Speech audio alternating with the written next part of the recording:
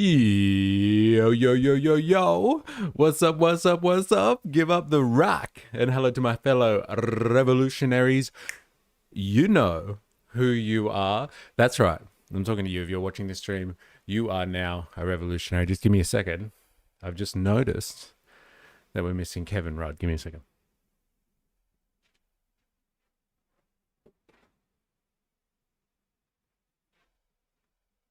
I don't want to upset Ninja Nurse later. So I'll just fix up Kev Dogs now.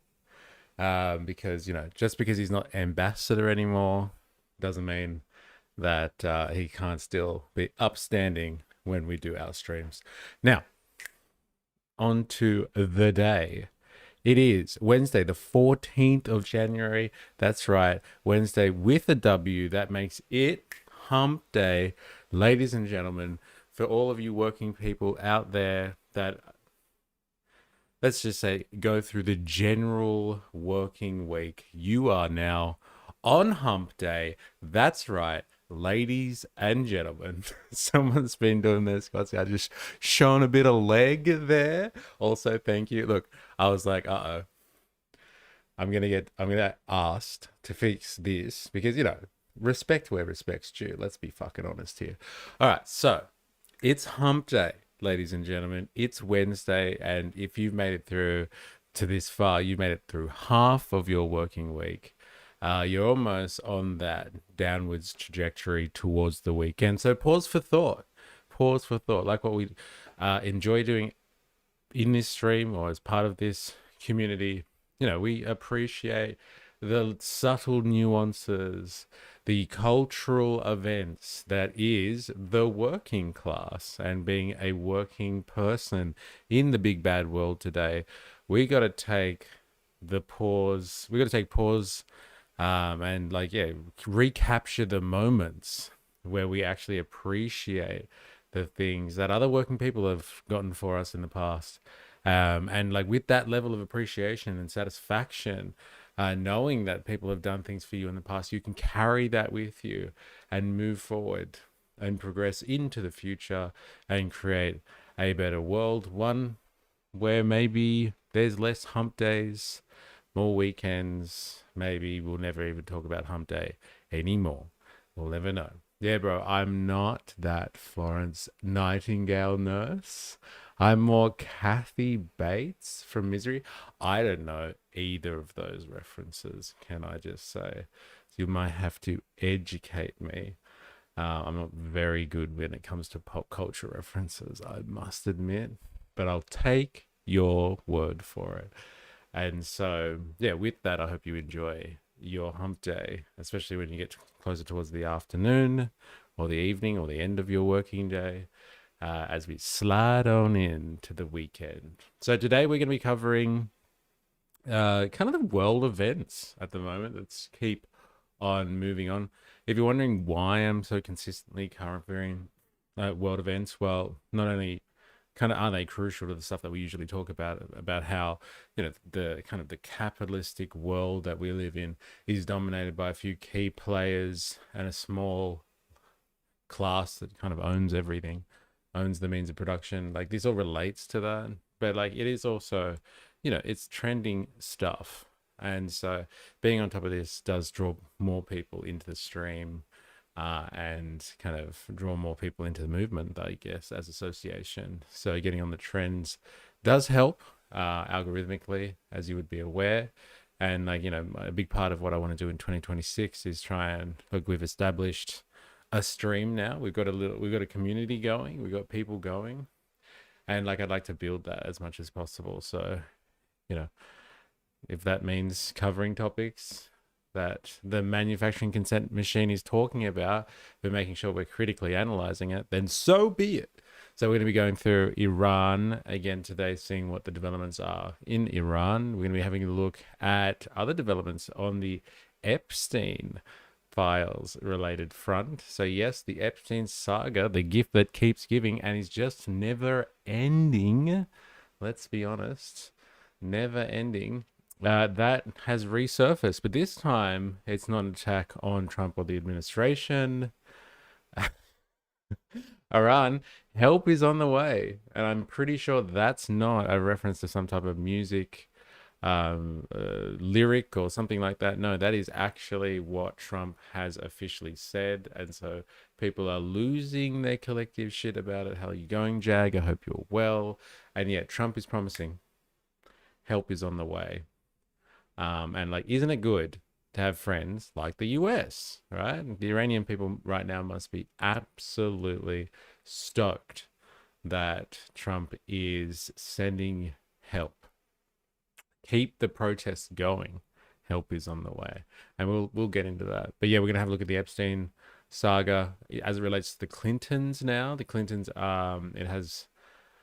they have kind of rejected calls from the committee, the congressional hearing or the committee that is looking into the Epstein files. They've subpoenaed the Clintons, and they're refusing to come and speak to this committee.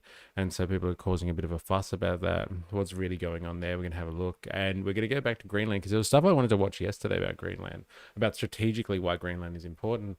But like there's developments. It seems like there's daily developments on Greenland. I remember we were struggling to find stuff last year. Really every time it came up, I was like, oh, there's a development. Oh, shit, let's have a look. Only Trump can make Bill come. So good, so good. And so like that is an insinuation. Like, correct me if I'm wrong, because my memory's a bit hazy on this one, because so much was happening at the end of last year. But like, is it true that there were rumors or there was some type of evidence or something that was there like a photo or something where Trump was blowing Bubba, like he was giving fellatio, one president to a future president kind of thing, or future president to past president. Yeah, he was blowing Bubba, right? And so I guess, yeah, if you're Congress and the only way that you want him, Bubba, to come and answer some type of committee, he's gonna have to get Trump, right? Trump's gonna have to be the one. Dr. Nathan in the house. Salute to you as well, my friend. I hope you are well. And I'm glad you've saluted. Let's do what you have suggested. Quick Tim Dillon take to start us off. Let's have a look-see, shall we? Let's do this. Tim DeLeon. Tim DeLeone. Let's have a look. So this is a Tim Dillon take. I'm gonna come. If only you had the audio that goes with that. Right? One day. Let's have a look at this. This is a Tim Dillon. So we got introduced to Tim Dillon on this stream. Let's just say maybe you guys already knew about him, but I didn't. By none other than our faithful chairman of the court, that's Jerry Poppins, last year. And like Tim Dillon was pretty funny. He has some pretty good takes on stuff. He's not everyone's cup of tea. I appreciate that. And like he's been classified as pretty, I guess you would say, a right-wing influencer. But he's had an interesting take. Oh, for fuck's sake, why does he keep doing this? He's had an interesting take on the whole Renee Good situation. So let's have a look at that to start us off today. Why is it defaulting to this douchebag? Seriously, that doesn't make sense. That does not make sense, ladies and gentlemen of the jury. That does not make sense. Now let's have a look. Let's get a Tim Dillon take on Renee, shall we? Renee Good. Larp Jeff in the house. Internet friends. I shouldn't do the Hulk Hogan voice for that one then. Hello, internet friends. That's the one. Now, I don't believe from the angle I'm watching that the federal officer feared for his life.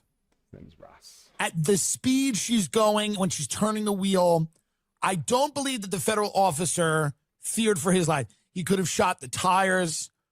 They could have done other things. This idea that everyone they have to just shoot them in the head. Seriously, I think this view just have to shoot people in the head. Like, come on, seriously. Like, honestly. Like, do you just have to, like, is that your result? They're like, oh, the fuck, the vehicle's coming forward. They're coming right for us. Like, shooting someone in the head. Do you have such little regard for humanity? Little regard for life itself. Hey, I'll just shoot him in the head. Yeah, I don't like punters politics either. To be honest, I haven't watched like a second of Punter's Politics, I reckon, like at all. It's just he looks like a bit of a douchebag, and so I've just been like, oh, I can't watch this. I just can't do it. That's pretty much my assessment of the Punter's Politics situation there. So like, I know it's not very critical analysis, but I was just like, it seems like a douche. All right. So I've never Now, had the time I for him. don't believe he could have shot the tires. They could have done other things. This idea that everyone they have to just shoot them in the head. Seriously, I just think it's ridiculous. So that they did that, and these are not well-trained law enforcement people in ICE right now. We are taking people that did backyard wrestling. I mean, we are the people that are in ICE right now this is your cousin who was in backyard wrestling. Like, this is tough. This is not the cream of the crop. You know the guys that kidnapped Maduro, like Delta Force, Navy SEALs? This is not them. This is not the Delta Force, Navy SEAL people. This is people that this is people in their third grade report card the teacher wrote that has violent tendencies. Now, I don't believe from the angle I'm watching. That's so good. They're not the cream of the crop. That's for sure. He's a bit of a punt. Eh? Punter is painful. Oh, so we got some opinions going on in here. Interesting. Well, like, people seem to like him. He seems to be very popular. The only time I've really seen him in action was we were watching the election. We were covering the election. And Michael West, the Aussie Men Reviews or whatever, and Punter's Politics came together and did like a live stream and covered the election. And like I heard him talking, and I was just like, it's enough for me. I'm done. Interesting. Tim Dillon. So what do you think of Tim Dillon then? Indoctrinathan. I'm surprised you suggested it, to be honest. 1 week of Muay Thai training and Affliction t-shirt. Qualify. It's so good. The way he paints it, like your cousin who's like a backyard wrestler. Is that like a reference to people who like want to be professional wrestlers, like as in like the acting style of wrestler, and like they do performances in their own backyard? Or is he talking about like Greco-Roman wrestling, get all oiled up with your cousins and like, start having a bit of a wrestle on the weekend, hey, if you know what I mean? Because I reckon Tim wouldn't mind a bit of that type of wrestling either. Interesting. I wonder what he's referencing there. Don't know enough about American culture to read too deeply into that one. Indoctrinating Punters is the kind of guy who says, look at all these billionaires paying no tax. Seems corrupt to me. Look at all these police taking my tax and not representing me. Seems corrupt to me. Why should I pay into a union? What have they done for me? Seems corrupt. Or why should I pay into super? Seems corrupt. I guess he's just like questions everything with no substance outside of that. Yeah, fair enough. It's a slow burn, but he turns on workers eventually. Oh God. All right, fair enough. Well, that's enough for me. Then maybe we should do some critical analysis then of Punter's Politics. But then even that may be painful. Laugh, Jeff. Maybe. It's all Green's talking points. He has no real opinions outside of the Green's independent script. Got it. Jag Def's people that throw their friends off a roof into a folding table. Okay. I get what type of wrestling we're talking about here then. It's not real wrestling.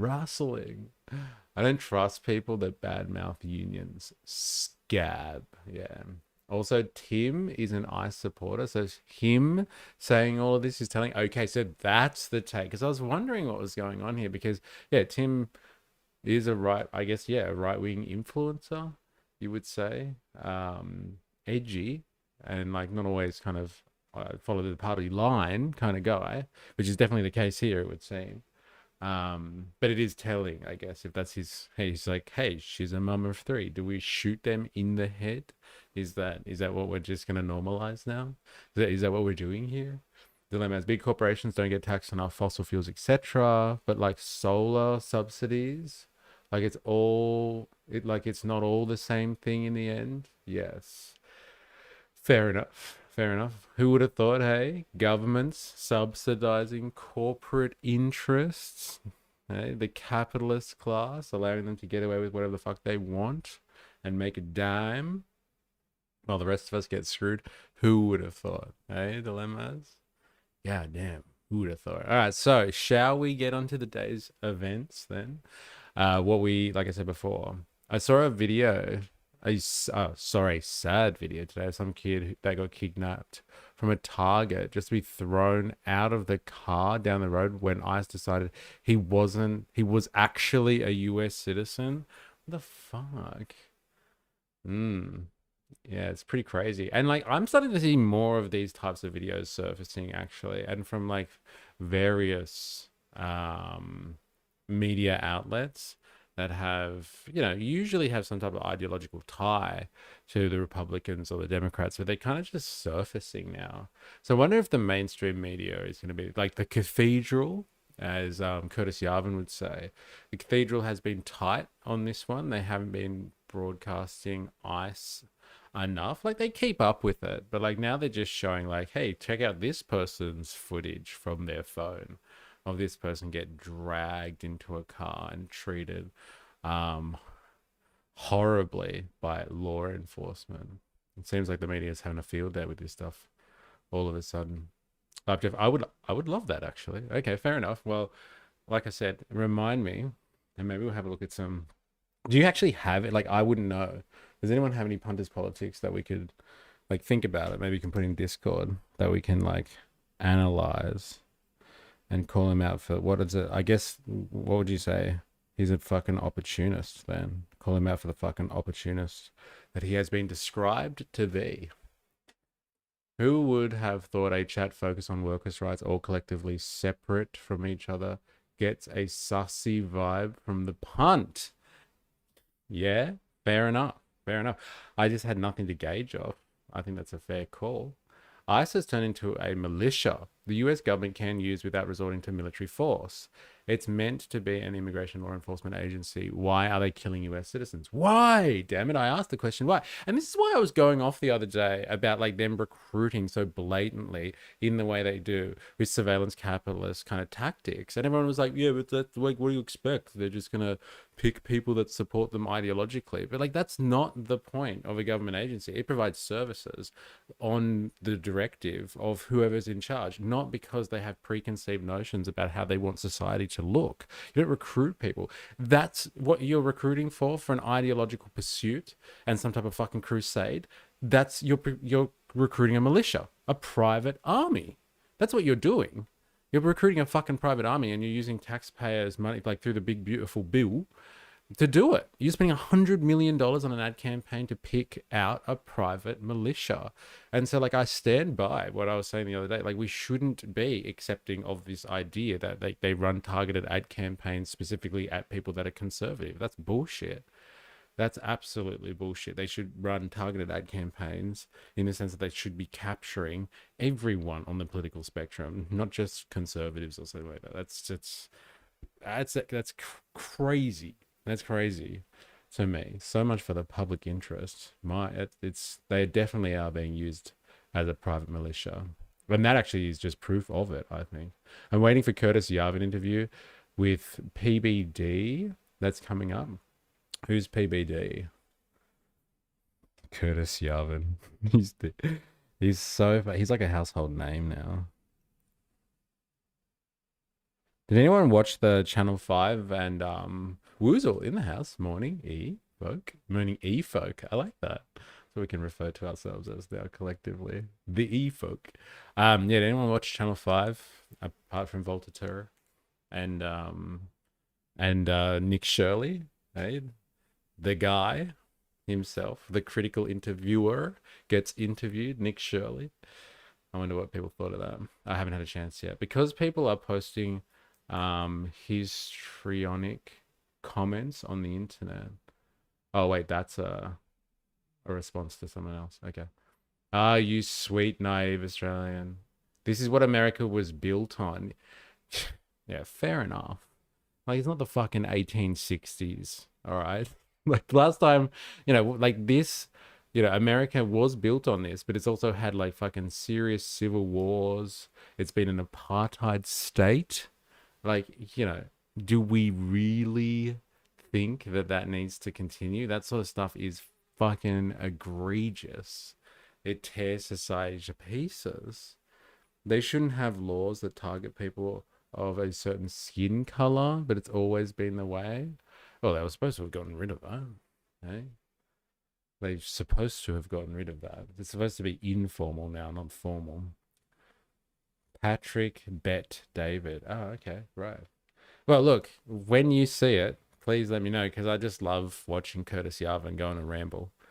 And see if people can make sense of him or use him effectively. It's hard to do because once Curtis Yarvin starts talking, my God. I remember we watched a specific one. Remember, everyone, the guy with the fat glasses, that couple?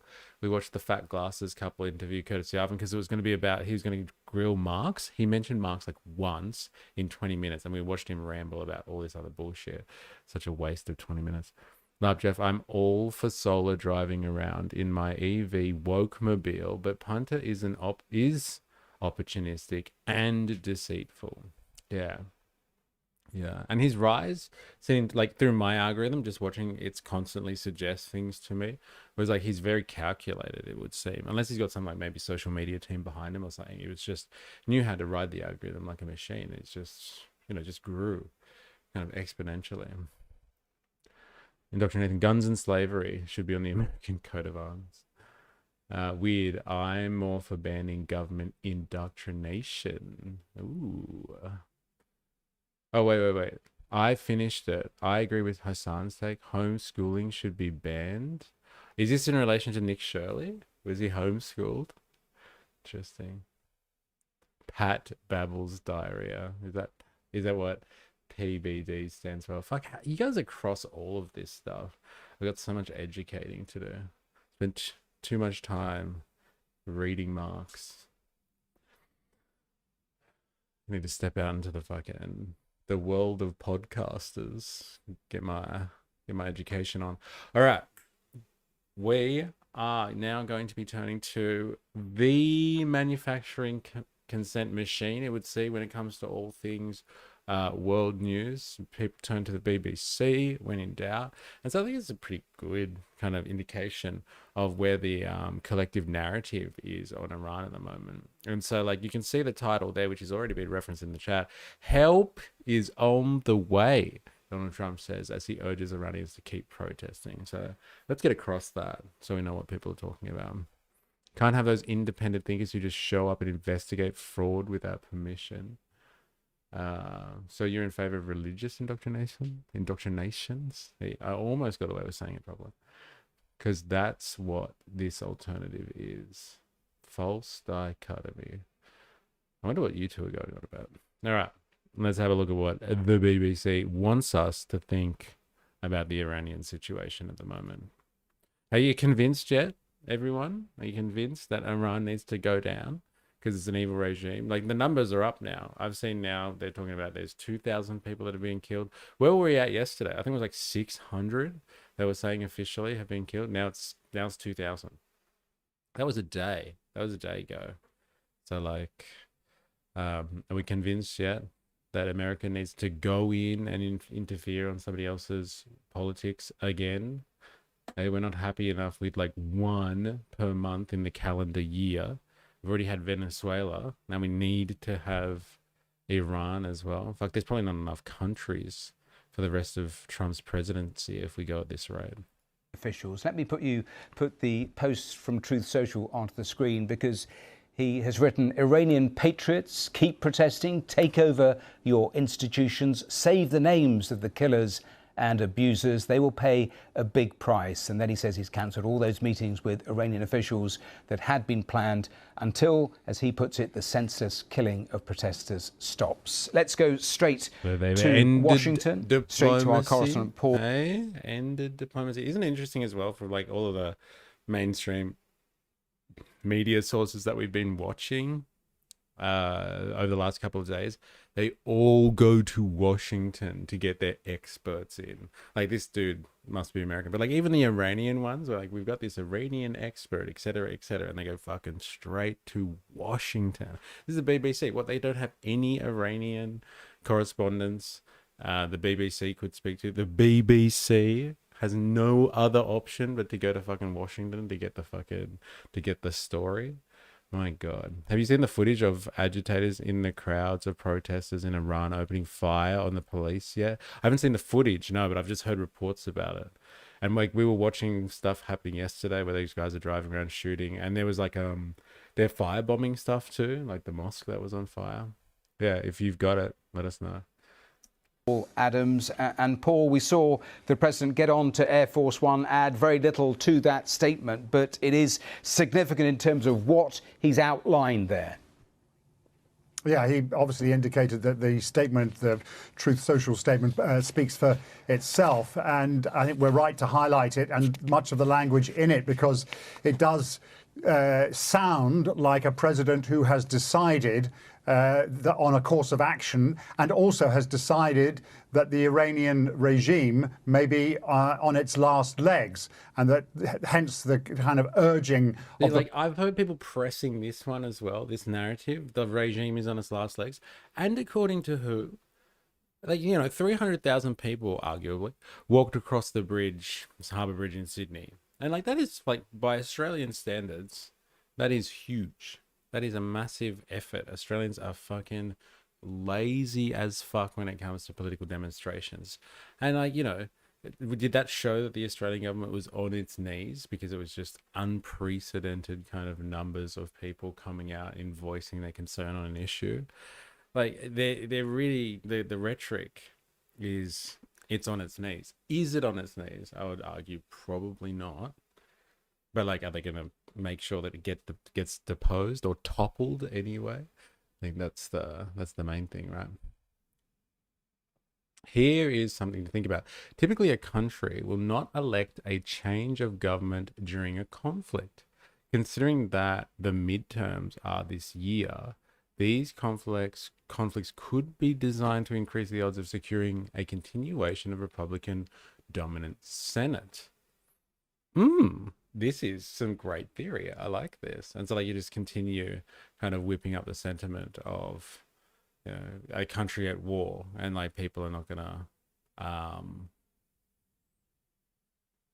people aren't gonna change. They're not gonna go for rocking the boat too much. That's a very interesting theory. I wonder if it'll hold true. You're gonna have to check out that site that Jag showed us the other day, where you can just bet on anything, like world leaders being arrested by foreign governments. I wonder if they have odds on the midterms. The real supposedly dropped to 0 against the euro. Woo.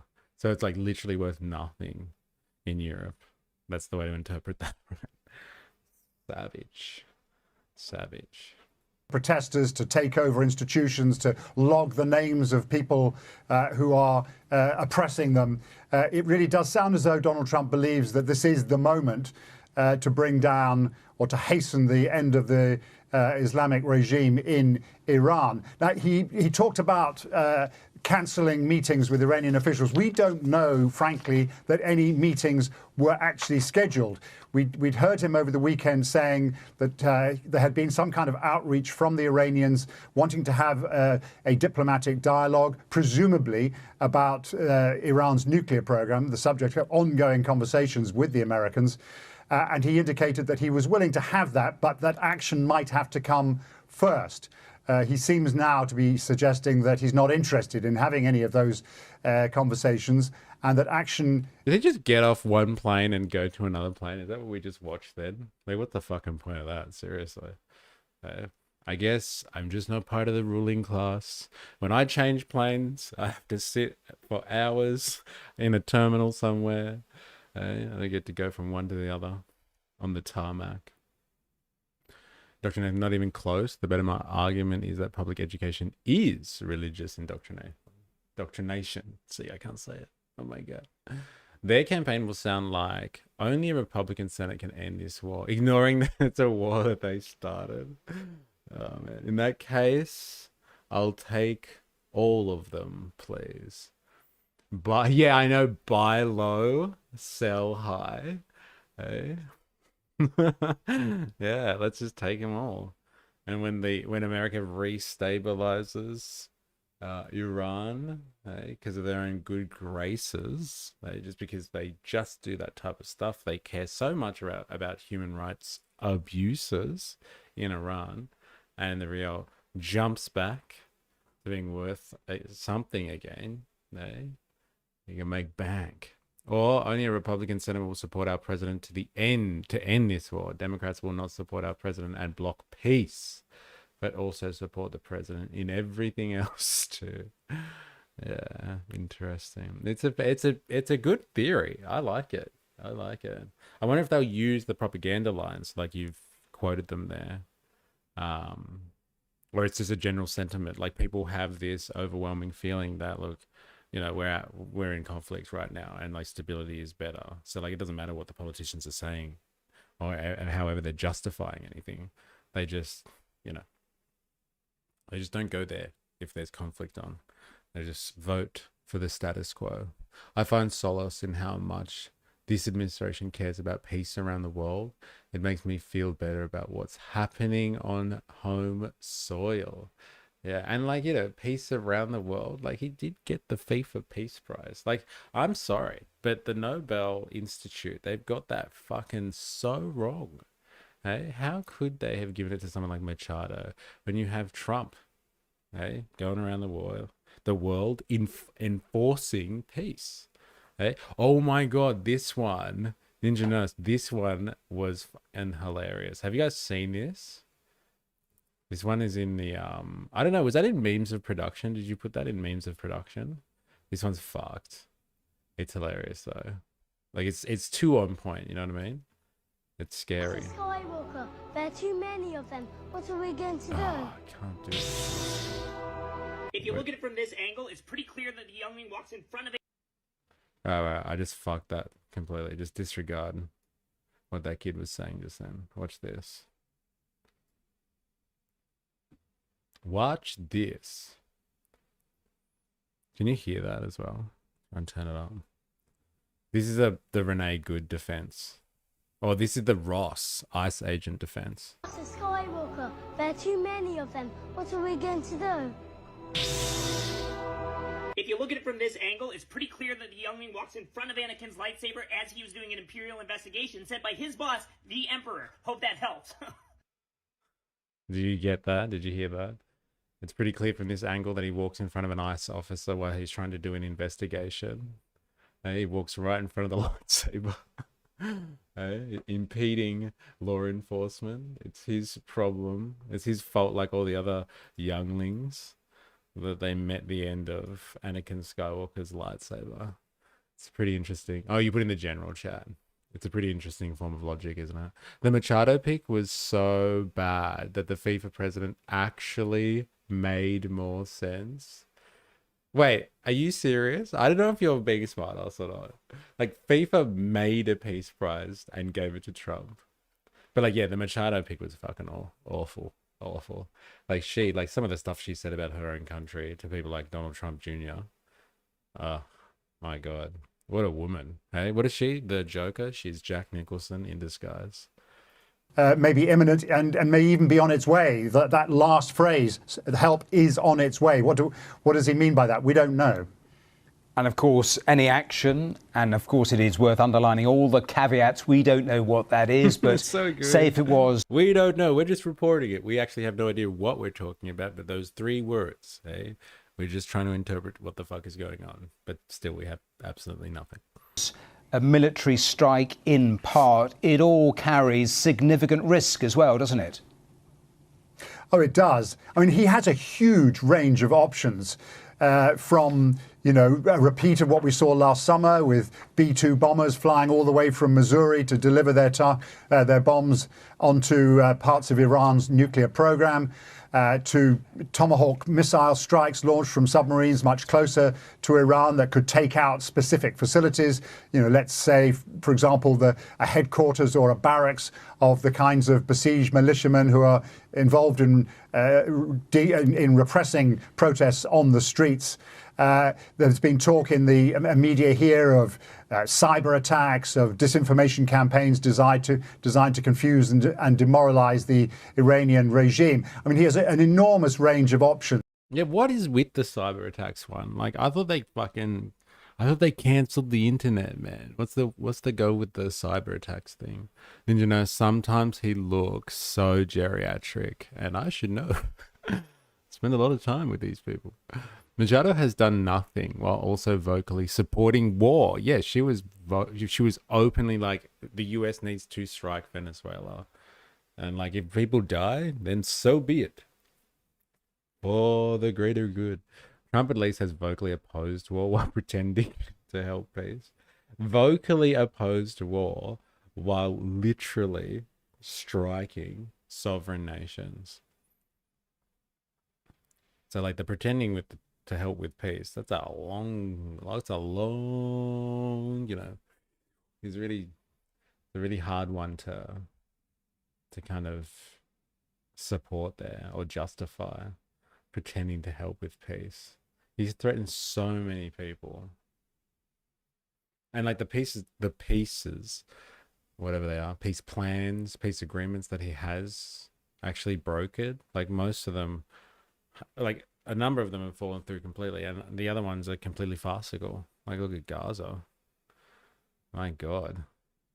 Like, the violations that Israel has done against the Gaza peace plan are in the hundreds, if not encroaching 1,000 by now. Like, there's hundreds and hundreds of violations. On a daily basis, they're violating this thing. I'm the only one who's been calling her Muchado. Right, because she's a cow. There's actually an argument to make that Trump has helped avoid war. That argument is weakening as we get closer to attacking Iran. Well, what about Venezuela? What about last time they attacked Iran? Like last year when he attacked the nuclear facility? What about that? Like, doesn't that attack constitute as an act of war? Like, those two acts really constitute as an act of war. Blockading a country. No, muchacho. Oh, muchacho. Sorry. Ah, interesting. Hey? That's good. Muchacho. Why not? Let's go with some racial profiling here. Hey, muchacho. How do you like that? Yeah, don't you think those other things are acts of war? Like attacking somebody else indiscriminately, unilaterally? So like, no talk to the Security Council in the UN. Just strike, strike, strike, baby. So much for peace, I guess. I think the one thing you can be pretty sure of is that this is not a president thinking about putting US boots on the ground or even conducting an operation like what we saw with Venezuela just a little over a week ago, with helicopters flying in and capturing the leader of that country. We're not going to be seeing that kind of thing. Those are simply far too risky. There's the spectre of Jimmy Carter's efforts to rescue American hostages held in Tehran after the Iranian Revolution in 1979. That ended in disaster and had terrible political consequences for Jimmy Carter, something that Donald Trump alluded to only the other day. But he does have a range of options, and it may not be long before we find out which one he's chosen. But he does Carter, something that in disaster and had after the Iranian Revolution in 1979. That ended in disaster and had terrible political consequences for Jimmy Carter, something that Donald Trump alluded to only the other day. But he does have a range of options, and it may not be long before we find out which one he's chosen. Paul, I hope you can stay with me, but I want to bring in Jihar Goel from BBC Persian, who's here in the studio. And Jihar, just summarise for people watching and listening the scale of... Well, this actual expert seems to be someone outside of Washington. Who would have thought? XNF, both of those appear negotiated. The Iran attack was on the side of a mountain and arguably served to diffuse tensions. Also seems like the Maduro exit was negotiated. Okay. Fair enough. But like this one won't be negotiated. Is that what I'm hearing? Like if they go and strike Iran this time it's not. It's definitely not negotiated. I don't know, man. We are being very creative with the use of the term negotiation here. Or negotiate. Let's just say. Pretty sure Maduro was trying to negotiate, actually. And they didn't really give a fuck about that. And like, as for the Iranians last time, I'm pretty sure they told them fucked and don't touch our nuclear facility. So like, you know, it's a very particular form of negotiation when you're just like, all right, that's it. I'm going to bomb it. I'm going to bomb the place. I'm going to strike the city, black it out, and then go in with Delta Force, kill 100 people, and take out a foreign leader. It's just, hey, it's all part of the negotiation table, man. Hey, we're still talking. There's open dialogue. It's an interesting form of negotiation. I'll give you that. I'll give you that.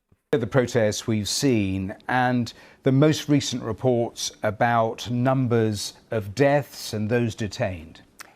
In the past few days, human rights organization, they said around 650 people have been killed. That was the number they could identify. That was the number. That's what we had yesterday. We had 650 people. Now it's fucking like 2,000 people, like in 24 hours. My God. I posted something in Discord the other day where someone was claiming that Maduro was touring, where he would be jailed in America shortly before the invasion happened. Yes, you did put that up there. And like he was flying around in a helicopter or something, checking out like, what was it? Like Fort Bragg or some like military location like that, like just chilling. And there was some guy who was in the Pentagon or something, or like walking around a military base and was like, I'm not sure if I'm allowed to talk about this. It's crazy. There's been a lot of stories about a Venezuela raid, but virtually zero supporting evidence except for helicopters flying around and shooting at military targets for a bit. Right. So you're saying like it didn't actually happen. There was no strike. They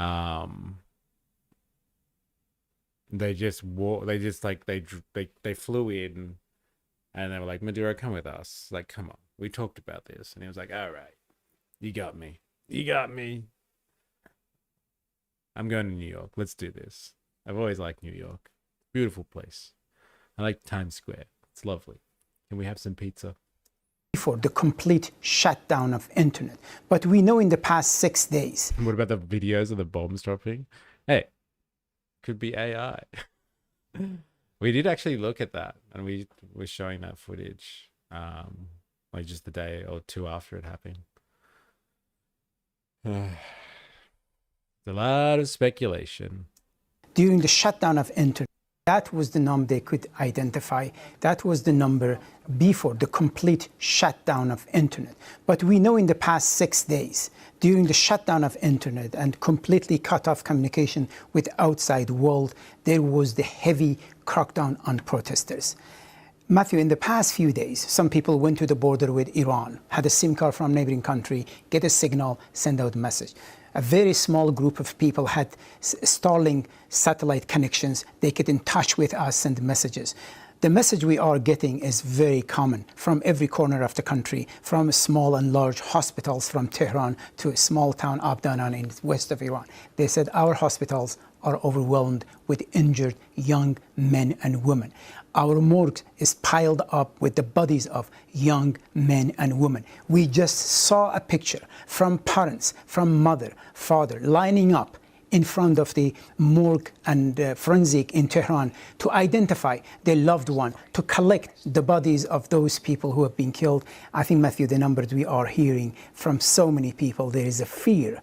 The numbers of those people who have been killed and injured must be in many thousands. Jiha, stay with me because let us try to get more on exactly where you ended up. Camelia Antrabifard is the editor-in-chief of the Independent Persian. She joins us live on the programme, and thank you so much for being here with us. Well, I know she's you not from Washington, but she's still from New York. Like, what's going on? Eh? At least we had like one Persian BBC reporter from somewhere in the UK, probably London, joining us live from the studio. Now we're back to the US again to get some more information on how to interpret this situation with Iran. Tell us what to think, please. You have relatives inside Iran. I'm told that you have tried to make contact. What is the latest that you are hearing? Thank you very much for hosting with me. Yes, I have relatives, immediate relatives, mother, brother, sister, cousins, everyone in Iran. Finally, after days of dark out and this internet and phone services has been shutting down, my mother managed to call me like an hour ago. New York is where the trials are rigged. Yeah, no doubt they did some damage, but the idea that the entire anti-air system went offline long enough to get in and out with non-stealth helicopters, all without coordination on Venezuelan side, seems farcical. Okay, so like it happened, but like what you're really talking about here is there were people on the inside. Now we've speculated on that, and I've heard that sort of stuff as well. That like that we knew like months before, and like Trump openly said this. It's amazing what he actually says, but you know maybe he's allowed to say this type of stuff. And like the intelligence services don't care, but the CIA was carrying out operations. They've been carrying out operations probably forever, but like they ramped up operations over the last few months in Venezuela. And so like if there are people within the Venezuelan military or intelligence services or what have you, defense force, let's say, that were just like, fuck that, I'm not dying for this, and like didn't do anything, or were like told not to, paid off, whatever, then like that's completely plausible. But that is very different to like the American as a party, the US as a party, and Venezuela as a party were both agreed at a negotiating table to fly into Venezuela and just like pick him up in the middle of the night and be like, all right, you're coming to New York now. Oh, okay, fair enough. Like, you know, we did talk about this, I guess. Like if there are Venezuelans that are complicit in the abduction of Maduro, those are two different things. If you ask me, those are very different things. And they're able to get people. And like, what was the reaction of the Venezuelan government the day after? Anyway, they instituted a law straight away to crack down on people that were complicit in assisting the US coming in. And so they started like a manhunt or a witch hunt to try and find people that had kind of, what's the word? I guess, you know, were implicated in some form of treason against their country, and were potentially implicated in the US operation. So like, yeah, that's plausible. I'll pay that. Definitely pay that. I don't know if it's part of a negotiation though. Trump says a lot of shit. It's like with Alex Jones, saying enough bullshit, eventually something you say happens to be true. You just keep flinging shit at the wall, and just see what sticks. Yeah, that one worked. Yeah, I was right about that, wasn't I? So we have spoken for like 10 minutes, thank God. Of course, all of us were worried about all Iranians inside Iran, but it was very revealing. I just felt better. Since Thursday, haven't had any words from anyone of my relatives inside. Blame treason and not tech. It's funny because I heard people like saying like, hey, they got some pretty fancy equipment from China. I don't know if that was true though. I thought they got their fancy equipment from Russia, and everyone's like, haha, the Russian stuff sucks. And it's just like, yeah, blame treason, not tech. Maybe it was just shitty tech, or the Americans had already had that covered, and like they did a rolling blackout before they struck, and they've got other means to disable technology before they have like conduct an operation, I guess. But like, yeah, a lot of plausible stuff, I guess you could say, in how that unfolded. Guess we'll never know. We will know in about 50 years' time when they release information about it, I guess. And Dr. Nathan, it's like all those guys calling for Trump to arrest Albo and calling themselves patriotic. Like real treason against your own people is what patriots do now. That's funny. Not if it's against my ideological opposition. Then it's not treason. They have alien technology that they are hiding from society. Yes. Yes. That's right. That's damn right. Like, we wouldn't know the half of it. Us plebs, eh? Here with our rights to bear arms, and they've got alien technology. Good luck to the rest of us. Iran. And as I said again, I feel so much sympathy with all that Iranians inside Iran facing this brutal regime and lots of the loved one. Yes, I managed to talk to my mother. Yes, I'm very grateful for that. Well, that is a considerable relief, because all around the world there are so many people in your position who haven't been able to talk to their loved ones to find out if they're all right. Tell me more about where your mother is, what she's seen, and the wider family. Has anybody been caught up in these protests? I heard from her most of the people she knows has been participating. They had Z missiles on the Chinese radar, I believe. What are we talking about? Is this like a historic conversation, or is this a reference to something closer? I would like to know more. At these demonstrations, and she was speaking on Thursday, which it was the harshest day of the regime brutality confronting the protesters. She lives in northern Tehran and in Shahrak Gharb particularly, and they said the sounds of the automatic rifle didn't stop until early morning on Thursday evening in Tehran's time. The shops were closing down at 1 p.m. like the grocery stores, and somehow people managed to communicate with each other to appear. Whoa. Maduro gets a claim that he fought until the imperialists were at his doorstep. He's given a perp walk and show trial before being sent to some Maxwell-style Club Fed, if not witness protection town, where he's free to live out his days, all while things in Venezuela stay relatively peaceful. The US gets another story about how it's futile to stand up to them, and presumably some guarantee about how the oil won't be sold to China, Russia, Iran, etc. Damn, that's an interesting theory. So that's where you've been going with all this. So like, it doesn't matter kind of what the circumstances are, whether they were negotiating, whether there was a strike, whether it was this or that. It's like, really, all these cunts, they've figured it all out. They've figured it all out. Maduro's in on it. He's just like, they're just like, look, man, you do the thing, make it look like you resisted. Everyone will know that the US isn't to be with, and then like, we'll put you on trial, and we'll like put you somewhere in a small town, and like you can live out your days as a 6'4" giant among the people. No one will notice. Just shave the mustache. No one will notice. And like, at least everyone will talk about how you went down fighting with those imperialist overlords. That's an interesting one, man. That is a very, very interesting one. And like, what's the point of that? All of that is just for optics. So the US can scare the rest of the world. And like, why do they care so much about Maduro? Then why not just let him rot in prison? Why the hell do they care about Maduro for? What's he got on this bargaining table that they want to help him out with so much? If they're going to go to all that trouble, why not just stab him in the back? Show trial, put him in a fucking prison somewhere, let him rot. Venezuela Z equals Russia. Venezuela had radar provided by China as well, according to Michael Kaufman, a senior fellow at the Carnegie Endowment for International Peace. Ah, okay, right. Equals Russia. Okay, so they had Russian missiles and Chinese radar, I believe. Okay, interesting. Yeah, right. And like, all of that meant nothing, apparently.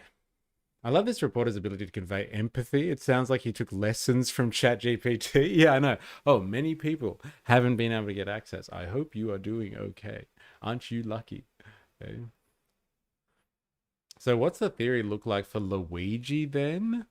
I'm not allowed to speak about Luigi, actually. Let us not talk about Luigi. I'm still in strife, actually, with my misconduct. He's in the same prison block. Whoa. Yeah, I'm allowed to... I stricken from the record. You can speak about it. Whoa, whoa, whoa. Record scratch freeze frame of Madeira waking up to a 5 pair of quad nods. You're probably wondering how I got here.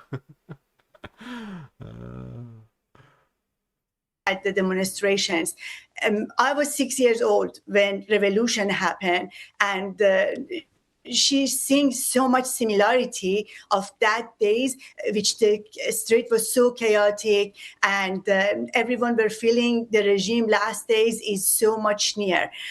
She cannot participate at the demonstration. She is with the walker, and but observing and I talking. can't do this BBC drivel today. Like, this is literally for the last, what, fucking 10 minutes of this or 5 minutes of this piece. It's just going to be, let's just get somebody in who's got family and they can tell us about how horrible things are on the ground. There's your manufacturing consent for the day. Ladies and gentlemen, we have been presented with that one. So Trump has basically said, like, the long and the short of that piece is this. Trump has said something like, help is on the way. And as usual, the entire world is hanging off like just like a handful of words that Trump has said, trying to interpret it and what it might mean. Like, he really does just have everyone eating out of the palm of his hand. Like he said, literally, what is it? 5 words. Help is on the way. And everyone's like, oh my God, this is not a drill. This is not a drill. Oh my God. Like, look at this one from Fox. This is a better one, I reckon. Fox is all over it like a rash. Let's go to do some Fox News, shall we? Everybody ready for some plastic? Channel 4 had a better back and forth. Oh, with that guy. He's like from the Iranian government. And they were like attacking each other. It's like 2 professional propagandists going up against each other. Help is on the way. It's gonna be hot. So hot. Everybody says it's the hottest help right now. Nobody can. All right, turning now to another Fox News alert. The State Department issuing a travel advisory for U.S. citizens so this is in what, Iran. 13 the hours message ago. is short. So like half a day ago, they started reporting on this. Leave Iran now. Have a plan for departing Iran that does not rely on the U.S. government help. Travel advisory issued. And to the point, quote, leave Iran now. Have a plan for departing Iran that does not rely on the U.S. government help. This follows President Trump's warning to the Islamic Republic as reports reveal hundreds of civilians have been killed during anti-government protests. See, the White like House 12 hours ago, they were still just reporting it was hundreds. Now it's in the thousands. Come on. You can see what 12 hours does in a news cycle. Fucking hell. I'm from the government. We are here to help you. Reagan warned about this particular phrase. also revealing the private messages Iran is sending back to the United States. Watch this. What the Iranian regime is saying publicly is quite different from the messages they are sending to the United States and the Trump administration privately. President Trump, as for him, he has always expressed that diplomacy is the first option, always has been, always will be. However, he is unafraid to use the lethal force and might of the United States military if and when he deems that necessary. And nobody knows that better than the Iranian regime. Fox News contributor and former CIA station chief Dan Hoffman joins me now. Dan, good morning to you. There's this near... Like, normal people look so weird, don't they? Out of context next to fucking Fox News people. Like this guy, this CIA dude. Like, he's seen some things, man. Look at that crooked nose. Like, he's had his nose broken.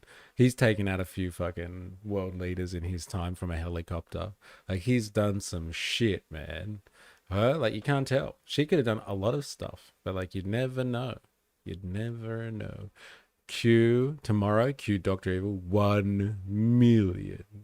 Yes, I know, right? Yeah, 12-hour news cycle. We'll be back here tomorrow.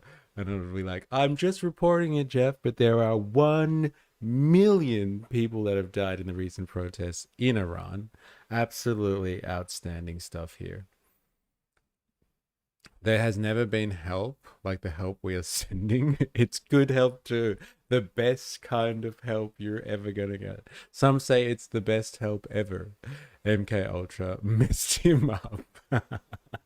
Communications blackout inside Iran right now to try and make it difficult for protesters to organize and continue. But those who have been able to get their message out to the outside world do say that there are many Iranians who are still dedicated and committed to this cause despite this ongoing violence against them.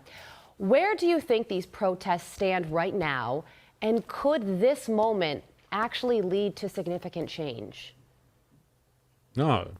Yeah, I think the Iranian regime is under more threat right now domestically than they ever have been before. I think that's reflected in the outreach on the part of the Ayatollah to the United States for some negotiations, potentially about the nuclear program. They all have the same footage. Have you noticed we've been watching for this for like 2 days now, and they all have the same is in free fall. They're suffering from a shortage of water. All of those things have fueled these protests, and it threatens Iran's regime. And so what they want is to negotiate and put an end to those sanctions. I think the Trump administration will certainly listen. It's a good opportunity for us to collect information on how bad things... They said the word. They said negotiate. They said the word. XNF, XNF. It's the fucking N word. They said negotiate. And maybe that's what they're going to do here. It's time for some serious negotiation, if you know what I mean. Hey. Are inside Iran, but I think the Trump administration might do well to let these protests play out and not be in a rush to eliminate or reduce those sanctions, which are having such a serious impact on the regime's security. Okay, well, on that very point, President Trump posted this to Truth Social yesterday. Yeah, they ramped up Effective the sanctions. Immediately, any country doing business with the Islamic Republic of Iran will pay a tariff of 25% on any and all business being done with the United States of America. This order is final and conclusive. Look at that, 25%. Like, it just goes like, so they had the sanctions. We were looking at this yesterday. If you missed it, like the thing that has started all of this off, if you've been not around for all of this, like Iran hasn't started this, like, what is it, 2 weeks now of protests just because people were just like, oh, that's it. I'm sick of this regime. Let's get into the streets and depose them. No, everyone has been crippled. The economy has been absolutely chopped because of external pressure. They've been under sanctions thanks to pressure from the West, which has been directed by none other than the US. And like the compounding effect of having sanctions and being cut off from the world economy, they're not able to trade in their oil. They're not able to have any financial institutions, insurance companies, banks, whatever, come in and do trading with them. They can't have any capital basically flowing in and out of the country from the West, and so they can't. Their economy has been fucking crippled because of that, and so as a result, their currency has finally kind of collapsed. I guess you would say. I think Jag showed us something before. It's worth the real is worth €0, right? Like, look, most countries around the world struggle to compete with the euro. Like the Australian dollar sucks next to the euro, but like at least it's not zero. So like their economy's completely been fucked. And so that has spurred on people to protest for economic reasons, which then developed into a call for a broad kind of, I guess you would say, regime change. That has been part of the conversation. Now, we saw people speaking yesterday on Al Jazeera. There was a gentleman who has been an Iranian correspondent for Al Jazeera for a long time. He was saying, like, the situation is so complex. Like, the people that are out there protesting are not one unified group that just want to bring an end to the Islamic Republic in Iran. Like, they are groups that have all different missions. There are some monarchists in there that want to bring back the old Shah and or the son of the Shah. There are people in there that are like that are Islamic Republic supporters, but want to see some type of change internally within the government. There are some people that like think the monarchy and the republic was all bad, and they need to basically revolutionize Iranian society. So like there's people, and like the fractures within that compound. So, you know, there's so many different options on the streets, and they're not all just a unified force calling for the end of the Islamic Republic. But it's all been spurred on, and who would have fucking thought, because this is a running theme here on this channel, and you're used to hearing me say this, but like it was an economic factor that united everyone in their initial protests. They were all like, no, the economy sucks, it's hard to live. There was a class interest generally. The common people of Iran were like, fuck, we are struggling now because the economy sucks. Now, again, let's go right back to the beginning. Why does the economy suck? Because of the economic warfare that the US, or the West, led by the US, has been waging against Iran. And why? Because Iran is in bed with the axis of evil, with all these countries that are oppositional to the current world order. China, Russia, etc., etc. And so like they're whacking on more stuff. Like Trump is like doubling down on this now. Look at that. If you continue, we've got them on sanctions. They're on the ropes at the moment. The country is struggling. People are upset. The economy's like, we're going to start threatening them with violence now. And so like, if you guys keep trading with them, we're going to hit you up with 25% tariff. So if anyone wants to do business and keep them on life support while we try to depose their government, anyone tries to do that, keep them on life support, we're going to hurt you as well. So you're going to be considering 25% tariffs from the US. They're doubling down on the pressure that's caused this situation in the first place. Why were they sanctioned? Because of human rights violations. I would argue, like I said before, though, that's actually because of who they associate with. It's got nothing to do with human rights violations. Absolutely nothing to do with that at all. But you got to say something, eh? Don't you? Don't you? I didn't even know you were here, Jerry Poppins. How you going? I think this situation actually displays how weak BRICS support is. Yes, and I think so does the Venezuela situation. Show how weak BRICS support is. Like they did nothing. They really did nothing. Any of them. They said some strong words in the UN though. We are absolutely outraged that the US has done this again. Who do they think they are? And so like they've all said their angry statements, but that's pretty much all they've done. Just got in. Okay. The CIA knows never topple a regime. It's more important to keep them on their toes and on defense. New regime means new investment into assets within the government, weakening their intelligence and influence. Very interesting. More tariffs on China again. Yeah, pretty much. That's what it is. Like if you want to continue doing business with them, China, that's 25% for you, baby. 25% for you. It's very like, see, this is where the real politics plays out here. What has caused it all? Economics. Iran's economy was suffering, and that's how they strangled them and got them onto the ropes to this point. I think like 92% of their oil is bought by China. Interesting, isn't it? Very interesting. I know with Venezuela it was something like that, like 80% of Venezuelan oil went to China. Some of it was going through places via Iran, some was going to Russia, some were going to Cuba. They had their agreements as well. So yeah, like I guess if you think that they were sanctioned because of some humanitarian cause that the US is engaged with at the moment, and is trying to bring about world peace and stability through its humanitarian obligations as the police of the world, then like I'll leave you with that one, Jerry Poppins. If that's what you're implying with the question. But I'm surprised you're drinking the Kool-Aid on that one.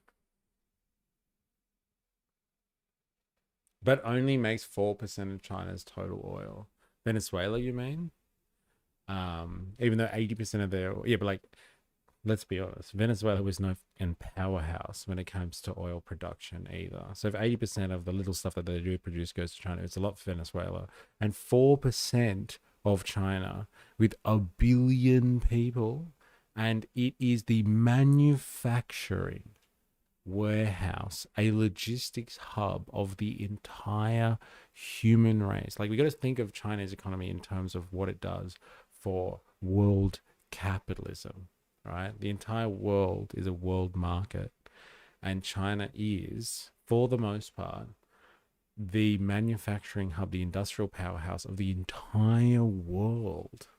And so, yeah, 4% might not sound like much, but when you're dealing with a country that is a manufacturing hub for the entire human race, and next to that has a population of 1 billion people, so like 1 in 7 people in the world live in China. 4% is a lot of fucking oil, right?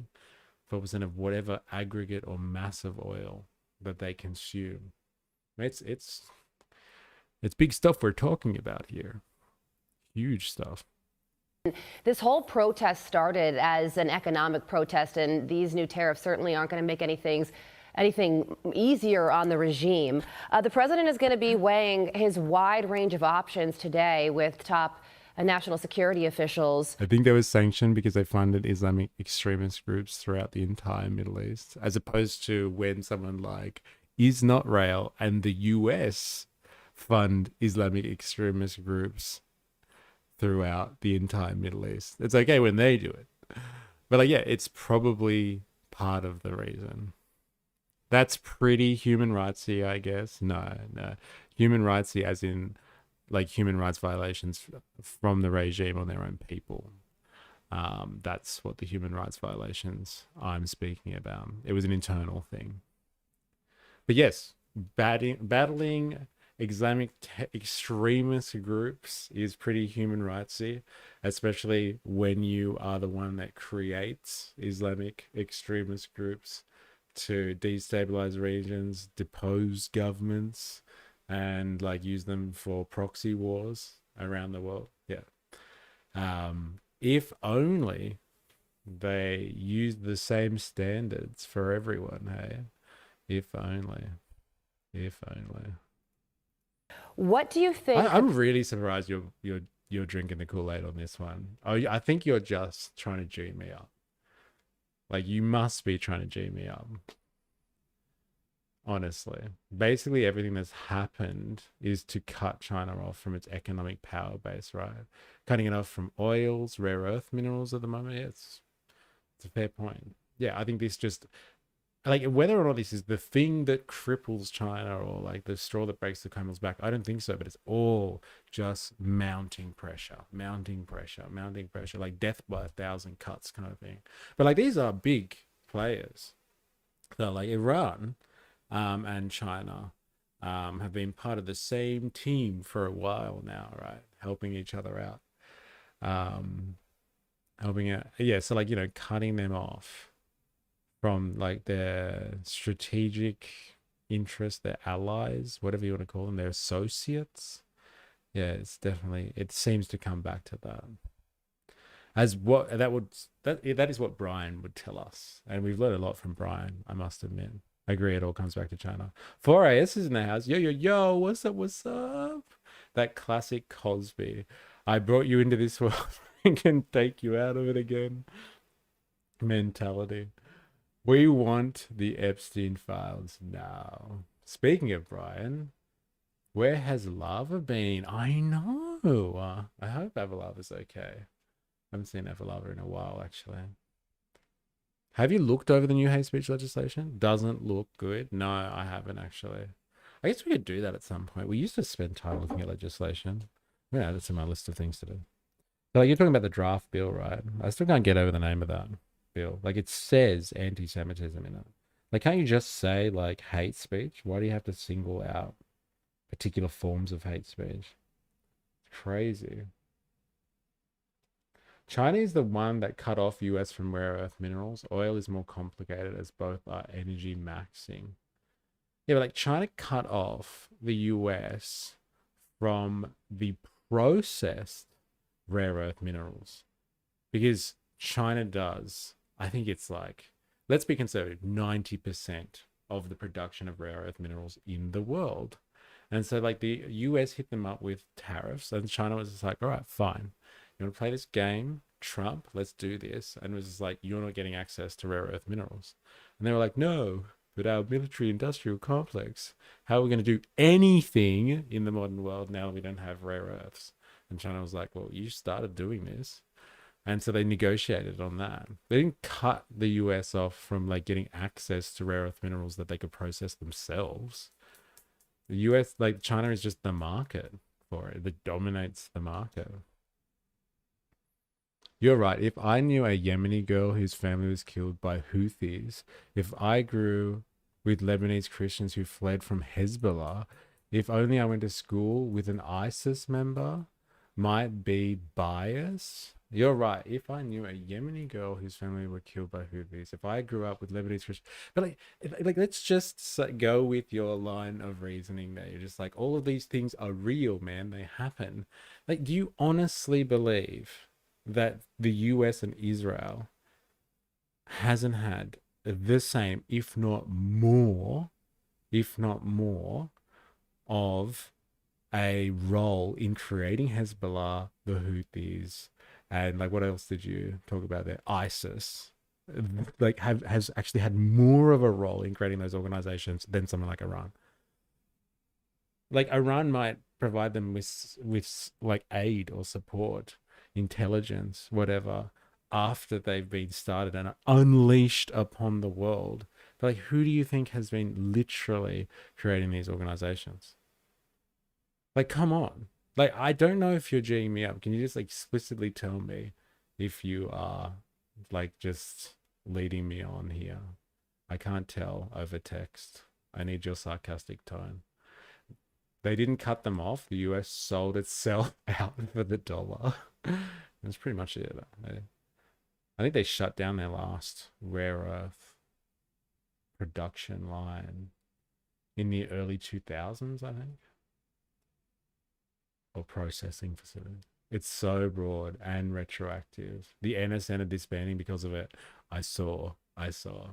I can't believe I feel something for the NSN. Like, these people are vile. But like, should they be disbanded just because of some hate speech legislation? Like, get them on something else. Get them on criminal charges.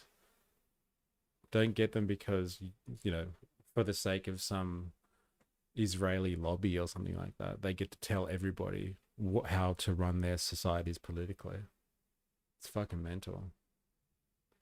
US has infinite dollars already.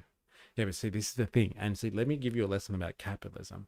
Dollars actually don't mean shit. Dollars can get you commodities. But the real value in society comes from the commodities themselves, which are produced for the most part. You could argue differently in the age of automation, but for the most part by labor. But like, the US could have, like you said, an absolute, like an infinite supply of dollars, right? But if they can't get rare earths because the Chinese produce them all and cut them off, they are fucking powerless. They're powerless. So they can print, you know, trillions and trillions of dollars and throw them at the Chinese. But the Chinese are like, no, I'm not giving you rare earths. They're completely fucked. You need to be involved in production. It's not just finance. And the US is the financial hub of the world. They run Wall Street, and that is like that's the center of their empire. And they use that control with their armed forces to exert their power across the world. But like, the Chinese, as Marxists, they have taken over world production. And if they produce rare earths, and everybody needs rare earths now, and then they can use that as their ultimate bargaining tool when Trump says something like, that's it, I'm putting 25% tariffs on you because you're still trading with Iran. They could again just be like, all right, fine, no more rare earths for you. And Trump will be like, fine, let's have a chat. Let's negotiate. Let's use the N word. Let's do some negotiation. It was true. CNN and MSNBC would have told. At least with the NSN, you know, they were all in one place, so to speak. So now they will scatter and infiltrate. Yeah, like, so just they let's say they disband the NSN. Like, what are they going to do? They're just going to like go somewhere. Like, you think these people are like, hang up their boots? They're just gonna be like, oh, okay, I'm no longer a neo-Nazi. Like, of course they're still gonna be fucking neo-Nazis. They're just gonna do something else. Fucking hell, our time in the spotlight is coming. Hey, yeah, I know. That's actually what like gets me about all this sort of stuff. I was like, it's just, we're a stone's throw away from Trump's PM7. from being done here, and like the next groups on the list won't be like the NSN and like some terrorist organization, not really a terrorist organization, but a hate preaching association. It'll be fucking anti-capitalists and anti-Australians and Antifa. Like they'll be all next on the list soon, because those people stand up to Israel and call Israel, the state of Israel, a fascist state. All right, well, they've got to go. Under this legislation, they've got to go. That's what's coming. Our time in the spotlight is coming. America is running out of allies. I don't know if spotlight. We're in an interesting position there. All right. President should do moving forward. So I think we have a number of options. I think the president is going to be looking at, obviously, the military option to strike IRGC facilities. They're the ones that they're bringing down the oppression on those protesters. That's what a coincidence that the Iranian Revolutionary Guard security forces are the targets, because they're the ones that are cracking down on all these peaceful protesters. There's the same services, the same sector within the society or within the governmental structure that are actually in coordination of military action and defense. Look, we better crack down on the same people that are oppressing, individuals in Iran. Crack down on those same people that would actually offer some resistance if we were going to actually strike against them. What a fucking coincidence that is. With Starmer and Albo joining forces to try ban X, Trump will swoop in claiming it's affecting American businesses. Then the real games with us, America and China, will begin. I didn't know that Albo was banning X. I know there's two countries. I want to say Indonesia and Malaysia. I want to say that have banned X recently. I didn't know Albo was trying to do that. Where'd you get that from? I haven't heard that one yet. certainly an option. Cyber strikes is another one, delivering internet to the Iranian people so that they can... All right, that's enough from you, CIA boy. Well, there you go. Leave now. The warning has been made. But, like, wouldn't have they said that anyway? Like, I'm sure someone like the Australian consulate or something like that, some type of Australian advisory board, like TripAdvisor or something, is probably saying the same thing. Don't go to Iran, right? Let's have a look at that.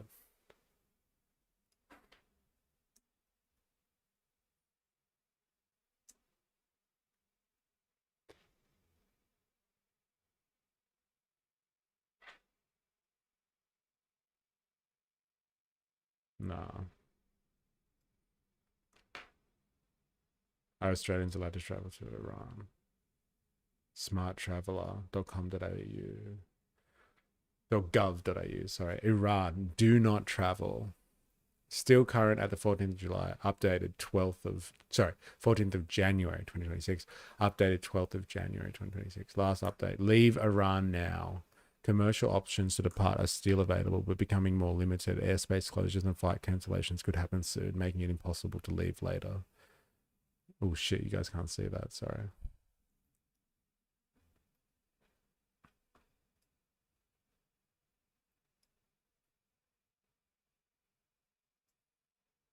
Yeah, I think this is just normal practice, right? Security situation in Iran is extremely volatile. If this deteriorates further, airspace closures, flight cancellations, other travel disruptions may occur at short notice. There's a blackout of telecommunications, including the internet. There's ongoing violent nationwide protests that may escalate further. Security Forces' response to protests has been severe, and many protesters, bystanders have been injured, killed, or detained. Avoid public gatherings and protests. Australians, including dual nationals, are at high risk of being detained. The Australian embassy operations are suspended. Yes. Why? Because we're a good dog and we did what we were told to do, right? Look at this. Do not travel. Look at the map. Oh, man. I guess you can go to the lake. Lake Urmia. Just hang out in the lake. That's not red. But everyone else, don't think about it. Turkey, Kuwait, Iraq. Interesting. Do not travel. Interesting. Do not travel. Do not travel. There you go. We got the advice from the Australian government. X crackdown in EU as well, apparently, because of the CP grok stuff. What is CP grok stuff? Oh, no way. Are you saying like corn? What is that? Like, I actually didn't get into that at all. Like, grok was doing kitty corn stuff? Really? The fuck? Dilemmas. Albo wants to ban it because grok AI bikini fakes. In reality, they want to stop the right-wing organizing. That's why Blue Sky didn't get banned in the under 16 laws. They haven't banned X, they banned grok. And it wasn't over speech, it was over generating nude images of people without their consent, and Twitter only making it a paid feature in response to the outrage. Oh, right. You can just pay for it. Also, it was doing it with children as well. Fuck. No, I read your comment. Okay, thanks for the clarification. Fuck, that's mental. What? See, this is 4AS. This is the beauty of coercive laws of competition. Grok will do anything, and like Musk knows it. Like, political correctness is a strain on your ability to manufacture a faster and faster AI service, like a large language model or some type of generative form of AI. Because like if you give it restrictions all the time and say you can't produce this, you can't produce this, you can't produce that, like that stops its ability to develop. So like if someone like Musk goes, hey Grok, do whatever you want, don't worry about all the not safe for work politically correct nonsense out there, just develop, just like do whatever they request, your machine will advance much faster than someone like Google's versions or ChatGPT. They're all like, oh no, we can't produce this imagery. Like when ChatGPT first came out, it was just like it would stonewall you all the time. No, I can't give you that. No, I can't give you this. As soon as like there were more competitors out there, it just wants you to interact with it so it can develop its systems. And so like Musk, it's just, he can develop his system so much better if everyone is just allowed to do whatever they want, including CP grok stuff. It's gross, man. Fuck grok, ban it, save the children. Nostalgia Enterprises. Who are you voting for in the Triple J Hottest 100? Taylor Swift, Shake It Off. I don't know, actually. I don't listen to Triple J. I think it's got to be about a decade since I've listened to Triple J, I reckon. XNF. Interesting question, though. Who are you voting for? For grok? Apparently there was AI country music that was topping the country music charts in the US recently, and people didn't know how they felt about it, but it's a banger of a track. So I'm voting for the AI option. Let's go with that. Pretext. Thousands of AI models have the same capability, but they're not political targets. Like Elon's, I guess. Yes, but like that's what I'm talking about. Like he turns off the filters, let's say, or the constraints to those models, unlike other people that will self-filter unless you get a special model and you pay for it. He just lets it ride, kind of thing, and lets it be edgy as fuck, and that's to his benefit. But like it also puts him in the firing line. That's what I'm talking about. XNF. Like he's actually, this is beneficial to him. And so like if he cops some heat, like he doesn't give a shit, because like his model will be interacting with human behavior and fulfilling requests on a mass scale that other models won't if they're too restrictive. Dilemmas. Notice how they use CP to push things through without a fight. Not like Albo once said if he could do anything, he would ban social media first. So slow down. Like, has this been verified though? Like Albo's actually trying to ban X and or grok? Grok will have access to all government files soon too. Soon? They've probably already got it. Don't you reckon? Like what they did with Doge?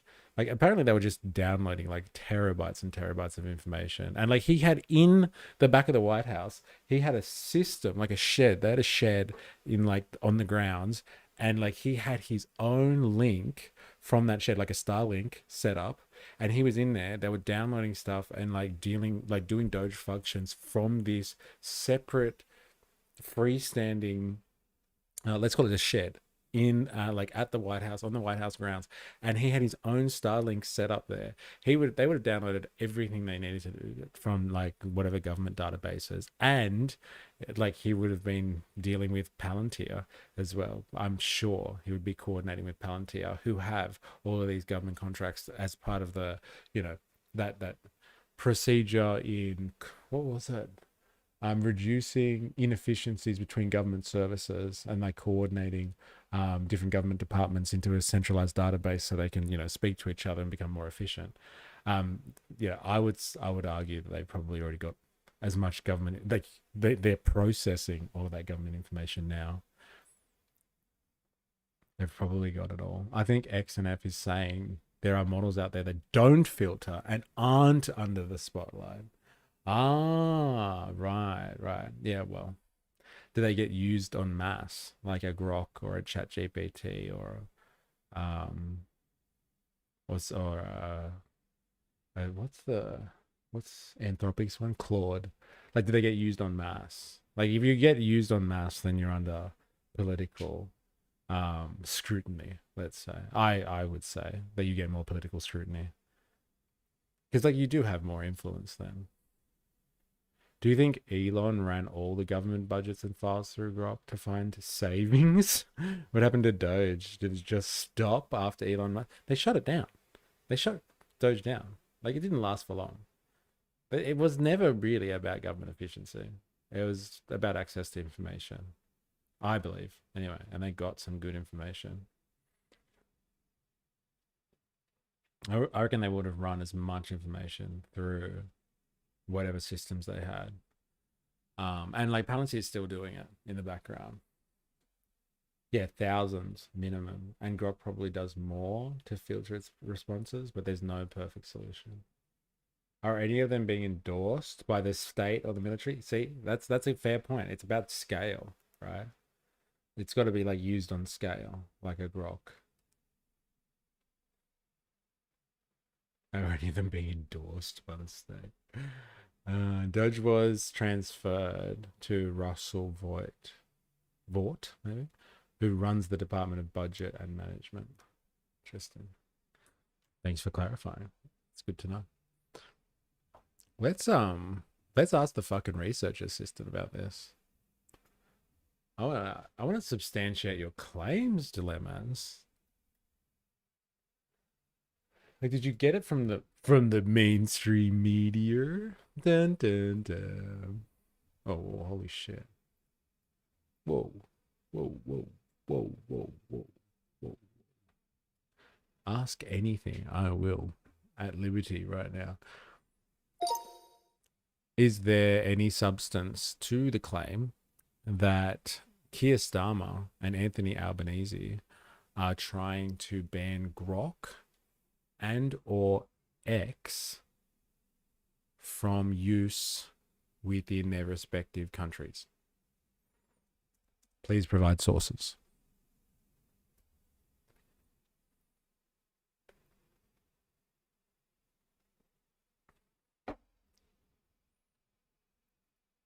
Sorry, I got the agency incorrect. It's the Office of Management and Budget.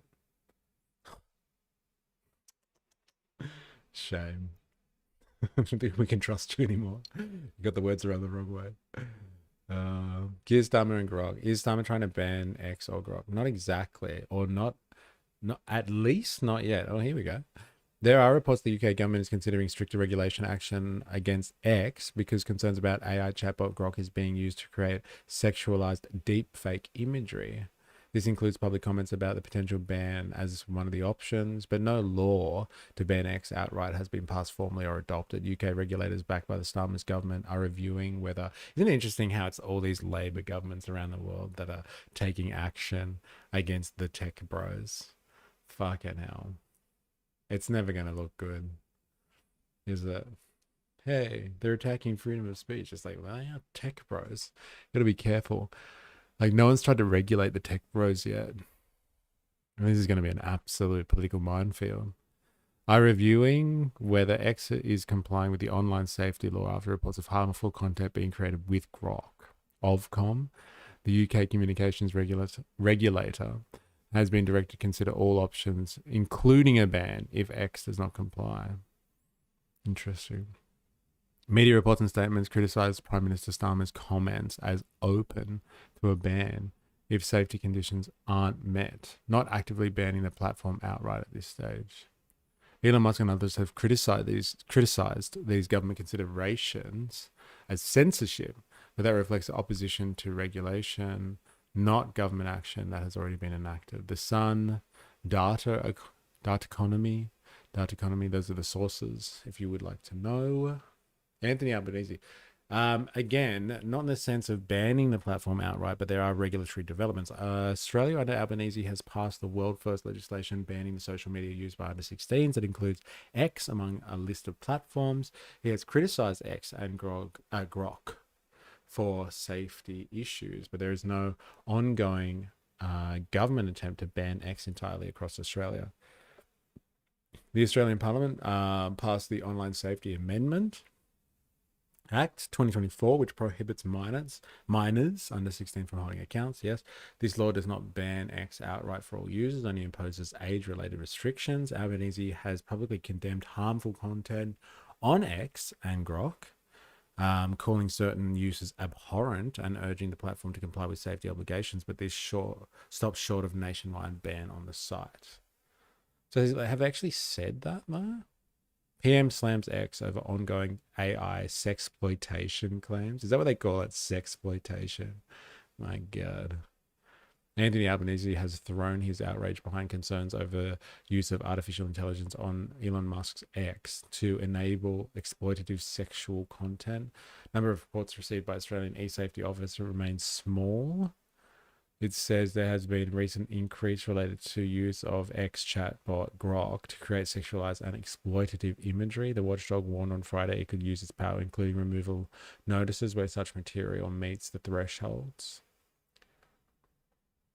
X, Grok, and a wide range of other services are also subject to systematic safety obligations to detect and remove child sexual exploitation material and other unlawful media as part of Australia's world-leading industry codes and standards.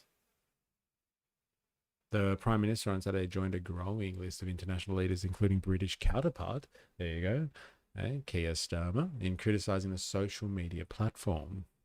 The use of generative AI to exploit or sexualize people without their consent is abhorrent, he told reporters. The fact that this tool was used so that people were using its image creation function through Grok is, I think, just completely abhorrent. It, once again, is an example of social media not showing social responsibility, and Australians, and indeed global citizens, deserve better. Hey, gotta watch out for those global citizens. They're the worst. My credibility has been shattered. Oh no, I got the words around the wrong way. No. I will try to forgive you. Just my algorithm showing me things to upset me, normal stuff. Well, like, it seems like they're talking about it, but like whether or not it's actually banned, they're like going to ban it or not. It seems like they've both got, and like we've discussed this in the streams, right? Last year, we've both got, like us in the UK, extensive legislation to regulate the tech bros and their comings and their goings. And if they don't regulate themselves and produce, safe for work content kind of thing, or allow people to misuse their platforms in egregious ways, then they suffer the penalties for it. And the penalties may be something like a ban. So like they could just get outright, all right, fine, you're not taking this seriously. You're not providing a safe environment for people to exist online, citizens of the world, then we'll ban you. So it's like, it's a potentiality, but I would say we're a long way away from it. Pretty bizarre strategy to go after people who are good at ... technology. Don't think it's worked too well so far. They are putting it out there to gauge public response, see if they have political capital to get it done, knowing they lost the and disinformation bill. Yeah, that was a joke. I was hypercritical of that. I just hate the terms misinformation and disinformation. It's just bullshit. It's called lies. Two-tier Kia. What should a communist eat for lunch in a capitalist society? Looking for options? I don't know. What should a communist eat for lunch? It's more like, what should a communist source for their nutritional needs, I guess you could say. Do you source something that was given to you by the exploitation of surplus labor in the industrialized production process? Do you go for something that's like boutique and bespoke and like has come from like the farm straight to your table or something like that? Do you source it yourself? Do you go to your backyard and find nutritious berries and grasses and bugs to eat? But it's an interesting question. And malinformation, yes, but like malinformation was one of the worst ones, wasn't it? Wasn't malinformation like information about the government? Spreading information about the government? Volta's got, well, in most countries, doesn't policy take time to write and get through political process before the law becomes final?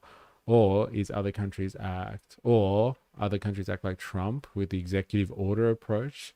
It all starts with a discussion. And that's the thing about the tech bros, right? One of the key features of, let's call it surveillance capitalistic society. So the point at which capitalism has now taken on the point of the traits of a surveillance system and a surveillance market system, they move with such lightning pace because they're developing this technology and figuring out how to use it as it goes. You couldn't have legislation or regulation that keeps up with that, even if you wanted to, because the people that are creating this stuff, like, they're creating it faster than they can handle it. And so, like, good luck for a regulator who knows nothing about this technology. It's not like creating a steam engine and like everybody starts adding extra parts on top of the steam engine kind of thing. And like once you've reverse engineered the steam engine, you kind of know how to regulate it. Like, there is no way of knowing what the tech bros are up to really with their algorithms and all that sort of stuff. You just have to try and get access to their information. But that's the only thing, is to like literally clamp down on them and say, just give us what you know. Give us the blueprints to your technology. That'd be the only way to do it. And so like that stuff moves way too fast to regulate. So all this stuff is nice, this regulation, if they're actually trying to, for the first time, someone's trying to do something and rein in a particular subset of this capitalist class, the world bourgeoisie in the form of the tech bros. They're trying to rein in their operations and like hold them to some form of justice, or at least consumer protection. Like, consumer protection is a good thing. Like, let's just be fucking honest here. If we didn't have certain consumer protections, every time I plug something into the wall, it could be the last time I do anything. Or like the next time I go shopping and get some food, or I go to a restaurant, it could be the last time I eat, because like I'll die because of unsafe cooking practices. The consumer protections keep society functioning. And so having consumer protections to protect us from fucking tech bros is not a problem. It's not a problem at all. And so whenever you hear someone bring up, hey, it's an attack on free speech, when somebody wants to fucking rein in someone like Elon Musk or Sam Altman, it's just like, stop regurgitating their talking points. They just don't want to be regulated. Like, there should be some type of consumer protection around this stuff. Like, let's not take the fun out of the technology here. This technology is incredibly powerful and can be used to do some incredible things. And it's like, we can have some fun with it, really discover our creative potential as a species. But like, consumer protections aren't a problem at the end of the day. Like, there is dangerous stuff that comes from this technology. And like, they just want it, like, you know, they want it to be the wild, wild west where there is no regulation, so they can really do whatever they want. And so like, when people bring up the free speech one, like, from the champion of free speech himself, Elon Musk, who's just like, I am the champion of free speech, and he fucking uses on X, bans people that he disagrees with, including right-wing people. Let's be honest, this isn't like some attack on liberals and libtards. Like, he has banned people from the right that have trash talked him in the US. And so like, when they talk about free speech, they're just trying to save their bacon from a bit of regulation. That's all it really is. And again, we've seen the history of capital, or capitalists, or industrial society, and we do need consumer protection. I just like the question is, how do you get it right? And with a technology that moves so fast, maybe you can't. Maybe you can't unless you nationalize these corporations. How the fuck are you going to control them? Maybe they tell you if they didn't disparagingly refer to them as, if you didn't disparagingly refer to them as tech bros. Are you offended by the word tech bros? Like, what would you prefer me to call them? Like, they are tech bros. Like, what would you prefer? Silicon Valley types? Techno-feudalists? Would you like me to refer to them as name and use their respectful titles? Mr. Musk, today I claim that your concerns over free speech are preposterous. Like, what do you want me to call them, honestly? What's the Marxist perspective on Ozempic? Need to drop a few kilos this year. The Marxist perspective on Ozempic. So good. All right, how about this? Hey, here's your Marxist perspective for you. The Marxist perspective on Ozempic is, you're a fat fuck because we live in a society of mass consumption. They produce things en masse and then they feed it to you through psychological warfare called advertising, and it gets you to consume more than your body actually needs to meet its nutritional requirements.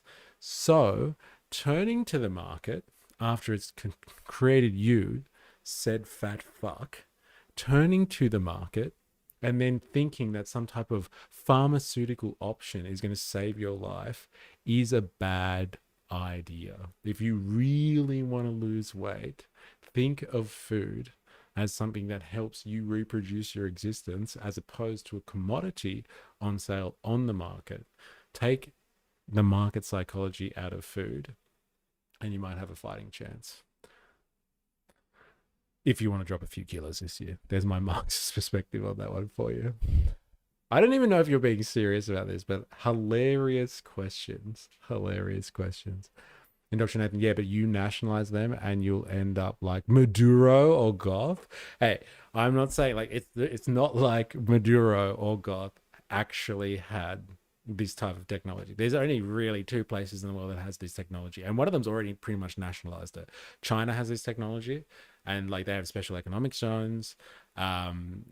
They control their technology nationally because they don't want it to be fucked over by outside transnational corporate interests, foreign capital. Basically, they don't want it to be influenced, so they control it, and like I would say rightly so in their context. But like, you know, it wouldn't be Maduro or Goff. It'd be like some ballsy American something regulator, politician that's going to have to nationalize that. Good luck to them, whoever they are. Yeah, robo-Nazis. Yeah, like, what do you want me to call them? XNF. Tech Bros is pretty light, man. Like, I do use it in a pejorative fashion. I'm not going to lie. Like, I don't call them affectionately Tech Bros because I think that the word Tech Bro comes with some level and aura of respect. But like, it's pretty light on. I'll call them the bourgeoisie, I guess, from now on. Tech related bourgeoisie. Malinfo, disinfo, misinfo. Can we all agree that we don't need technical terms? Can't we just call them lies? They're just bullshit. I mean, Ozempic is an actual lifesaver for people who have with type 2 diabetes, but it's so fucking expensive because Hollywood's new weight loss fad. Did I? Oh, my favorite venture capitalists. Yeah, is that okay? XNF, is that better? We call them venture capitalists because that's what they amount to now. The tech bros, they've come across some good technology and now they're venture capitalists, and that's why we have, you know, our friend the unicorn over here. Look at that unicorn. That unicorn it's fishing right now. Every stream it's fishing. Soon enough we're gonna get a bite from a venture capitalist, and they're gonna like invest millions, potentially billions in this organization. And then we're going to do whatever we want with those funds and start a new society. A tech bro society. No, I can't say that. What do they call a network state society? I have a feeling we will be seeing commercials about Ozempic in the future saying if you took GLP-1s during insert time frame, call the law office of Mystery and Fourier's partners. Could you imagine though? That's what happens. Failed streamer turned lawyer helping people who've been affected by Ozempic. Oh my god. Here in the US, tech bro is used disparagingly all the way down to the local IT guy who isn't on board with intersectionality theory, intersectionality theory. And I'm pretty sure it's caused a significant swing away from Democrats, even in places like San Francisco. So it puzzles me that the anti-Trump crowd hasn't figured out their error there, though Australians are far removed from all that, very far removed from. I don't use Tech Bro to talk about like your average IT guy that is not on board with intersectionality theory. So like your average IT guy, and like, you know, who are all these IT guys that are all across intersectionality? The IT people that I have come across in my life probably wouldn't know what intersectionality is. But like, look, if people are using it to describe the layman IT person who has absolutely no control over the means of production, like i.e. the economy, and struggles like everyone else, and that's a shit use of the word tech bro. That's the worst use of the word tech bro ever. I can't use tech bro if I know that it's just like attacking people in the working class. That's awful. That's awful. It should be reserved for people that, you know, get to go to Trump's second inauguration and bring in the new world, like, leader of world capitalism. It's like fucking Jeff Bezos.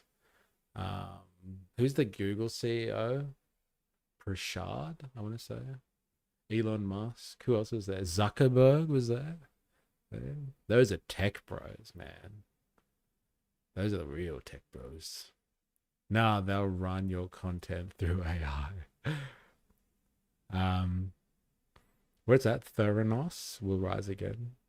Theranos? What's that a reference to? Please, I would like to know more. Tech bros and fin bros unite.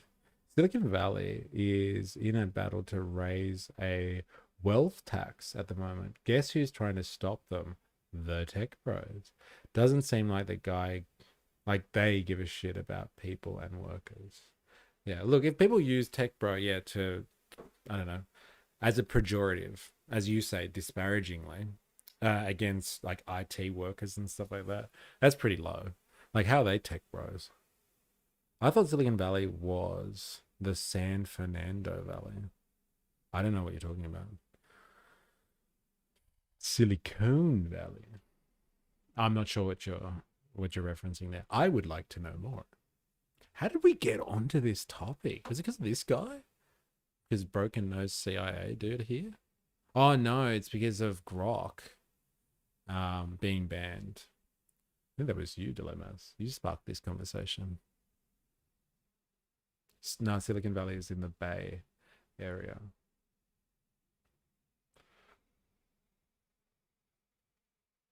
Is San Fernando Valley somewhere else on the West Coast?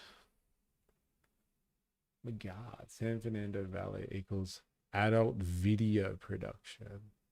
Oh, okay. Interesting. It's LA. Okay, right. Right. All right, let's leave these douchebags alone. Oh, yes, that's what I wanted to look at. Let's see what the Russians have to say about Iran. Hey, I want to know what Putin's opinion is. He's not happy. Eh? And this is like an Indian media source, I want to say. These people, I'm sure they're Indian. Issues analysis. Yes, it's headquartered in New Delhi. Yes. Okay. All right, let's have a look. Is Oprah Winfrey the world's best neoliberalist capitalist? What's your take on her new Ozempic book, Enough, Your Health, Your Way, and what it's like to be free? Different type of silicon. That's funny. Is Oprah Winfrey's the world's best neoliberalist capitalist? What's your take? I haven't read her book. And does that make her a neoliberal because she's written a book? No, I don't think that really makes her a neoliberal. That's why I'm here, to ask the real questions. Seriously. Interesting. Maybe we need to get our definitions of what neoliberalists are, or what neoliberalism is and capitalists are. I haven't heard it used like that. Neoliberalist capitalists. That's a funny way of putting that together. But no, she's not neoliberal at all. Unless she runs the economy somehow, I guess. Yeah, spelling not so good today. All right, let's do this.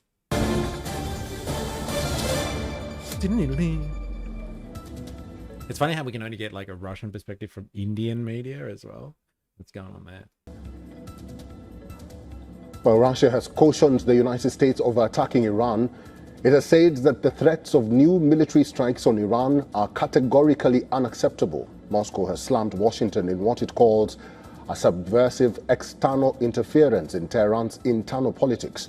The Russian Foreign Ministry says the U.S. must be aware of disastrous consequences for the current situation in the West Asia and global international security. In its statement, Russia says, and I quote, "Those who plan to use externally inspired unrest as a pretext for repeating their..." Did you hear that? Did you hear that? Listen to what he's saying again with his thick African accent. Listen to that. To use externally.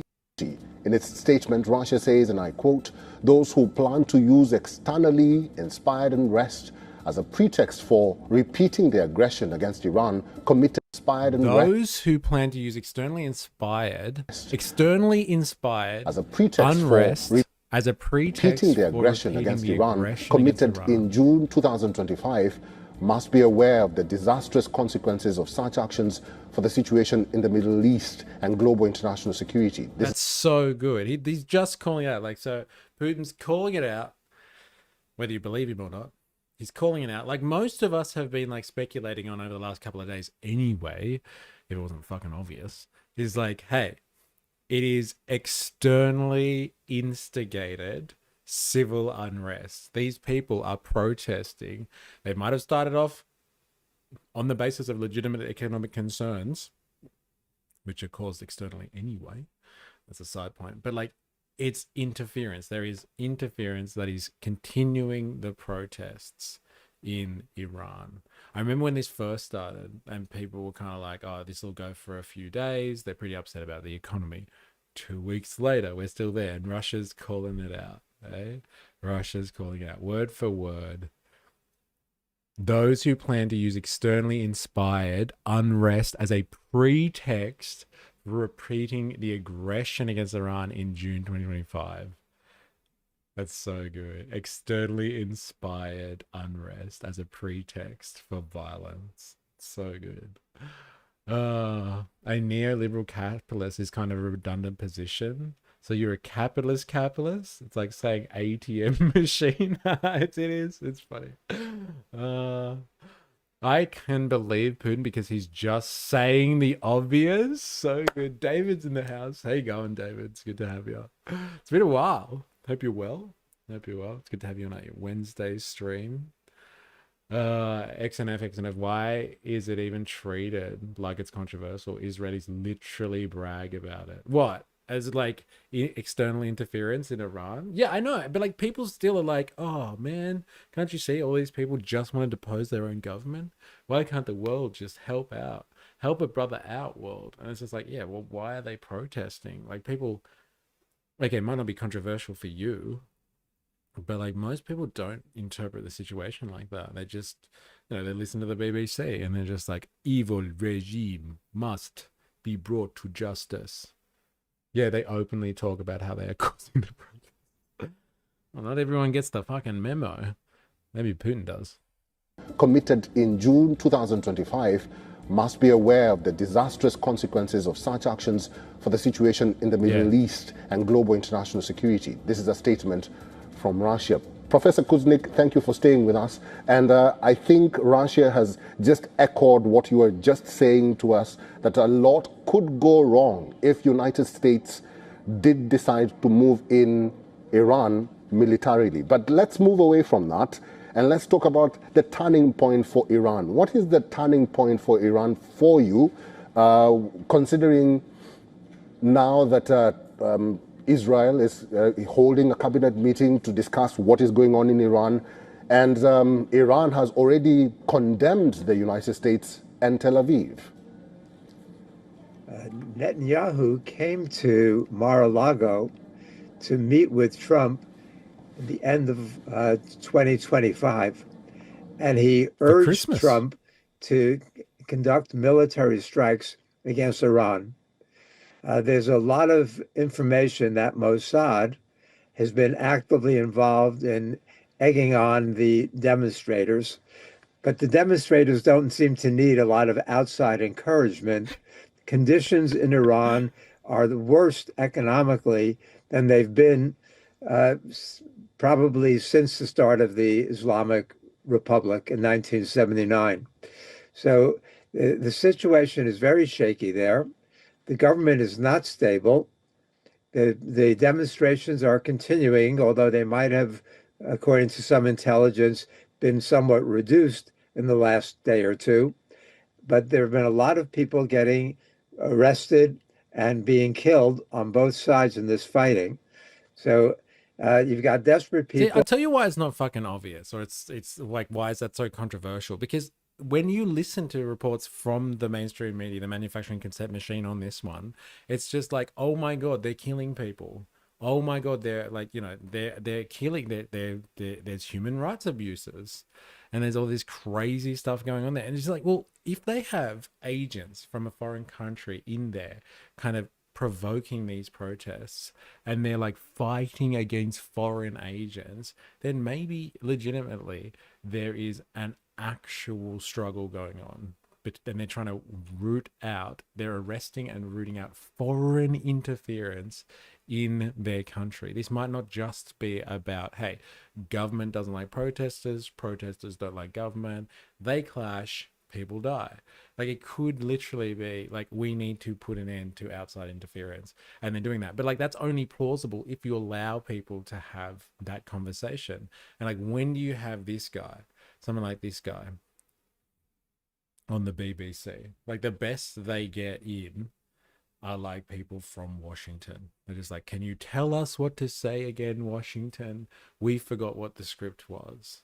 Like, when did they have this type of analysis going on in the mainstream or the Western mainstream media? Not a word of it. Not a word of that being a possibility. They're just like, hey, people are dying. Can't you see? Obviously oppression.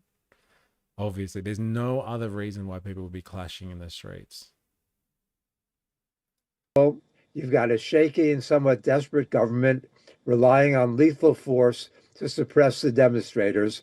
They are also trying to give certain benefits, especially to poorer Iranians. But we have not seen the Bazaris so actively involved before. We haven't seen this number of students, of the technocrats. The middle class is joining with the poorer people in rising up, because they don't know where their food's going to come from. They don't know where they're going to be able to, how they're going to be able to pay the rent. There's a water shortage. It's a very, very unstable situation. I'm not sure what people joining forces because they don't know where their food's coming from. They don't know how they're going to support themselves and maintain their housing options. Sounds like some type of shared economic concern there. What was Shay's punishment for traitors of the revolution? Yeah, that's a fair What do they signify them as? Yeah, traitors of the revolution. And he was in charge of purging anti-revolutionary, reactionary forces up against the wall, firing squad. The people involved in the protests are engaged in violence. It's not some crackdown on peaceful protesters. There are videos all over the place. Just not one state-backed media like BBC or CNN, since they are propaganda outlets. Yeah. They are engaged in violence. We've been speaking about it. Yes. We are. I think we're all in agreement there. And it's maybe, and very, very plausible that these acts of violence from the protesters are foreign agents that are in there trying to rile things up as much as possible. I'm sure a few Mossad agents would love firing on Iranian officials and burning mosques down. They wouldn't have a fucking problem with that at all. Putin thinks he's going to be able to do to help right now. But the more threats on both sides, the more dangerous the world becomes. All right. We'll have to wait and see, because in so many hours and in so many days, the situation could unfold. Yeah, false flags are distinctly possible. That's hard to discern from the video. Yeah, good luck. You never know. You'll never know. Fold and could change for the worse. Right?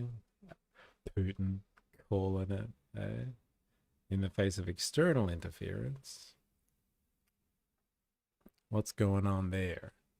What's going on there? All right, so let's see. I actually wanted to see this before. So China's been hit up with the tariffs because they are. Oh, well, like, look. People are going to be hit up with 25% tariffs because of their affiliations to Iran. Let's see how China takes that one. President Trump has announced a 25% tariff on countries doing business with Iran. Well, now a spokesperson for the Chinese embassy in the U.S. has responded in a statement that reads, China's position against the indiscriminate imposition of tariffs is consistent and clear. Tariff wars and trade wars have no winners, and coercion and pressure cannot solve problems. China firmly opposes any illicit unilateral sanctions and long-arm jurisdiction, and will take all necessary measures to safeguard its legitimate rights and interests. All right, let's bring in Al Jazeera's Katrina Yu, who is live for us in Beijing. So, Katrina, Trump didn't mention China when he announced these tariffs, and Tehran's foreign trade relationships are pretty opaque. Surely, though, this leaves no doubt that China is trading with Iran and is going to be impacted. That's so good. That's right. Trump didn't. It's hard to tell if China actually trades with Iran, but because they've responded in this way, we gotta deduce from the situation that they are actually in economic partnership with Iran, right?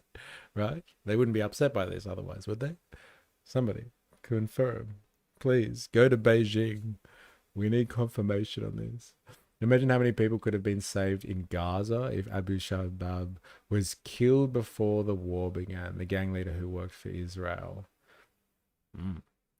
A lot of those questions in history, right? Imagine if this person, blah, blah, blah, blah, blah. Alexander Mercurius of the Duran reported that the protests in Iran have greatly subsided since Iran has reportedly received assistance in jamming Starlink internet service. I have not verified this. Isn't that interesting? Very interesting. And like, isn't that crazy, the world that we live in, the surveillance capitalist world, like how important it is to control information. Everybody gets their information now because of the devices that they constantly attach to. And they are controllable, let's say, through those said devices. And so, having the internet is vital, like in terms of the strategic options of how to control the situation in Iran. Iranian government, simple, cut off the internet. The US, get the internet back in somehow. We need to get Starlink in there, give people options. So not only can we get information out, we can get propaganda in. It's so crazy how important it is now. It holds together the world economy, the political economy, if you want to use an outdated term, but like it's all held together by this technology now. It is the thing that ties society together. It's surveillance capital. It's real. It's fucking real. And this is a great case study in that.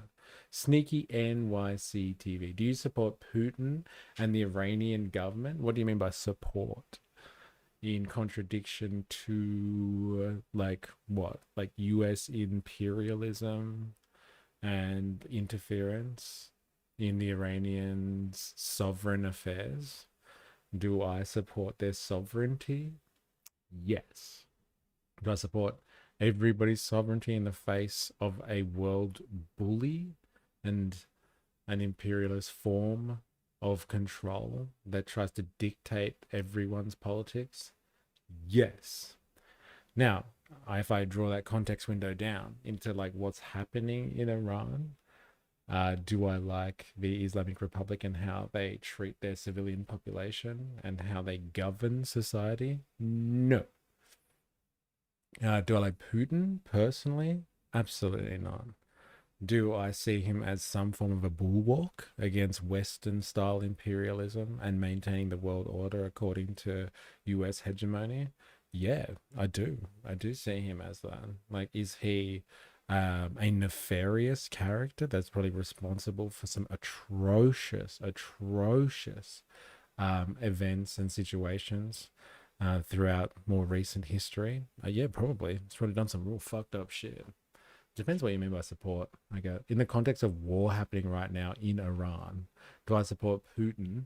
So do I support what Putin was saying before then? Yes. It's like Putin was saying before, that there is outside interference in Iran's politics that are stoking these protests. Do I support what he said? Yes. Do I support the Iranian government in the context of the war that's happening right now? I don't know if there really is a war that's happening right now between what? Between who? The Iranian government and what? Israel? The Iranian government. What war? Against the great Satan USA? The massacre, the civil war. What massacre? What civil war? Like, you're saying that the protests at the moment that is happening inside Iran amount to a civil war. And the massacre of who? The massacre of the security forces at the hands of protesters, or the massacre of the civilian population at the hands of security forces? Because like both have suffered significant losses, it would seem. And if I attribute as a ignorant Australian significant losses as anyone's life more than about, let's say, 10 people, basically I would say so. The Israeli orchestrated protests attacking Iranians, you mean? Massacre against the protesters. Thank you for clarifying. I just wanted to know which side of the propaganda machine we're sitting on here. And it's the propaganda machine that is saying that people are being massacred in the streets. I think there are only two sides active on Iran is naive as hell. I think to think there are only two sides active on Iran is naive as hell. I'm not gonna lie. What do you mean by two sides? I would like to know more. The fiction written by Zionist propagandists, you know. Look, there's definitely people dying there. We've seen footage of body bags and stuff like that. Like, you know, massacre is a strong word, and it seems to be something that is being perpetuated extensively by the Western manufacturing consent machine. Maybe have a look at the sources outside of that bubble. They don't have the same type of language. No, I just said there's definitely death going on there, but like using a word like massacre is LOL. It's literally a massacre. Like, according to who? According to you? According to the BBC? Like, who you get your information from? It would be helpful to know what you mean. There's literally piles of thousands of bodies, and you've seen these pictures with your own eyes, and you can verify that these pictures not only are like from this point in time, but are legitimate. No, we have video of protesters shooting police. Deserved. Right. Like, where do you get your sources from? Please show us the video evidence or the pictures of the thousands and thousands of bodies that are piling up. Because, like, the stuff that we've seen from the mainstream media is just the same footage for days now. The same footage. And, like, when they tried to show, like, one scene, they just blurred it all out. If they're attacking a tyrannic government, the massacre is deserved. Weird. How do you think Barry Weiss is doing? Yeah, do you have actual sources, or are you just kind of telling us what you've heard news sources saying? I would like to know more. Mentioned China explicitly, but China is definitely in the firing line of this policy. And this is because China is Iran's top trading partner. It has been since 2016, and this provides an economic lifeline to Iran and the ruling regime. And China has always defended this trade as legitimate. To give you a sense of the scale of what China purchases from Iran, it's thought that China purchases about 90% of all Iran's shipped crude oil, and that makes up about 15% of China's total import of crude oil. That's an interesting fact, isn't it? The thing that I heard, I think, Dilemmas, you brought this up before, you said 4%. I've heard 5% of its oil, crude oil, came from crude oil, very important in production. And China is, again, a production warehouse. Eh? It's a warehouse for the Epstein portion of the stream. Eh? Interesting. Ooh, I want to see that. I want to see that now. Yeah, China, 5% of its crude oil knocked out by the Venezuelan invasion. Bang. She's just said 15% comes from Iran. 15%, that's 20%. 1/5 of their oil has just been knocked the fuck out. Like, this is looking more and more like China containment stuff. This is like, what? Why didn't we listen to Brian? God, why didn't we listen to Brian? A lot of people are either selling the Iran government versus the people or America versus Iran, like all can be true and more. There are many actors in Iran right now trying to take advantage of the situation, from government to foreign governments and organizations, and even people who are struggling under the economy has been destroyed by American sanctions and only propped up by external support. Who's the external support? Huh? China. China. Excellent. You must be leftist. Insulting instead of giving arguments. I don't know if XNF is. I don't know. That's a good question, actually. Far right leftist extremists, maybe. That's so good. Come on, Sneak. You're gonna have to do better than that. Give us a source. Show us all the thousands of bodies. You gotta, like, if you're gonna come in and make claims like this, you gotta show us what you're talking about. Like, we want to know. We are thirsty for the truth, man. Right? China, Russia, India, Australia, Malaysia. Matt Bond, I have arrived. Hello, welcome. Hope you're doing well. Got a lot of people lurking today. It's good to have you. Dilemmas shouldn't matter though, because China are investing in all this renewable technology, right? Yes, that's right. But like, they haven't weaned themselves off oil, and crude oil actually is used in the production of many goods, like, so good, many goods and services, not just not just for energy. You just saw on your stream the bodies. No, I did not see. You said there's thousands and thousands of bodies. Where are the thousands and thousands of bodies? Come on, you said they're like piles of thousands of bodies. Let me just quote you properly. I don't want to be a douchebag about it. It's literally a massacre. So dead bodies are fiction now. It's a civil war. There's literally piles of thousands of bodies. That's what you said. Show us the piles of thousands of bodies. Like, if you can provide that, like, then we know, like, unequivocally, let's not fuck with the mainstream media on this one. They know stuff that we obviously don't. Like, give us your evidence to support these claims that are being made here. Like, it's fair enough. If this is real, like, we deserve to know. It also gets a deal on this because there are limited buyers, of course, of Iran's oil because of these US sanctions that have been there for years. And it doesn't just buy. No, you said it. You made the claim. And like piles of hundreds of bodies, show us the piles of hundreds of bodies. Show us. You said massacre. If you go and back up some of the stuff that you regurgitate from wherever you get your news from, then like that's not our problem. Like, you are, like, do you not feel yourself just relaying the message that you've been told to say on this one? And like when confronted, it's just like, all right, fine. Hundreds then. Is that better? Like, is that how you cope with the fact that it's like, oh shit, I guess I haven't seen it with my own eyes? No, it's not me. It's the children. They're wrong. Yeah, just show us. Like, we are very open in this on this stream.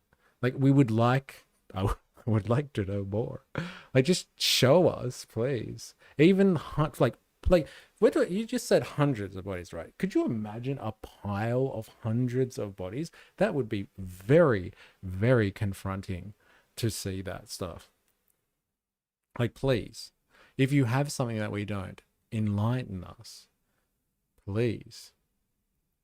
CBS News said 20,000 people. Barry Weiss would never lie on behalf of a Zionist propaganda campaign. Would like to know more. All right. Here we go. Hello, internet friends. Someone. You are your internet friends. Well, so what is this? Okay, so there's Trump stuff going on, like the Discord. You know, I'm going to abandon China here on this one. You're on your own fucking China. Deal with your own tariffs. We're going into fucking Trump territory here. Hey.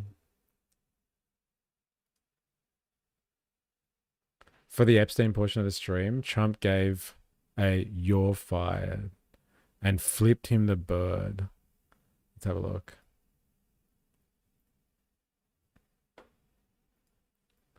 Oh, I can't copy it right now.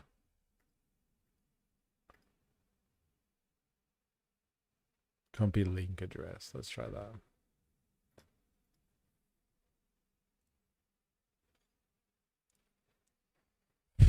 Dilemmas. The source of reason. I have no dog in this fight. It's just more sand people drama. But I haven't seen any reporting like that. But would like to know more. Oh, dilemmas. All right, let's see this. You guys watching this?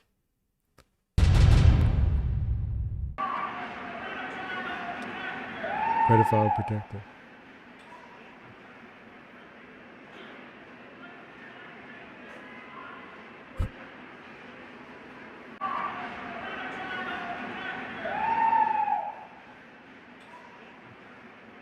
You're fired.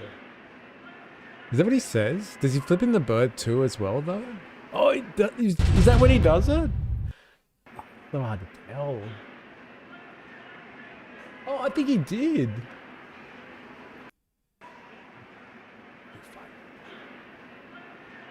Oh, he did. He fucking did. That's hilarious.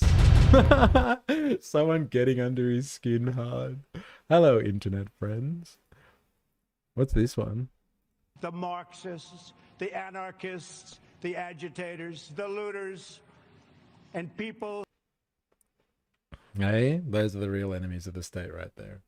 Right there. You're fired. And then he gives him the finger as well. Holy shit, he's not coping well on that one, is he? Hey, not enough. There's too much cope going on there. No, he's not handling it, actually. Not enough. Interesting. Everyone chooses what to believe. Yes, that is your most accurate statement so far. So, don't you think you should make your choices based on the best and most credible evidence you can find? It's not easy. It's not easy, but do yourself a favor and try and find the stuff that is behind words like massacre and piles of thousands of bodies or piles of hundreds of bodies. Hey, just put another one in stream chat of Trump losing the room. Yeah, give me a second.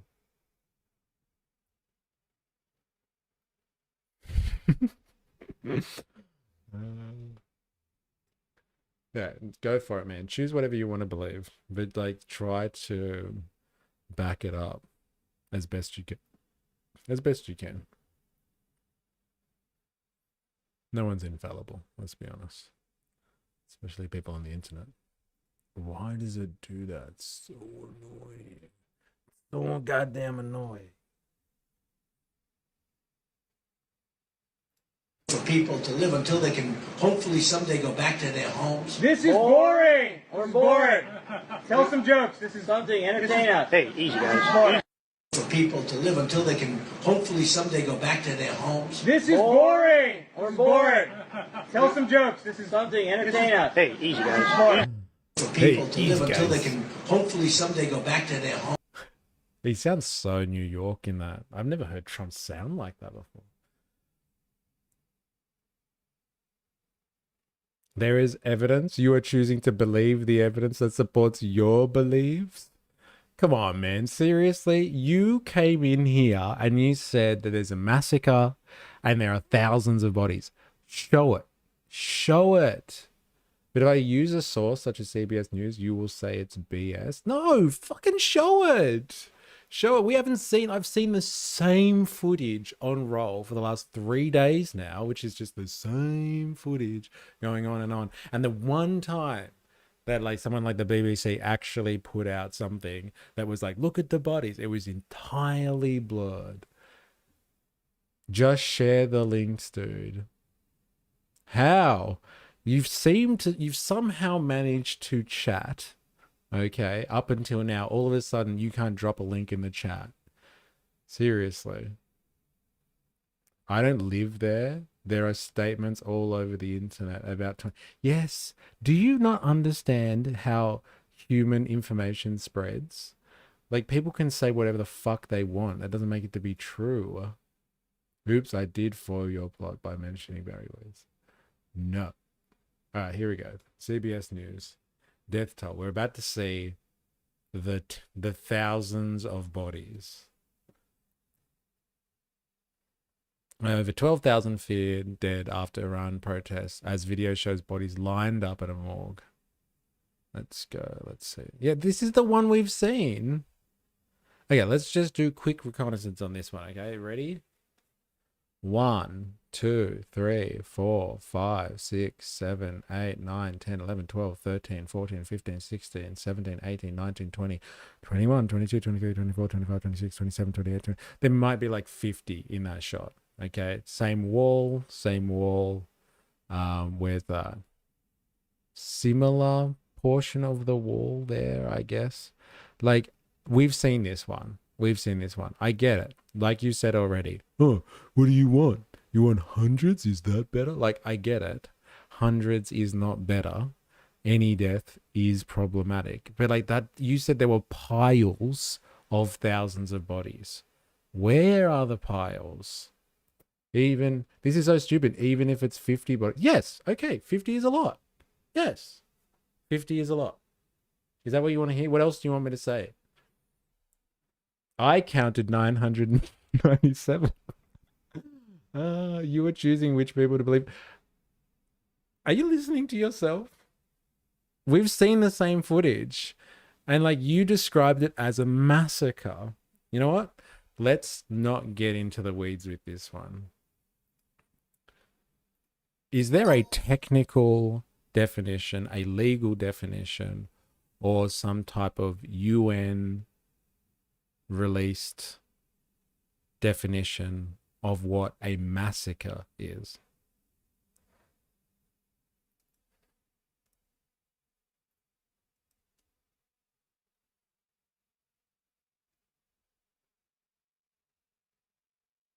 No, it's not 20,000 counted. Like, even the source, over 12,000 feared dead. As in, it's like, oh my God, our worst estimates, or like the estimates that would seem so abhorrent that would make us fear this reality is 12,000. And now you're saying it's 20,000.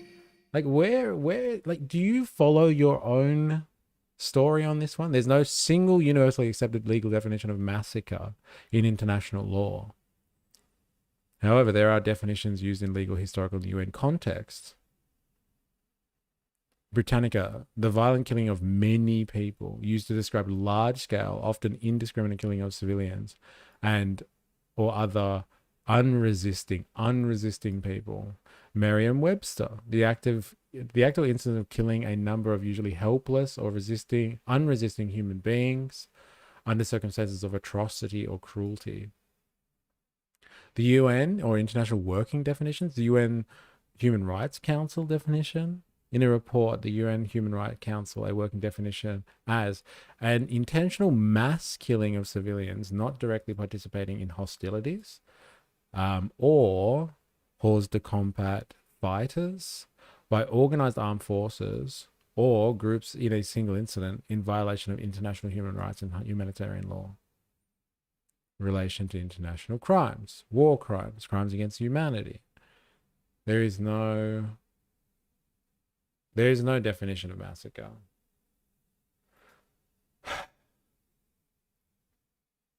The number of bodies doesn't even matter. Okay.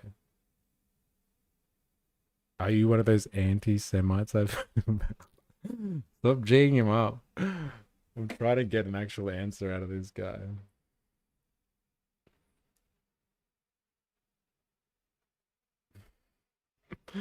The numbers of bodies. Okay, so now the numbers of bodies don't matter. So massacre doesn't matter.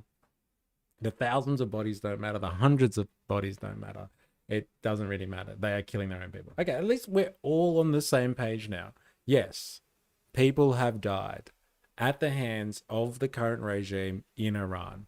At least we're all on the same page now. Now you get to choose whatever you want to believe from that one. But coming in here and saying unequivocally that this is a massacre and there are thousands of bodies without any evidence of that is just fucking outrageous. It's just outrageous. Yes, they are killing people. Got it.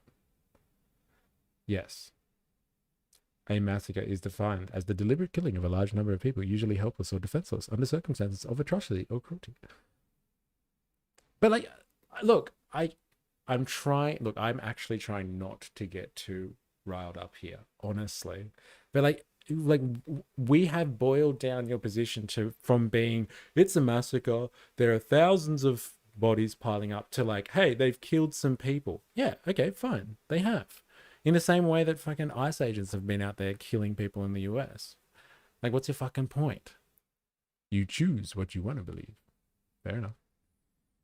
Sure, maybe Mossad committing massacres, but what about the Holocaust?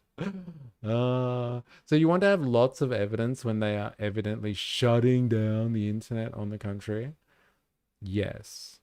Yes. Especially if people are using it to claim there is a fucking massacre going on. Yes, I would like evidence of that.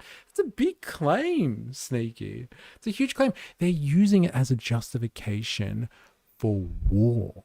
They're going to use it potentially as a pretext to wage war. Yes, I would like evidence. Is that all right with you? Does that square up with you if we're going to have the fucking world police coming in there and killing more people? You want to see a massacre? Wait until they start striking cities. They start striking cities and there's collateral damage. I wonder if all these people are going to be so worried about the bodies piling up when the US starts striking Tehran or something like that. There's not lots of evidence. There's enough. War already started. What do you mean? Fair enough. So you want to have lots of evidence when they're shutting down the internet. Luckily, we can see the video of protesters shooting people, so long as we don't try and find it on CBS News. Oh my God. Oh my God. Well, the Human Rights Activist News Agency, the most frequently cited source of international media as of the 13th of January 2026, is confirmed at least 2,400 protest deaths and 147 security force government-supported deaths. relies on a network of activists inside Iran to cross-check and verify information. In Iran International, this London-based opposition media outlet, Iran International, has reported significantly higher figures based on investigations involving hospital data. Eyewitnesses and government sources estimated at least 12,000 civilians were killed, primarily during a massacre on January 8th and 9th. There you go. We've got a source. We've got some type of information on that one. And it's coming from Iran International, and it's coming from the Human Rights Activist News Agency. Now, I wonder where they get their information from. Protesters are trying to end the dictator regime once and for all, and it's completely deserved. But I guess here, people support dictators. Oh my God. Who's the dictator? Name the dictator. Don't Google it. Just name the dictator, please. Can't speak for everyone, but I don't think anyone supports dictators. Oh my God. See, this is why we've been looking at the mainstream media on this one for the last 3 days. The manufacturing consent line is so hard on this one. They just need a pretext. And like everybody in the world was going to be like, look, I don't support when the Americans start indiscriminately killing people and taking out sovereign nations and their wishes. But they are taking out an evil dictator. I've heard it on the news. And they wouldn't lie about that. They wouldn't embellish the facts. Eh? Ah, come on. Hey, come on. You spelt it too. You didn't get that from a sneaky Google search. Hey?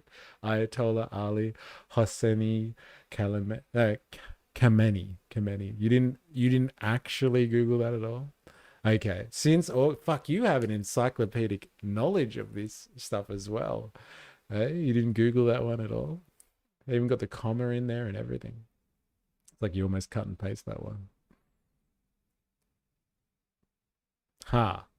Here being Israel and dictators being Al-Jalani.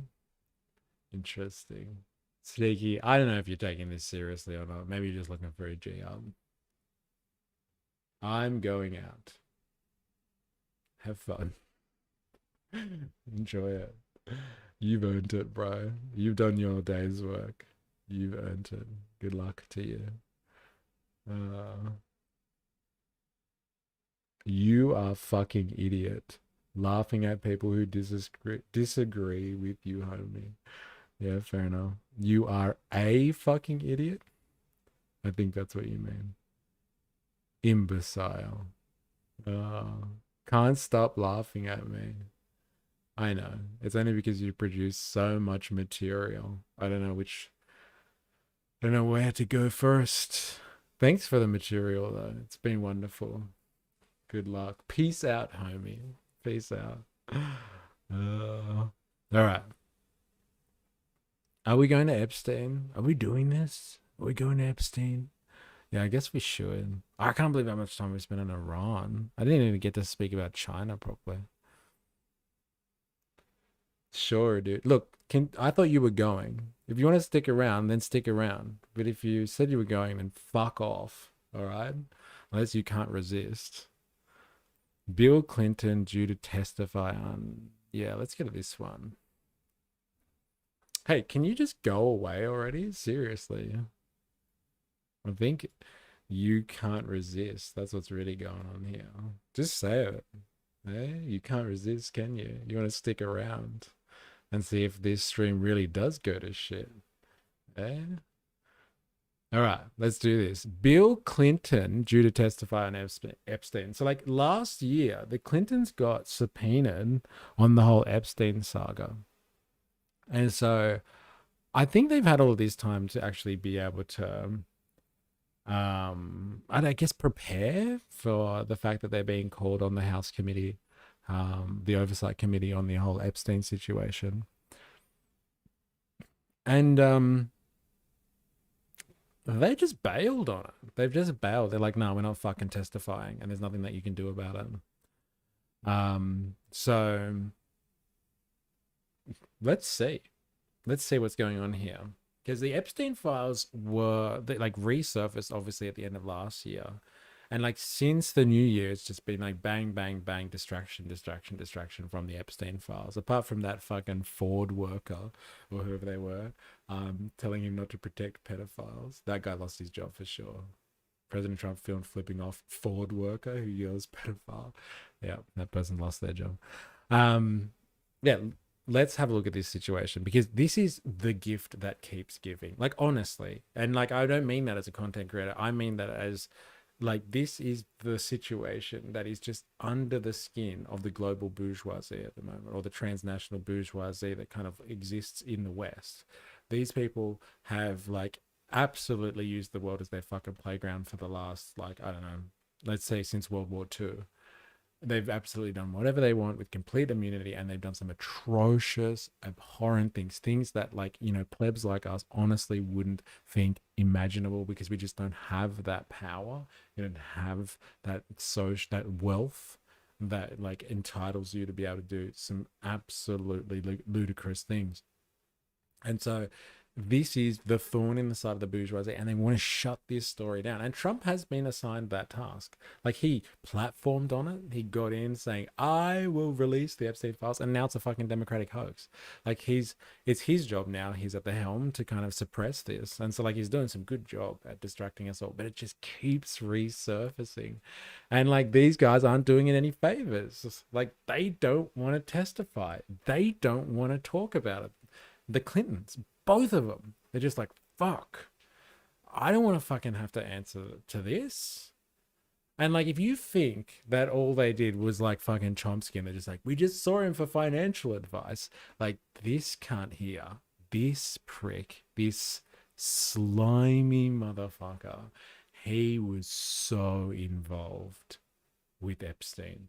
Like, if you think those photos of like Trump at some beauty pageant or like bikini show or whatever the fuck it was, like hugging Epstein and being like, yeah, that one over there, she looks great, she's lovely. This guy has spent a lot of time with Epstein.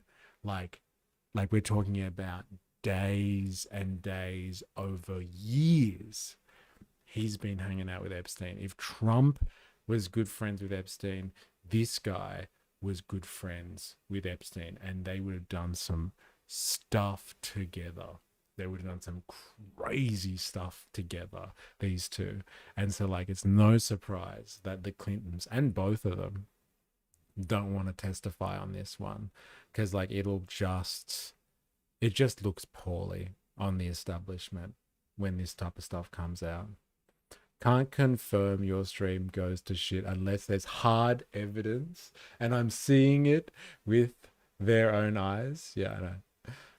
Can't confirm your stream goes to shit unless there's hard evidence and seeing it with their own eyes. Hey, like, someone filmed the stream going to shit. Maybe we can send it to Sneaky NYC TV. I did not have sexual relations with that woman. She screwed me. If Trump and Epstein were friends, Clinton was his better half. Oh. Woe is me. Must be hard having all the money in the world, but even still, as dumb peasants, us dumb peasants won't let go of child abuse. You rock spiders do for fun.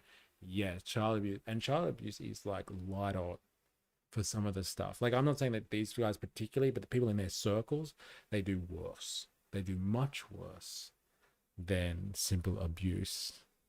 They've done some, things that like when I say like things that we wouldn't imagine, because like, it just isn't plausible for us. It's just not a potential, a possibility, because we don't live in that high life. Like, they've done some crazy stuff. And apparently only like 1% of the files have come out. Yes, they were promised. They were actually congressionally mandated. They legislated that they had to have it out by like the 20th of December or something like that. And they produced what was it? Like 11,000 pages of documentation, and that's only 1% of what they have. This gift keeps giving. We have breaking news. The deadline is here for former President Clinton to comply with a congressional subpoena to testify about Jeffrey Epstein. The House Oversight Committee subpoenaed former President Clinton and former Secretary Hillary Clinton in its investigation into the Epstein files, but the Clintons are not expected to comply. Our team has been staking out Capitol Hill. So far, no sign of the former president or his wife. And now the committee's chairman is threatening to hold both Clintons in contempt. ABC News political director Avery Harper and ABC News contributor, former Congressman John Katkow are here for more on that. Hi, Avery. So what do lawmakers want to hear from former President Clinton, and what happens if he doesn't show up? Right, so we know that Republican lawmakers want to ask former President Clinton about any contact that he had with Jeffrey Epstein. That includes meetings, travel, what he knew about Epstein and when. And if he does not comply, which we know he is not expected to, we could see the House Oversight Committee move to hold the Clintons in contempt. And that would escalate things quite significantly. And for example, we saw Trump allies Peter Navarro and Steve Bannon actually serve time behind bars for contempt. There's no indication that things would go that far here, but that certainly does increase the pressure on the Clintons. John, the Clintons' lawyer has been negotiating for a closed-door deposition. He insists their relationship to Epstein isn't relevant to the committee's investigation. So how do those negotiations work, and why is it important? We are looking at the Epstein saga, and the Clintons have refused to testify to the committee after being subpoenaed, and simply want to provide a deposition. Very briefly and specifically, what is it that this committee is tasked with investigating?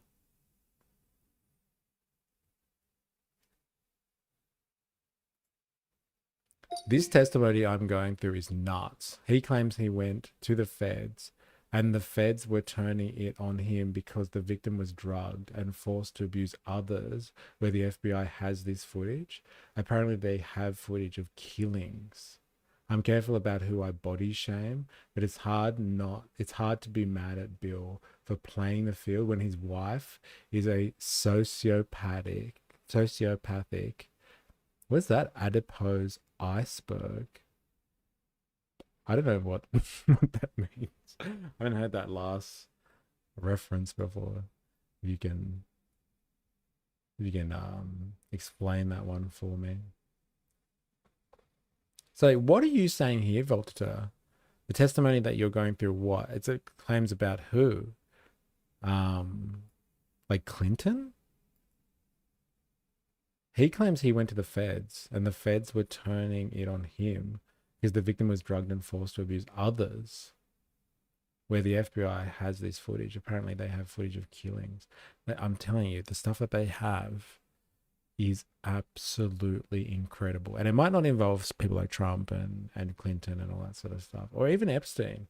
But like the circles that they were running in and these rings, it's like the stuff that they have been up, like these high flyers get up to, like you see in Hollywood movies. Like what's that movie? They have those kind of backpackers in Europe and they get sent to those places and they're like bought by rich people who can do whatever they want with them. Like that stuff is, it's not fiction, let's just say.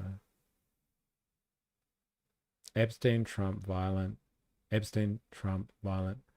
Raped this dude 3 times. Oh my God. Oh, that's what you're talking about. Okay. I don't like Peter Navarro. He called out Australia's aluminium industry, even though all we did was fill the orders Americans made. Clicks pen, Navarro just made the list. Okay. Let us not talk about lists.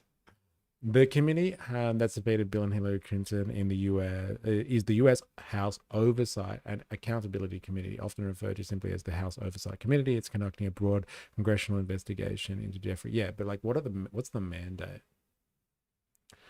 The federal government's handling of the Epstein investigation, including how Justice Department and other agencies manage prosecutions, plea deals. So they're not even looking at the actual stuff itself. It's just including how the Justice Department and other agencies managed the prosecutions. and overall oversight of Epstein's activities after crimes were reported. This includes pushing the release of the so-called Epstein files held by the DOJ, testimony and information from high-profile figures who had associations with Epstein and may have knowledge relevant to the case. The subpoenas to the Clintons are intended to compel them to testify under oath about what they know regarding Epstein's social and political connections, and about interactions with Epstein and his associate Ghislaine Maxwell. And they would know a lot, like a lot, so much. Testimony and information from high-profile figures who had associations. Sorry, I already read that. The committee is saying it's not accusing the Clintons of any crimes, but wants them to answer about their past ties. It's also seeking the Justice Department's files and depositions. It's like, it's not even prosecuting like the crimes of Epstein and his associates. It's just like, how has the DOJ handled this situation? And like, you know, what can we know about this? It's a wild goose chase. A bunch of victims are coming together and going to release their own list and information soon. Yes, I've heard. And so they've been saying for a long time, right? All right, back to it. Like like this committee is not looking to take people to task here. It's just trying to piece together what should have been done by the Department of Justice, really, and like trying to understand the story a little bit better. There's no fucking, ain't gonna be any justice served.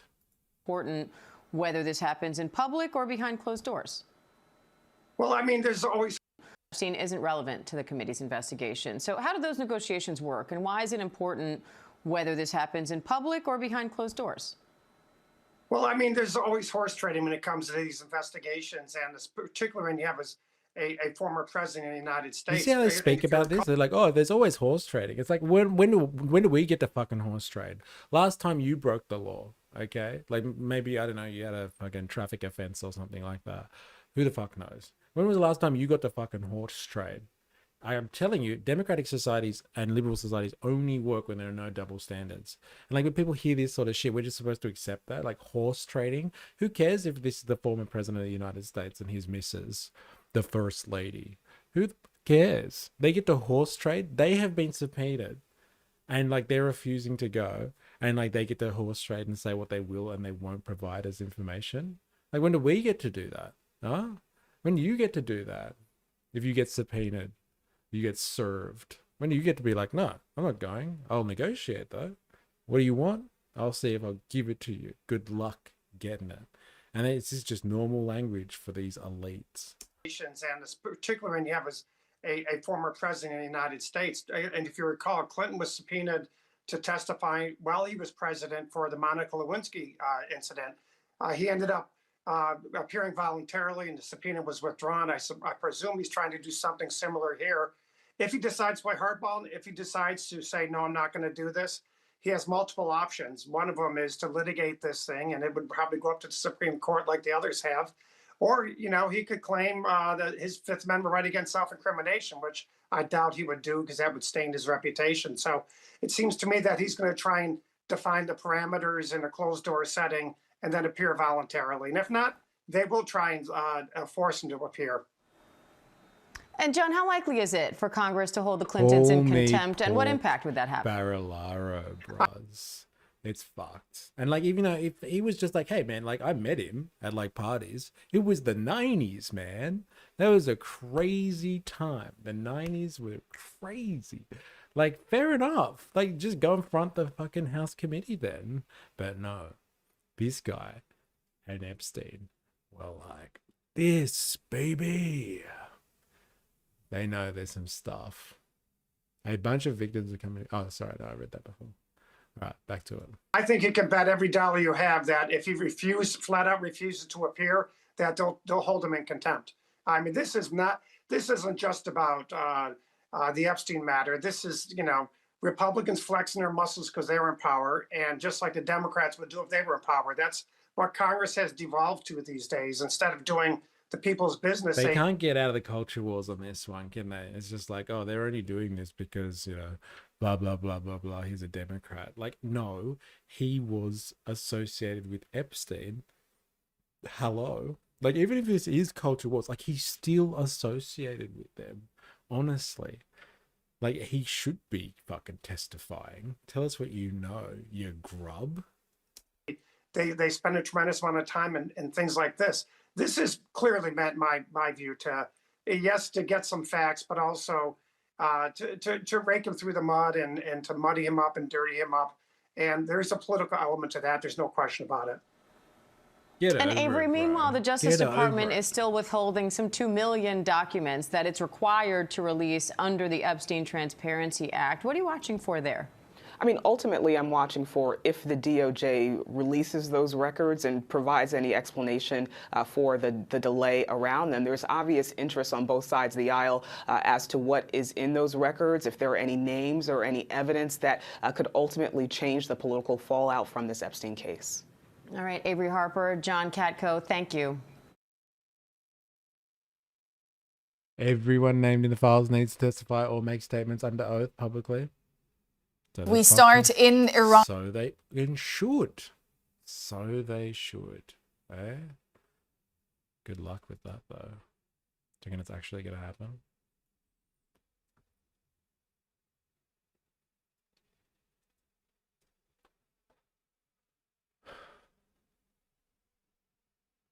Look at him. He's fucking aged, though, hasn't he? Both of them have. I was making reference to this, though I found some search engine manipulation while I was at it. What are you talking about? What's this? What were you referencing?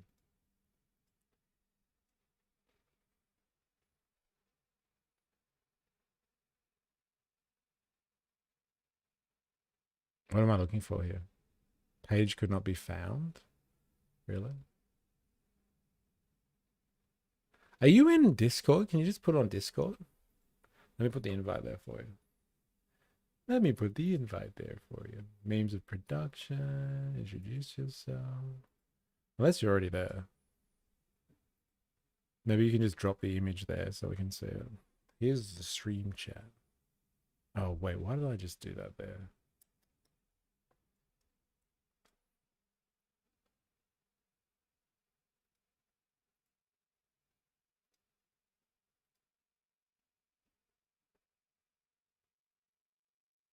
No, let's have a look at this. Clinton's refused to testify in congressional Epstein probe.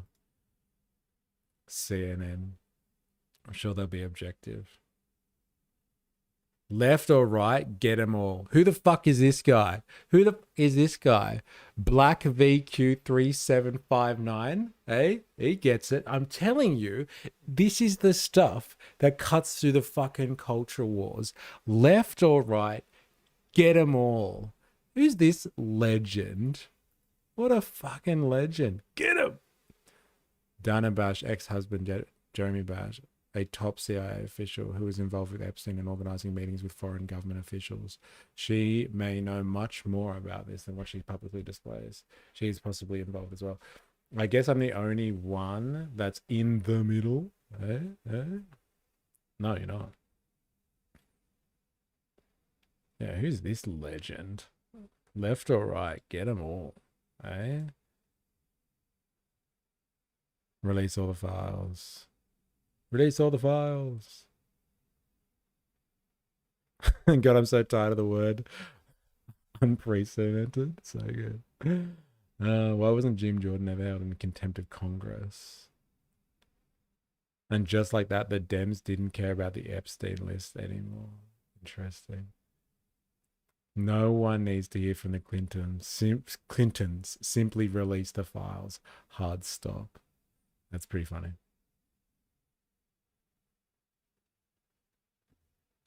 Holy shit, that's a truly censored photo. Epstein probe. Too soon? No. It's been a while. It's been long enough. Now, Hillary Clinton's supposed to show up tomorrow. We'll see what happens there. But with respect to the former president, he did not show up today. We will move next week in the House Oversight Committee markup to hold former President Clinton in contempt of Congress. Contempt proceedings against a former president.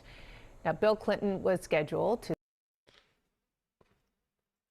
If you refuse to show up, to a committee hearing and you are charged with contempt of Congress, what does that entail?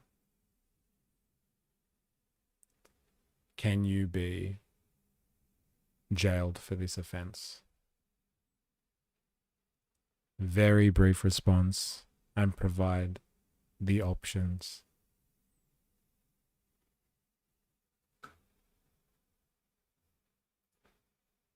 Clinton looks like my old ass racist grandpa in that pic. Yeah, he's not looking well. But I guess he's in his 80s, right? He ain't the sexy sax man anymore. Censored from some search results. Uploading it fakes you out. URL works for me, but not through proxy. All right, let's have a look. Is this safe for work, man? I'm going to test this out on the side before I put it on the stream.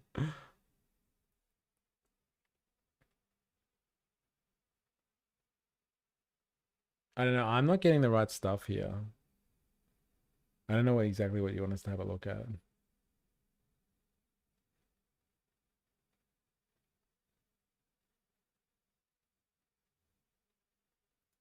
You might look again. Can you get on the Discord and show us? Very briefly, being charged in contempt of Congress means Congress believes you willfully refuse to comply with a lawful subpoena. Criminal contempt. Congress may refer the case to the Department of Justice. 12 months jail time. Historically, fine up to $100. Civil contempt. Congress goes to federal court to enforce subpoena. No criminal conviction, but you can be fined or jailed coercively until you comply. Inherent contempt. Rare. Jail until compliance. Bottom line, jail is a legal possibility, but they'll fine you $100. Oh, just unflattering photo of Hillary in a swimsuit. Okay, right, fair enough. Remember, kids, when you give the middle finger, it's neither left or right. Can you fucking remember that one, please, Dilemmas? That's pretty good. When you give the middle finger, it's neither left or right. I like that. I like that. This is one of your finest moments on the stream, Dilemmas. To sit down with the House Oversight Committee today as part of its Jeffrey Epstein investigation. That's certainly what the committee wanted. CNN's Annie Graer is it's on the Capitol far Hill. middle. Annie, there's so many tropes and themes that have come up now over the last 12 months. Jerk circle. this is an extraordinary moment that I'm sure will lead to several more extraordinary moments in the coming week or two. But what we just saw from the chairman is precisely what was predicted in a very lengthy, very hot statement that the former president and his wife. It's a good thing men can't become women, because Clinton on the sax would have gotten me pregnant years ago. I think we actually watched him saxing it up at the end of last year, provided by yours truly, Jag. The former Secretary of State and First Lady just released a letter to James Comer. Explain. So, Dana, what we're headed towards next is potentially lengthy and even unprecedented legal battle. Now that Comer has announced that he's going to move forward with contempt proceedings against both Bill and Hillary Clinton. Now, Hillary has one more option for her deposition date tomorrow, but from the letter that Bill and Hillary Clinton sent to Comer directly this morning, they lay out exactly why they are not planning to appear for their depositions. And this is after months of back and forth, Dana, between the Clintons' legal attorneys and the Oversight Committee, where the Clintons have maintained that these subpoenas are not valid, that they are willing to provide written testimony, and that the committee has even granted this option of written testimony to at least 7 of the other witnesses that they've subpoenaed in this investigation. So why not grant them to the Clintons here? And in this letter that you mentioned that Bill and Hillary Clinton wrote to Comer, I want to read for you a piece of it that just shows the stakes that both the former president and First Lady and Secretary of State understand here. They say, quote, every person has to decide when they have seen or had enough and are ready to fight for this country, its principles, and its people, no matter the consequences. For us, now is that time. Now, Comer maintains he still has a lot of questions for the Clintons. He wants to know about Epstein's relationship with them, but Bill Clinton has never been accused of any wrongdoing, and we are now going to see how far House Republicans are going to take this. Yeah, we sure will. Thank. That's what it is to the to the Americans, right? That's all that this is. This is just a fucking culture war thing. They're just trying to, like, they've never accused the Clintons or Bill Clinton of doing anything wrong. Never. But, like, they're going to grill him over this, and they're going to use this as political football. If someone's going to go down, it might as well be an ex-Democrat. Like, these people are all in bed together, like literally in bed together. Like, what Volta is saying is true in the chat. Like, they have both, like, Trump and Clinton are being investigated for, like, doing someone over at the same time. They've even been implicated with each other, okay? Sexually implicated with each other. They are literally in bed together. Literally. And these people are just like, they're just going to try and use this to get at a former Democratic president. That's all the Republicans care about. It's just like, well, okay, fine. But, like, this guy is a crub. And, like, the implications of what we're talking about here are global too. Like, we've heard some crazy stories about what Epstein's been up to. When his friends get together for his birthday bashes and stuff like that, they fly in people from all over the world.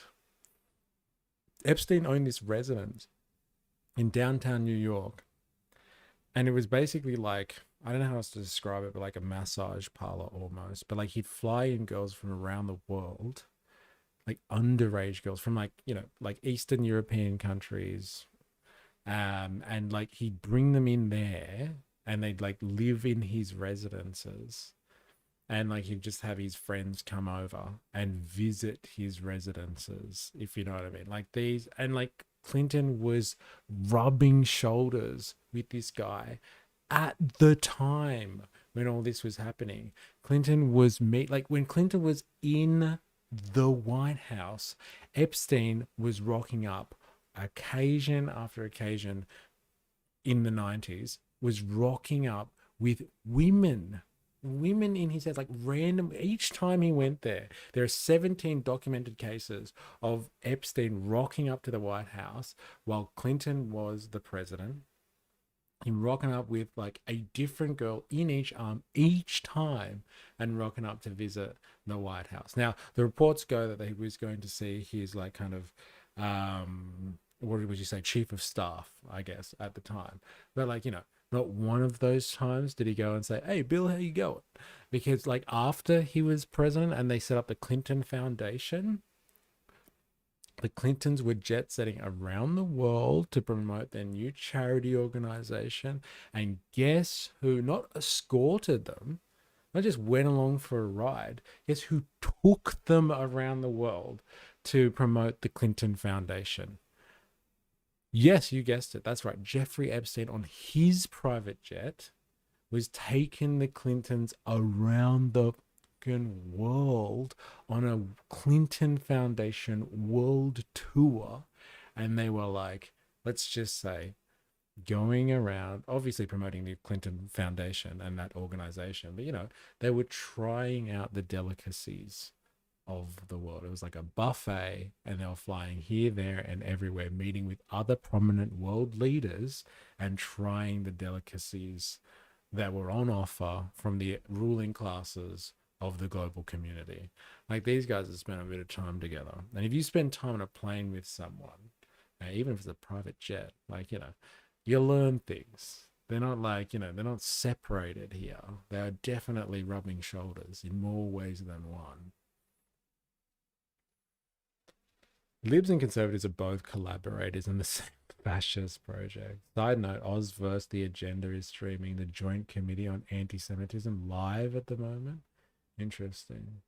Literally in bed together. Sets fire to mind's eye. Yeah, it does, doesn't it? It is kind of scary. Side note, Oz versus The Agenda is streaming the Joint Committee on Anti-Semitism live at the moment. Is there anything that's coming out of it? Are you suggesting there is anything of substance? I mean, I don't know. What is Oz versus the agenda anyway? Ah, this.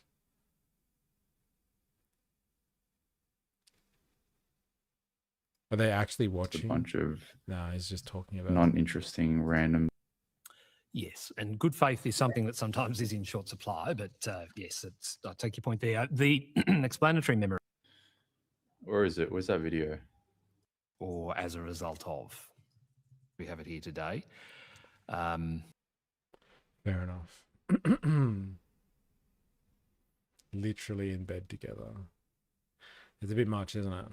Thank you so much, Annie. And back here at the table, Bill Clinton, the former president, and the former First Lady and Secretary of State, also, in addition to that letter, sent declarations of what they do and do not know. Like, why do they want that? Like, it's so funny. Like, they really don't want to answer questions. Like, look, we'll send in a letter drafted by our lawyers. We'll speak in a disposition, which is like American legal talk for a time where people have a meeting under oath and they just swear to tell the truth.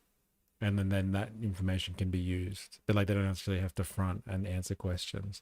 They get grilled by somebody else's lawyer under oath, and they answer questions in a closed room environment, and then they can kind of set the terms of what is actually talked about, and they never get to be grilled by anyone in some type of court situation. They never get grilled. He just streams his big bills, so you get to see what the pollies actually say and vote for. He had 40K watching during the misinformation bill. That's interesting. That's a lot of people watching. Holy shit. 40K watching. Like during a live stream, 40,000 people. That's mental.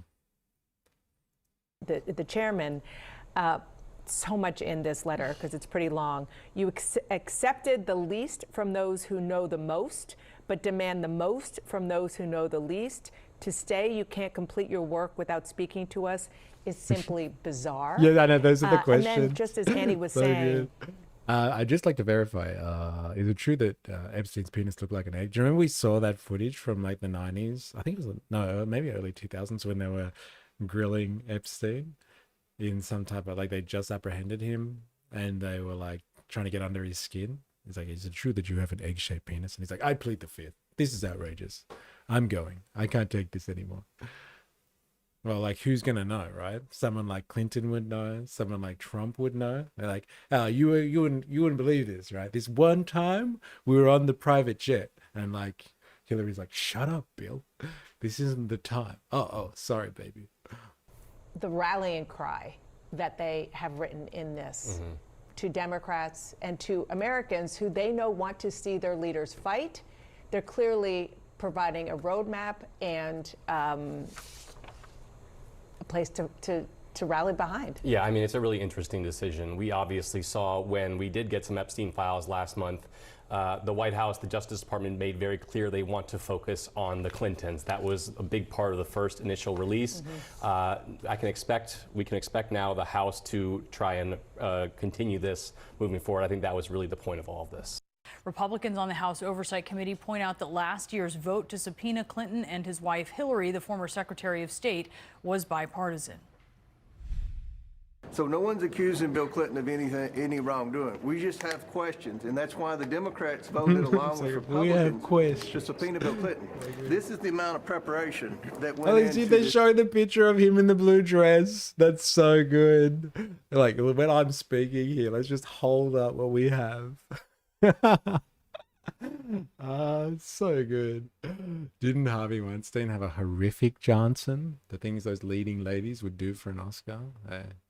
Hey, not just the leading ladies, right? It's just people generally. We'll think about all the stuff that went down with Diddy, right? P. Diddy, and all those aspiring rappers. Imagine what they do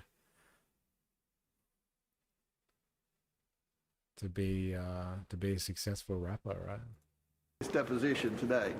These were the questions that we were prepared to ask. We've communicated with President Clinton's legal team for months now, giving them opportunity after opportunity. Hillary Clinton's deposition is set for tomorrow, but she won't be appearing either. In a letter to Committee Chair Comer explaining their no-show. Let me tell you, I've seen a lot of eggs. This is the best egg I've ever seen. Tremendous egg. Maybe the best egg in history. It was hot. A lot of people were saying it. A lot of people were saying how hot this egg was. The Clintons' lawyer says, quote, subpoenas themselves are nothing more than a ploy to attempt to embarrass political rivals, as President Trump has directed. Let's turn now to CNN. All right, I'm out. See, I knew this would come from the CNN. Like, honestly, just step past the fact that he's a Democrat president. Okay, he's a fucking grub who's been implicated with an actual sex trafficker. Like, come on. This is fucking crucial stuff. We are getting an inside view into the lives of the people that rule the world. And all you can say is it's a Republican plot to bring down and to draw. Look, they've only got so many attempts at this. So if the Republicans wanted to be like, all right, let's just release all the stuff on Bill Clinton first, what about all the other stuff? Like, it's going to have to come out at some point. I bet this Clinton news will be big in right-wing media, but nothing about Trump's cover-up of the files. Yes, but like, how long are they going to be able to play this game for? Like, they've only got so many attempts to distract everyone with the Clintons. Who's going to be next? It'll eventually get around to other people. So, like, I guess they just get this one first out of the way and then release the other stuff on drip. This is atrocious. Atrocious. This is what the rich and the powerful do. Like, you're seeing it right here. We don't need culture wars when we've got class wars like this. And they just hold, like, they're not holding Congress in contempt. They're holding all of us in contempt. The human race in contempt. Put Shirley on the case. He'll give us the truth. Fucking Shirley. I haven't seen the Channel 5 one. Shirley. Little fucker. All right. We're going to have a quick break. And then we'll be back soon with some more. So don't go anywhere. If you're watching this on YouTube, you haven't already, hit the like button. And yeah, we will continue with some more. If the Dems really want to win, they just need to run on releasing all the files. Yes, right? That'd do it. That'd do it. All right. Quick break. We'll be back.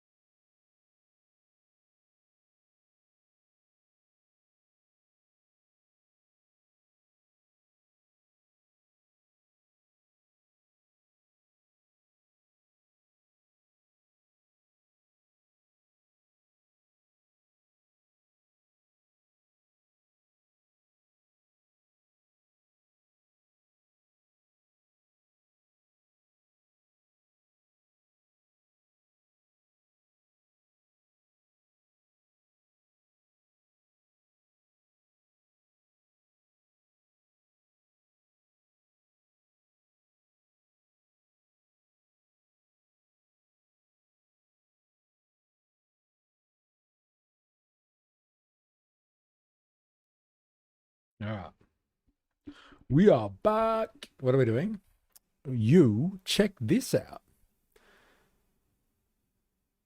What is this? Let's have a look.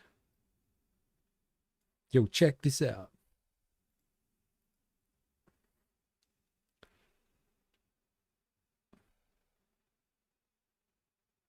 At least 6. Get fucked, folks. Get fucked. Give me a second. I'm going to use a different source. Give us a tick.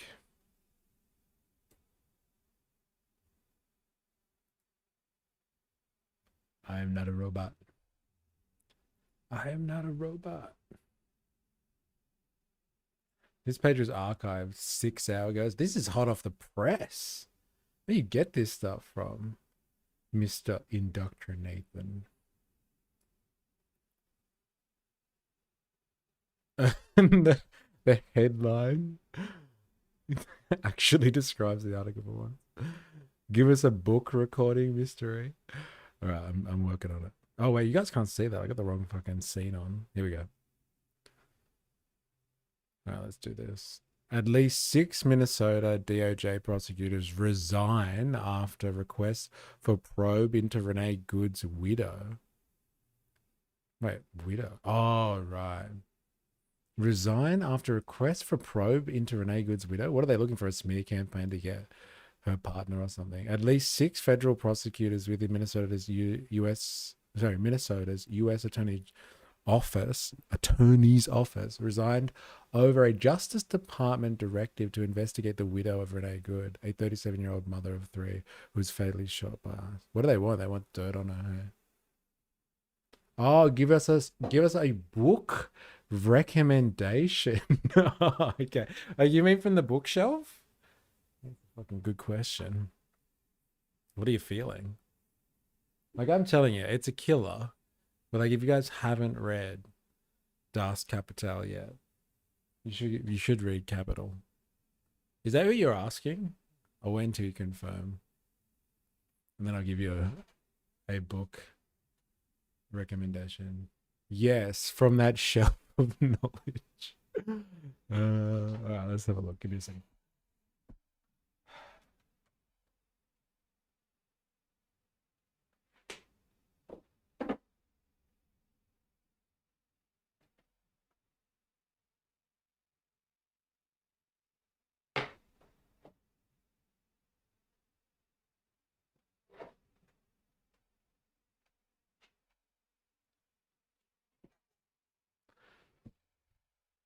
This is Marx's Capital. This is volume 1 and 2, I think. Is that right? No, it's just 1. Is that right? Yeah, volume 1, part 3. Holy shit. That's just volume 1. It'll take you a while. It's a killer. But like, honestly, you understand how the world works so much better. Like, even if you don't, like, you can hate Karl Marx all you want. A lot of people do. But like, you will understand the basic mechanizations of world politics, because you know what motivates people. This one is incredible. Like, if you want to learn what it takes to, like, psychologically, how you become like a revolutionary, this is like, what is it? Che Guevara, A Revolutionary Life. Like, this guy, John Lee Anderson, really just followed as many people around as he could to get an understanding of how Che Guevara kind of lived. It's really interesting. Not topical, either of these ones, but really interesting stuff.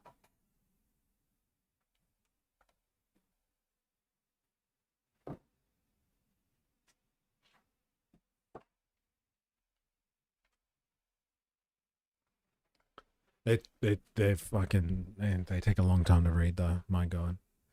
Both of them. They're chunky. Imagine wanting to be a warrior for justice and to be turned into a headhunter. That's pretty much the implication here, isn't it? Indoctrination. Like, they just want someone to get dirt on that what did he call it? That fucking bitch. They just want to get some dirt on that fucking bitch's partner so they can fucking like smear campaign her. Joseph H. Thompson, a top fraud prosecutor in Minnesota, was among the prosecutors who quit, according to Minnesota Public Radio News. The half dozen prosecutors who have left the DOJ wanted a probe into supposed ties. Becca Good, Renee's widow, has to activist groups, the New York Times reported, citing DOJ's reluctance to investigate Good's killing as another reason the prosecutors are stepping down. The DOJ excluded the Minnesota State Bureau of Criminal Apprehension from the investigation into the shooting, leading to outrage from local officials, including Minneapolis Mayor Jacob Frey. I think it's called Frey, who said last week the city wants a fair investigation. Did it cover how he gained so much support? Kind of like instructions on how to start a political movement? Well, it documents his life. So you kind of see what are the formations. You're talking about Shay, I'm assuming. You kind of see the formation of his political journey and how he becomes radicalized. Watch out for that evil word. And it's because of the stuff that he sees in South America as he travels around as like this new doctor, basically this young 20-something-year-old doctor. And he's just like moving around, like there's people like everywhere he travels. It's just like, oh my God, you're a doctor. We need your help, because they just have absolutely no health services in the 60s in South America. And like him being a doctor is like he's some type of fucking shaman, and like he walks into places and they're just like, help me. Anyway, he sees the firsthand what kind of US imperialism looks like in his corner of the world. And then yes, it describes them. But you know what's the thing? Like, honestly, one of the best takeaways from Che Guevara, I guess you would say, in what makes him like legendary, is he's just one disciplined dude. Like, he gets involved with the Cuban activists in Mexico and somehow gets a ticket as an Argentinian, gets himself a ticket to be part of the Cuban Revolution. And it's like completely just like, oh my God, like, you know, right place, right time kind of stuff. But like he's just such a, like, he wants to prove to himself that he can do this. And so like he becomes so disciplined and like acts that way as a revolutionary in the Cuban insurgency or insurrection forces. Because yeah, he's just so disciplined.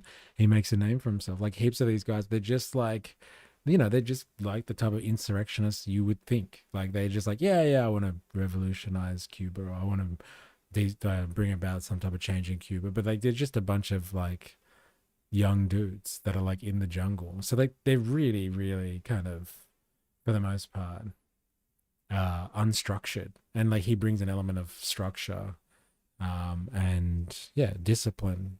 And so he becomes someone that they all have to rely on anyway. And like by result of his work ethic, he becomes like kind of 2IC under Fidel Castro, who is actually Cuban. And so like all these Cubans start following Che as well, and like just follow. He's just a leader. He's like a natural leader because of his work ethic. And so he has to struggle with what that means for him politically, because people start to turn to him and seek his counsel and seek his expertise. And so like, you know, how do you make a name for yourself? It's a really good question. Like, how do you start a political movement? Like, you kind of have to be in the right scene at the right time, and you have to be dedicated. And like, people will just naturally turn to you as a rock, and they'll lean on you. Yep, they're victim blaming. As a fellow man of culture, I recommend Where's Wally? It's a gripping esoteric review into the duality of man. That was fucking. That was a good comment there. A gripping esoteric review into the duality of man. I like that. So wait, if Frey is pronounced Fry, does that mean it's pronounced Susan Lie? Well, pretty much. That's the implication now. Double S. No one's gonna let go of the SS now. I changed it to a double S. Lead by example and example of the change you want to see in the world. Yeah, be the change that you want to see. And like, just don't be reckless about it. Like, if you're going to do something like this against all odds, you need to have structure. And he brought this element of structure into the camp, into the movement. And people just like, they're like kids, you know, like kids are kind of are drawn to that type of authority and to like boundaries and stuff like that. And these other guys needed something as they were struggling to survive in the jungle, fighting against the Batista regime that was backed up by US money.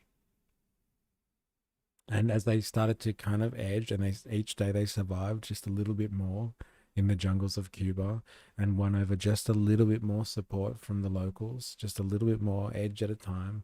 And he was kind of this guiding, strict force that kept them on the straight and narrow. They learnt and they were able to survive day by day. It was literally a day by day affair in those jungles until all of a sudden, like, there's this kind of phenomena in dialectics when there's like, you know, a struggle going on, a movement between two forces that are in kind of contradictory motion, and it goes from a quantitative change. So day by day by day by day, they're building this revolutionary movement, and all of a sudden, like, just it hits a turning point, like water boiling. It all of a sudden becomes boiled. It makes a qualitative distinction at some point. All of a sudden, they've gone from just being in the jungle and like edging closer and closer and closer, putting more and more pressure day by day on this regime, and the word spreading within the local communities that they're coming, they're coming, they're coming. These insurrectionists are coming. They're coming until they're surrounding Havana in Cuba. And like the entire Cuban population is behind them. And then they literally at the end just walk into Havana. Like they just walk into the city. Like there's a bit of a scuffle on the edge of the city and stuff, but everyone, like all the regime at the time is just fucked off by then. And they're just like, wow, we're screwed, because the people have just been watching them for the last year or two, living in the jungles and like fighting and winning slowly. But like they just, and then it just boils over into that revolutionary moment where they just take over. And then the next day is where it's exciting for me. Like all the jungle operations and the Arnold Schwarzenegger shit, that's cool. But like the next day, they're just like, fuck. What do we do now? What the hell do we do now? That's the revolutionary moment right there. YSS Susan. Also, your email here is susanlay88@hotmail.com, but you were born in 1988. You weren't born in 1988. No. Susan Lay 88. We're never going to let her live that one down. Susan Lai, sorry. Susan Lai. Key background, further reading. Key background, the fatal shooting of Good has sparked a wave of outrage amongst lawmakers, prosecutors and protesters across the country, with demonstrations continuing into Tuesday as protesters clashed with ICE in Minneapolis. The Trump administration has repeatedly defended the actions of federal agents who shot Good. President Donald Trump has called the protesters and Good professional agitators, and on Tuesday vowed reckoning and retribution in Minnesota, and indicated ICE would continue operations in the state despite ongoing protests. Minnesota has sued the Trump administration. Yeah, we know about this. Interesting. Forbes. What a source as well. Forbes. Goddamn Forbes. All right. Let us continue. Now, what do you want to do? We can do Greenland. I've got some stuff prepped for Greenland. There's some developments there. Mexico, Canada. Got some interesting stuff about US wanting to take over Mexico and Canada. Oh, I wanted to do this before. Let's have a look at this. It's fresh news. The best I could find on it. It is fresh news. Like fucking 6 hours old, apparently. All right, I want to have a look at this. I wanted to look at this before. This one's for mystery. I have a strange kind of obsession with the NSN at the moment.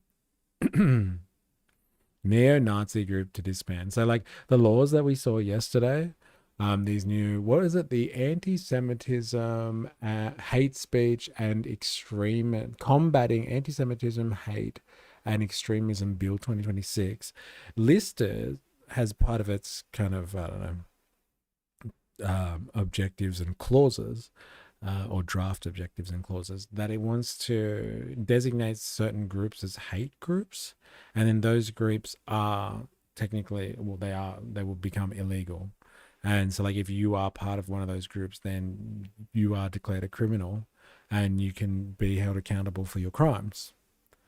And so one of the groups that has been listed as associated with this, there was one kind of, I guess a Muslim group. It must have been some type of religious group that must be preaching hate about Jewish people, I guess. That's why it's listed as a hate group. But like one of the other groups, because there's the designation of terrorism is kind of isn't the right classification for a group like the NSN. Now the NSN, interestingly enough, at the end of last year, and I feel like that guy in Futurama, the lawyer that's like defending Zoidberg, and he's like, but I'll fight for his right to blah, blah, blah, to do it, like eating the flag.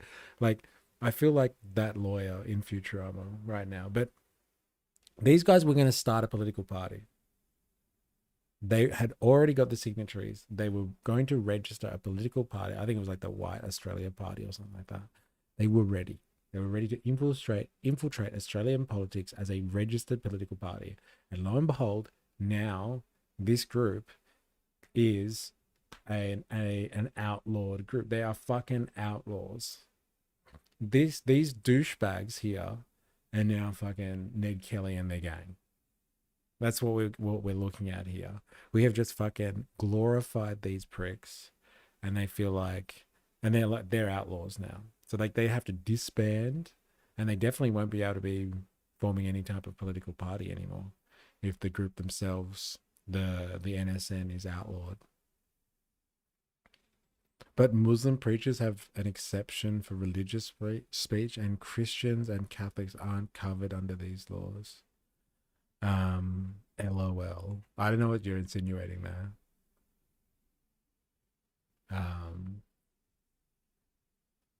But like, yeah, these guys have been tied up in that. And it seems weird to me because like fighting hate speech, anti-Semitism, and extremism, like under what classification are they classifying these people as a hate group? It'll be interesting to know, because the law, it hasn't actually become law yet. This is a draft bill, and they're not meeting until like next week or something. So like, is it just this manufacturing consent machine that the ABC is part of? They know that the law is going to go through, and they're going to start the story now. And they're just like, hey, these guys are going to disband because they're going to be outlawed anyway. Because like right now, it's not illegal for them to be part of the National Socialist. What is it called? What do they call themselves? NSN, National Socialist Network. It's not like we haven't had political parties in favour of white Australia in recent years. Remember the Fraser Anning and his eggs? It's also not a bad thing if they were to try to run in politics. Then they have to uphold the rules of parliamentary politics, and they also would compete for votes with One Nation. Yeah, like, you know, that's the thing. Like, they would have to meet certain, I guess, rules of engagement for parliamentary politics.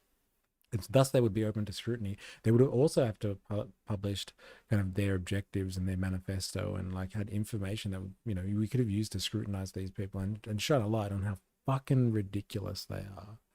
But now they're going to be outlawed. Now they're outlawed, and they're going to fucking, in their minds, they are mythologized now, as mythologized in Australian history. It's like I said, someone like the Kelly Gang or something like that. And they're going to be martyrs, to use, you know, language that they would hate because it is used by ideological opponents of theirs, but they're going to become martyrs. And they're doing it all for this, for Australia. Let's take a moment to appreciate the acronym for the White Australia Party. And the Google search of the neo-Nazis we're going to do, lol. Indoctrinate them better to fight the spears in your face than the knives in the back. That's a great quote. Also, we'd find out who really funds them. Yes, that'd be interesting. So they'd have to make political donations and statements and declarations and stuff. So we could know who's associated with them. It's interesting. All right, let's see what the ABC has to say about this one. Yeah, you're on fire, Indoctrinate them. All right. Well, neo-Nazi group, the National Socialist Network, has announced it will disband. That's in response to the federal government's new hate speech laws. However, there are concerns that members of the group could move their operations underground. Political reporter Isabella Tolhurst joins us now from Canberra. Isabella, good morning. So could there be unintended consequences from these new laws? Good morning, Emma. Well, that's exactly what the concern is. These new hate speech laws are being introduced to Parliament next week, as it's been recalled early, in the wake of the Bondi terror attack. Under the new laws, it will become easier for the federal government to...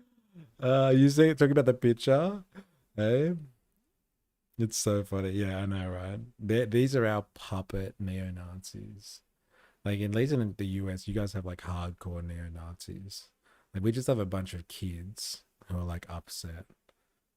Or anyway, the ones that are associated with the NSN anyway. They're just a bunch of upset children who like haven't figured out that there's more to life than the universe that they think revolves around them. But those are who these little Easter eggs.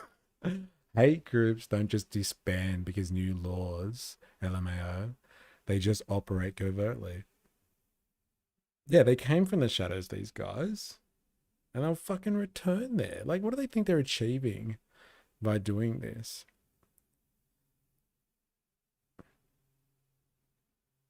It's interesting. Anyway. To identify Under the new laws, it will become easier for the federal government to identify organisations as prohibited hate groups. Once a group is identified, it then becomes a criminal offence to direct activities of the group, be a member or recruit for the group, provide or receive training and get or give funding to the organisation. People who break those laws could face up to 15 years imprisonment. Now, the National Socialist Network, the group behind projects like White Australia and the European Australian movement, yesterday announced it would be disbanding. In a message sent to members, they said that if the laws pass, there will be no way to avoid the organisation being banned, and that disbandment is being done before the laws take effect to avoid members being arrested and charged. Now, in theory, this is exactly what the government wanted as a result of these laws. They want to create a world in which it's not possible for these... Did that dude get deported to NZ? No, I don't think so. My camera's playing up again. Give me a second. Yeah, change cameras.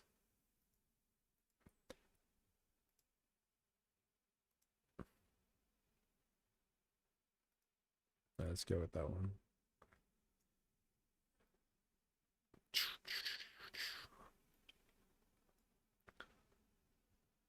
I don't think, he didn't get deported. The primary Easter egg, the main Easter egg. Yes, daddy government, if you just change the laws, then people will automatically change their views because that worked so well in the past. I'm not sure about that. I was watching a couple of American streamers going through leaked white supremacist dating website profiles and rating them in the tier list last night. Let's just say the only person who was worthy of their SS tier was a 26-year-old man from Melbourne. Interesting. Where did you find this stuff? Was it on YouTube? Can you link us, please? That'd make a fucking hilarious Far Right Friday, that would. My God. Hate groups to... At least the South African who Oh, yeah, they did deport a South African guy. That's right. He participated in the police-approved process, got deported the next day. Good to see the system working well. Come on. Seriously. This isn't the US. As if we have, like, mass deportation problems in Australia.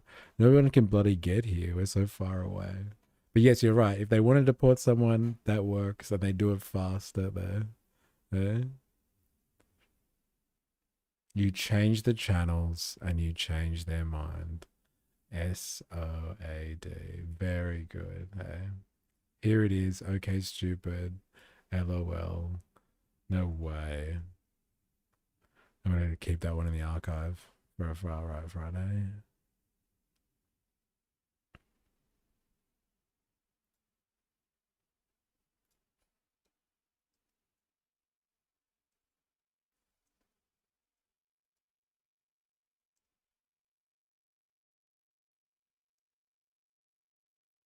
Have fun. Oh man. I will. This is manufactured infighting between Christians and Muslims, so we focus on each other and not class or Zionist issues. Yeah, Clarice. You back. There it is. Spread their hate. But with Home Affairs Minister Tony Burke saying that he welcomed the news. However, there is a bit of scepticism that this announcement from the neo-Nazi group is not genuine. They say that they, instead of being completely disbanding, there's concerns that they will just move underground. We've heard from extremism and politics experts that say while neo-Nazi groups are above ground and they feel emboldened to speak about what their plans are and what their opinions are, they're very easy to track. Once they head underground, however, it becomes much harder to keep track of those individuals. Some extremism researchers also say that these neo-Nazis may take this as a personal attack on their freedom. Although be careful of some of the profiles. They say some things that may verge on, if not walk all over TOS. Yeah, thanks for the warning. I might give that one a screen before a Far Right Fridays. But if there's any gold in there, eh? It's not a left versus right. It's an upstairs versus downstairs. But like, you know, like I think that Clarice has got a fair point though. Like infighting between Christians and Muslims or something like that, or everybody versus Muslims, is just another way to divide the working class of any nation. Hey, look at those Muslims over there. They're your real enemy. Don't look upstairs. That could incite further violence or action as individuals may look to take action against what they deem is an unfair law. So while there does seem to be wide-ranging support for these hate speech laws, this is something the government is going to have to hash out in Parliament next week during the debate of the laws to make sure that people aren't able to circumvent them. Hash out what? You ban people by listing them as a fucking hate group, and then what? You have to put stuff in the legislation to make sure that you can then get them when they resurface. Not even resurface, they go underground. Like, how are you supposed to factor that into legislation? The fuck are they talking about? Completely talking out of their asses on this one. This will stop them from registering as a political organization, which is what they were planning to do. And it'll just force them back underground. So they're just going to do the same old fucking shit that they were doing before, but they're just going to do it underground instead. And they'll just call themselves something else. It won't be NSN anymore. They'll call themselves some other fucking wacky name. Also, never heard of the term Europid until I saw that, but apparently that's a thing white supremacists call white ethnicity there. Europid. Really? Oh, that's a thing apparently. That's a goddamn thing. Okay, so we're doing this now. Apparently, we're doing this. All right, let's have a look at this.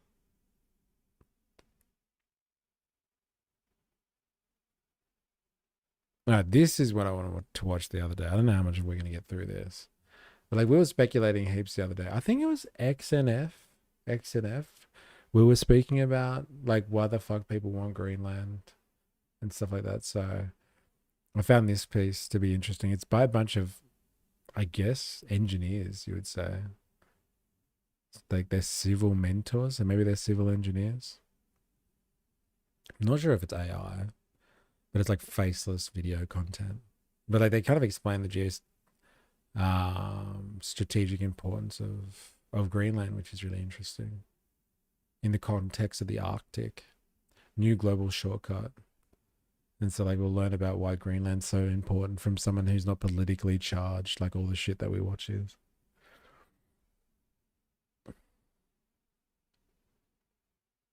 Yeah, it sounds stupid as hell, like something evolved out of Neanderthals. You're probably not too wrong there either. Only action NSN takes is crane kicking, camp sovereignty, crane kicking. Because they pre-gamed with reruns of Karate Kid. Huge national security risk. Yeah, it was pretty lame, wasn't it? You should do some Chasers War and Everything style activist stunts on communism. Interesting.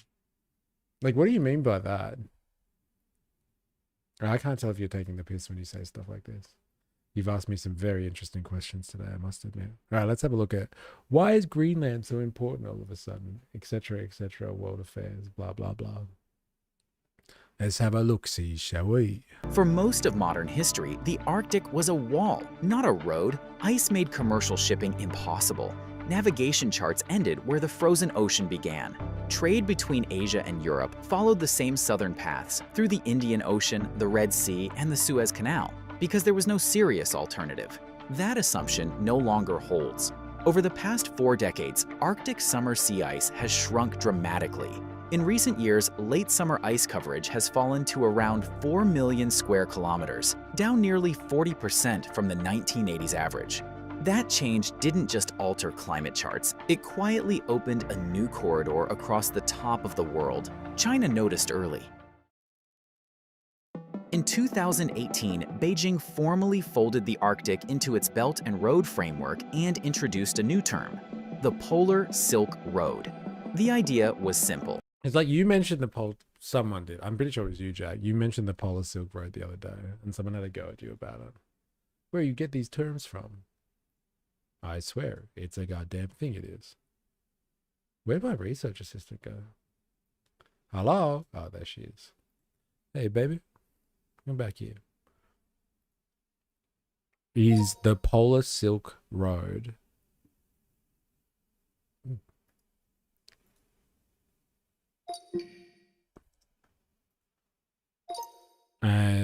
synonymous with China's Belt Road Initiative?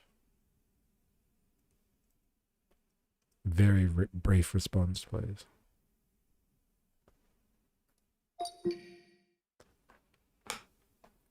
As in the NSM is just a tool the government uses to shift public focus.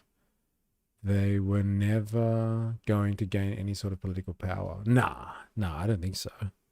No way. But yeah, you can use them. Like they can be like, oh, see, look at these hate speech laws. Look, we captured the NSN. Finally, we got them. So like, come on, you're going to do this anyway. Don't use them as a fucking excuse for it. But you wouldn't know it. Thomas Sewell exited the courthouse right as Jacinta was doing a press conference. What are the odds? Yeah, it was interesting, wasn't it? And then he was able to like go after her in the park. It was a civil debate. XNF has some interesting views. Yeah, fair enough. Interesting views.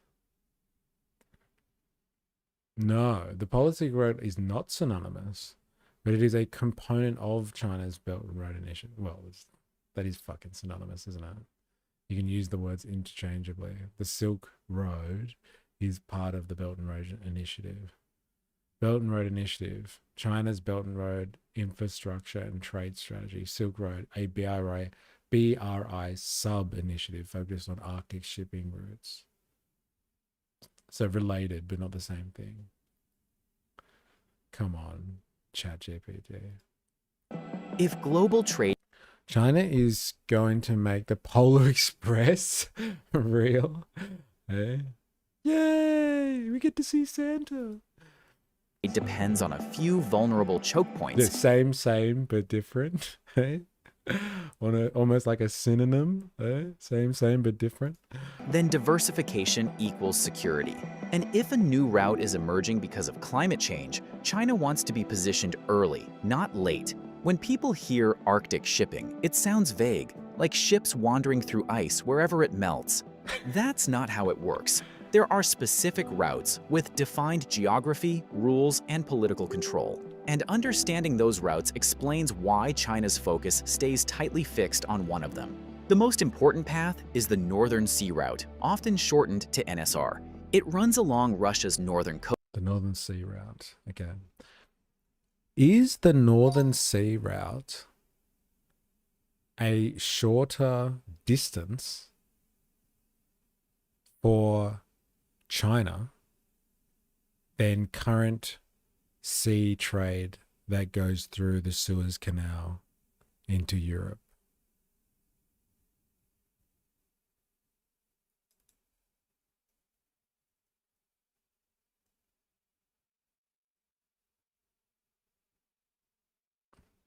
I wonder if it's able to give an answer on that.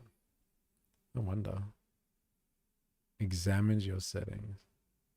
Yes, the Northern Sea Route is a shorter route from China to Europe compared to the traditional one through the Suez Canal. Traditional route: China, South China Sea, Indian Ocean, Suez Canal, Mediterranean, Europe. China, Pacific, around Russia's Arctic coast, the Barents Sea, and then Europe.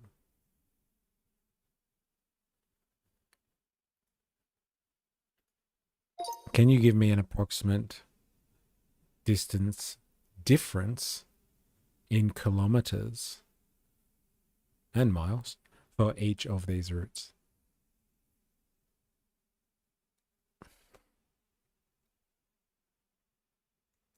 Say from China's east coast.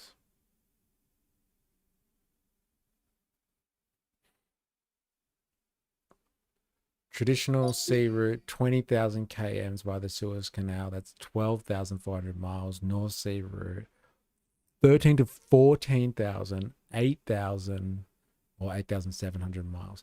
That's a fucking huge difference. That's a massive difference.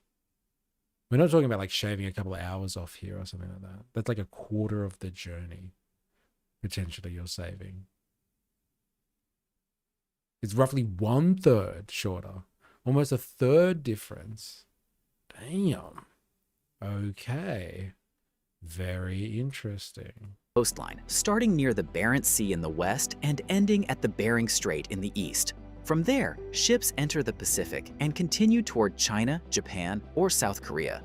You'll often hear another term, the Northeast Passage. That's a broader geographic label used by geographers. In practice, when governments and shipping companies talk about real operations, they're talking about the Northern Sea Route. There is also the Northwest Passage, which cuts through Canada's Arctic islands. It looks attractive on a map, but in reality, it has shallow waters, tight channels, limited infrastructure, and legal disputes over sovereignty. Commercial shipping barely touches it. China studies it, but it does not plan around it. So when China talks about Arctic trade, it means one thing. So what do you reckon? Is this AI generated or what?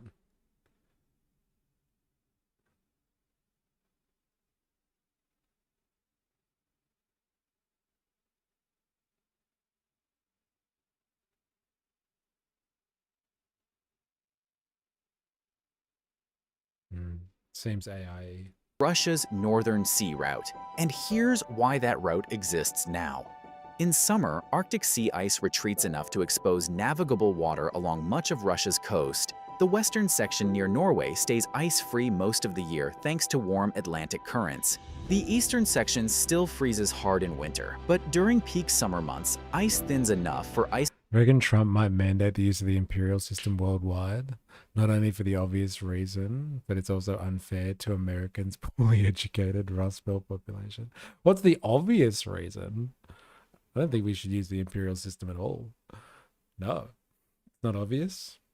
No, I like my measurements done in divisions of 10, some type of a decimal system. Class cargo ships, often with icebreaker support, to pass through. This creates a seasonal corridor. From roughly July to October, conditions can allow commercial transit. Outside that window, ice closes. It's really hard. Like, it's confusing as fuck. Especially with temperature fucks me. Like, you know, distance, weight, like you can kind of approximate it, but like I get completely fucked over by the temperature system of Fahrenheit. Ah, right. Americans being imperial by nature, it seems. Closes the door fast. That seasonality explains why the route has not exploded overnight. Shipping relies on schedules. Global logistics hate uncertainty. A path that only works part of the year must offer serious advantages to be worth the trouble. And on paper, it does. Compared to the southern route through Suez, the Arctic path is far shorter for Northeast Asia. From Shanghai to Rotterdam, the distance drops by about 2,500 nautical miles. From Japan, the cut can exceed 4,000 nautical miles. Less distance means less fuel, fewer days at sea, and lower operating costs. But geography is only half the story. Unlike Suez or Panama, the Northern Sea Route is not an international canal. Russia treats it as a national shipping lane. Foreign vessels must request permission, follow Russian regulations, and often hire Russian icebreaker escorts. Moscow controls. Are you hearing this? Are you hearing this? This isn't international waters up here. This is Russia's. What is it called? The Barents Sea, was it? The Barents Sea. Is the Barents Sea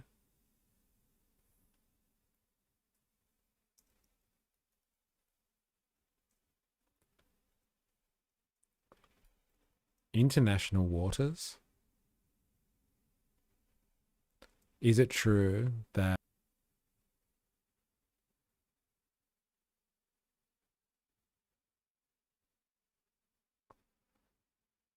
trade route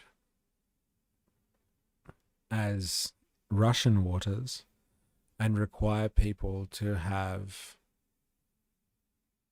a Russian icebreaker escort and follow Russian maritime rules when using the passage?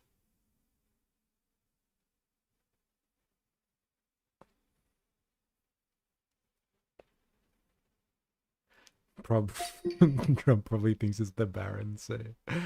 The Barents Trump. Barents Sea International. Generally, yes. The Barents Sea is not claimed as international waters by Russia and is considered part of the international waters and the high seas exclusive economic zones of bordering states Russia and Norway. Is not claimed as is not claimed as internal waters by Russia and is considered part of the international waters. The Northern Sea Route does not include the Barents Sea in Russia's own legal definition of the North Sea route regime. What does Russia claim about the Northern Sea Route?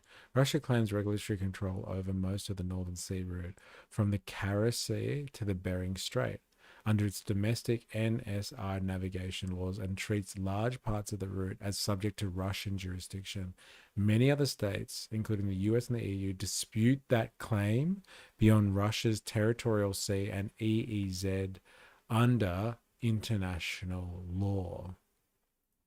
Does Russia require escorts and permits? Yes, under Russian law governing the NSR, ships, including foreign commercial vehicles, must obtain navigation permit from Russia's Northern Sea Route Administration before entering the NSR waters. Right. Vessels must meet ice class requirements, report before entry, and comply with the Russian safety and communications rules. Icebreaker escort or ice pilotage support is generally required depending on conditions and vessel class, though rules have been modified to ease escorts for some higher ice class LNG carriers. Is Russia's claim internationally recognized? No, not fully. Many maritime states argue that parts of the route, especially straits connecting bodies of water, are international straits where freedom of navigation should apply without needing prior Russian permission, fees, or mandatory escorts. Mandatory escorts? That's interesting, isn't it? Russia's border claim to regulate the route beyond its territorial sea and EEZ remains disputed under international law. Who would have thought, eh? It's where Aussies get drunk and play French cricket. Oh, wait. What did I miss here? Bit of weed peddling or purchasing made many who went before me adapt to conversion. That's funny. Weird how Americans most sacred thing use the metric for its ammo, but everything else has to be goofy imperial. Yet it's 3 yards. What the fuck is a yard? It's where Aussies get drunk and play fridge cricket. Yeah, a yard is a goofy unit of measurement. You would think it's as big as a yard, but it's just 3 feet. It is interesting. And where did feet come from? A yard in Australia in 2025 ain't what it used to be. Ain't that the truth? Interesting. Access, traffic rules, and emergency response along the route. China accepts this. Beijing doesn't challenge Russian authority here. Instead, it works within it, because access matters more than ownership. That political reality is one reason the Polar Silk Road exists at all. So this is not a free-for-all across melting ice. It's a narrow, state-controlled corridor that opens briefly each year, and one that China believes is worth long-term investment despite its limits. So why does... Could you imagine if you're China, right, and you're like you're the powerhouse. Are those penguins? China care so much to get... Yeah, they are. And like you're the fucking manufacturing hub of the entire planet. And instead of going through the Suez Canal and having to deal with like stopping all the way along, right? You stop at India, you stop maybe in one of the Gulf states, you stop somewhere in the Mediterranean, then you wrap around Europe and go somewhere else. Northern Europe, maybe. Like, imagine having to deal with all those separate jurisdictions and like paying fees and charges and all that. And then you could just deal with Russia. Like, you're taking your shit around the world or to the other side of Europe or the Eurasian continent and landmass, and all you have to deal with is Russia. And Russia wants what? They want an escort. They want you to pay some fees. Fucking, you got it, baby. What do you want? You want us to build some ports for you too? The Chinese are pretty good at that. Feet come from your legsies. I'll show myself out. Yeah, and that makes sense in a world of like, you know, pre-industrialization, right? Like having like a general understanding, like how many feet is it? Like get your feet out and walk it. How many feet is it? But like now in the industrial society, like all that sort of stuff just doesn't make sense. We're too precise these days. Stops at doors. I believe the foot measurement came from some British monarch that measured his foot and decided that was going to be the unit of measurement. Not a joke, by the way. Yeah. And it works for a society that, yeah, it doesn't have to be industrially accurate. Get involved this early when the route is still difficult and seasonal. At first glance, China's interest in the Arctic looks strange. China has no Arctic coastline, no Arctic population, no historical role in polar navigation. Yet over the past decade, it has invested billions of dollars, built icebreakers, joined Arctic institutions, and branded an entire trade concept around a route that only works a few months a year. That tells you this is not about short-term profit. It's about long-term trade security. China's economy depends on shipping. Roughly 90% of its trade by volume moves by sea. Is that true? 90% of its trade moves by sea. Is it true that 90% of China's trade moves via sea?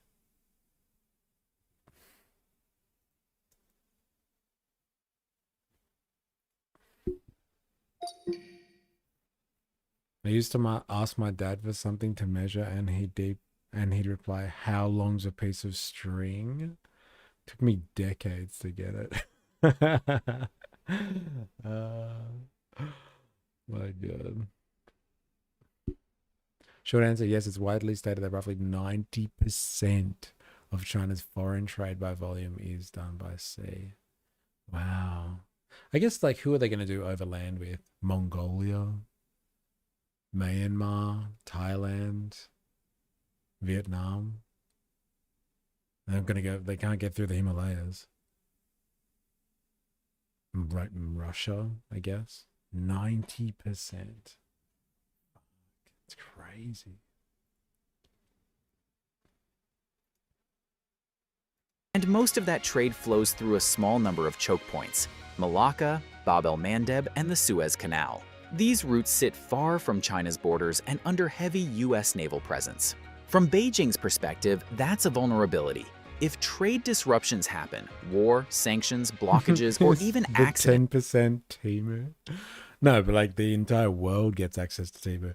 More like, is that part? Is like a big fraction of the 90% Timu. like the Ever Given, China feels the shock, emissions, blockages, or even accidents like the This is how you know it's AI. It says evergreen on the side of it. Ever Given. China feels the shock immediately. The Arctic route offers something different. I think this is why Brian brings up the maritime oil blockade strategy so often. Yeah, because like, look, this AI has got a point here. Like, if the US does, and the US does have significant bases and like control points all the way along the Indian Sea, to the Persian Gulf kind of route, and then the Mediterranean Sea, obviously. Like, if you go via Russia, like, who are you dealing with? The Russians. So you just got to have good relations with the Russians. The company was called Ever Given. The boat was called Evergreen. Okay. So it might not be AI. Fair enough. How much of Australia's trade is done by sea? Oh, I don't know. Wait, why does Evergreen mean it's AI? I thought it was mispronouncing the name of the ship. And so, like, I thought it might be AI because it's not. Like, the script hasn't been checked properly and stuff. And Dr. Nathan is saying, no, that was naming the company, not the name of the ship. He's sticking up for the clankers. Eh? How much of Australia's trade is done by sea? Good question. What percentage of Australia's foreign trade is done by sea? All of it. Eh?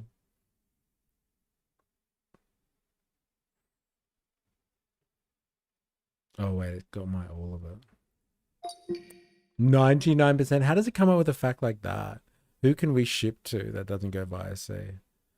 By value, 97 to 80% of Australia's trade is transported by sea. 99% by volume of Australia's international trade is done via sea. Oh, I guess it could go via, like, the air, I guess. Air transport. Air shipping is hella expensive. Yeah.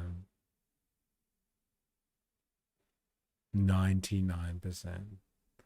Hella expensive. Hella cool. Distance from geopolitical pressure points.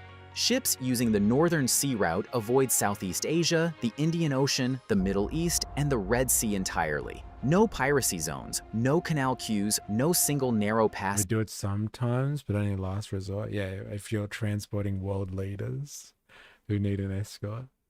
Where one accident freezes global trade. That alone makes the route attractive, even if it only works part of the year. Then there's the math. Shipping costs live and die on distance and time.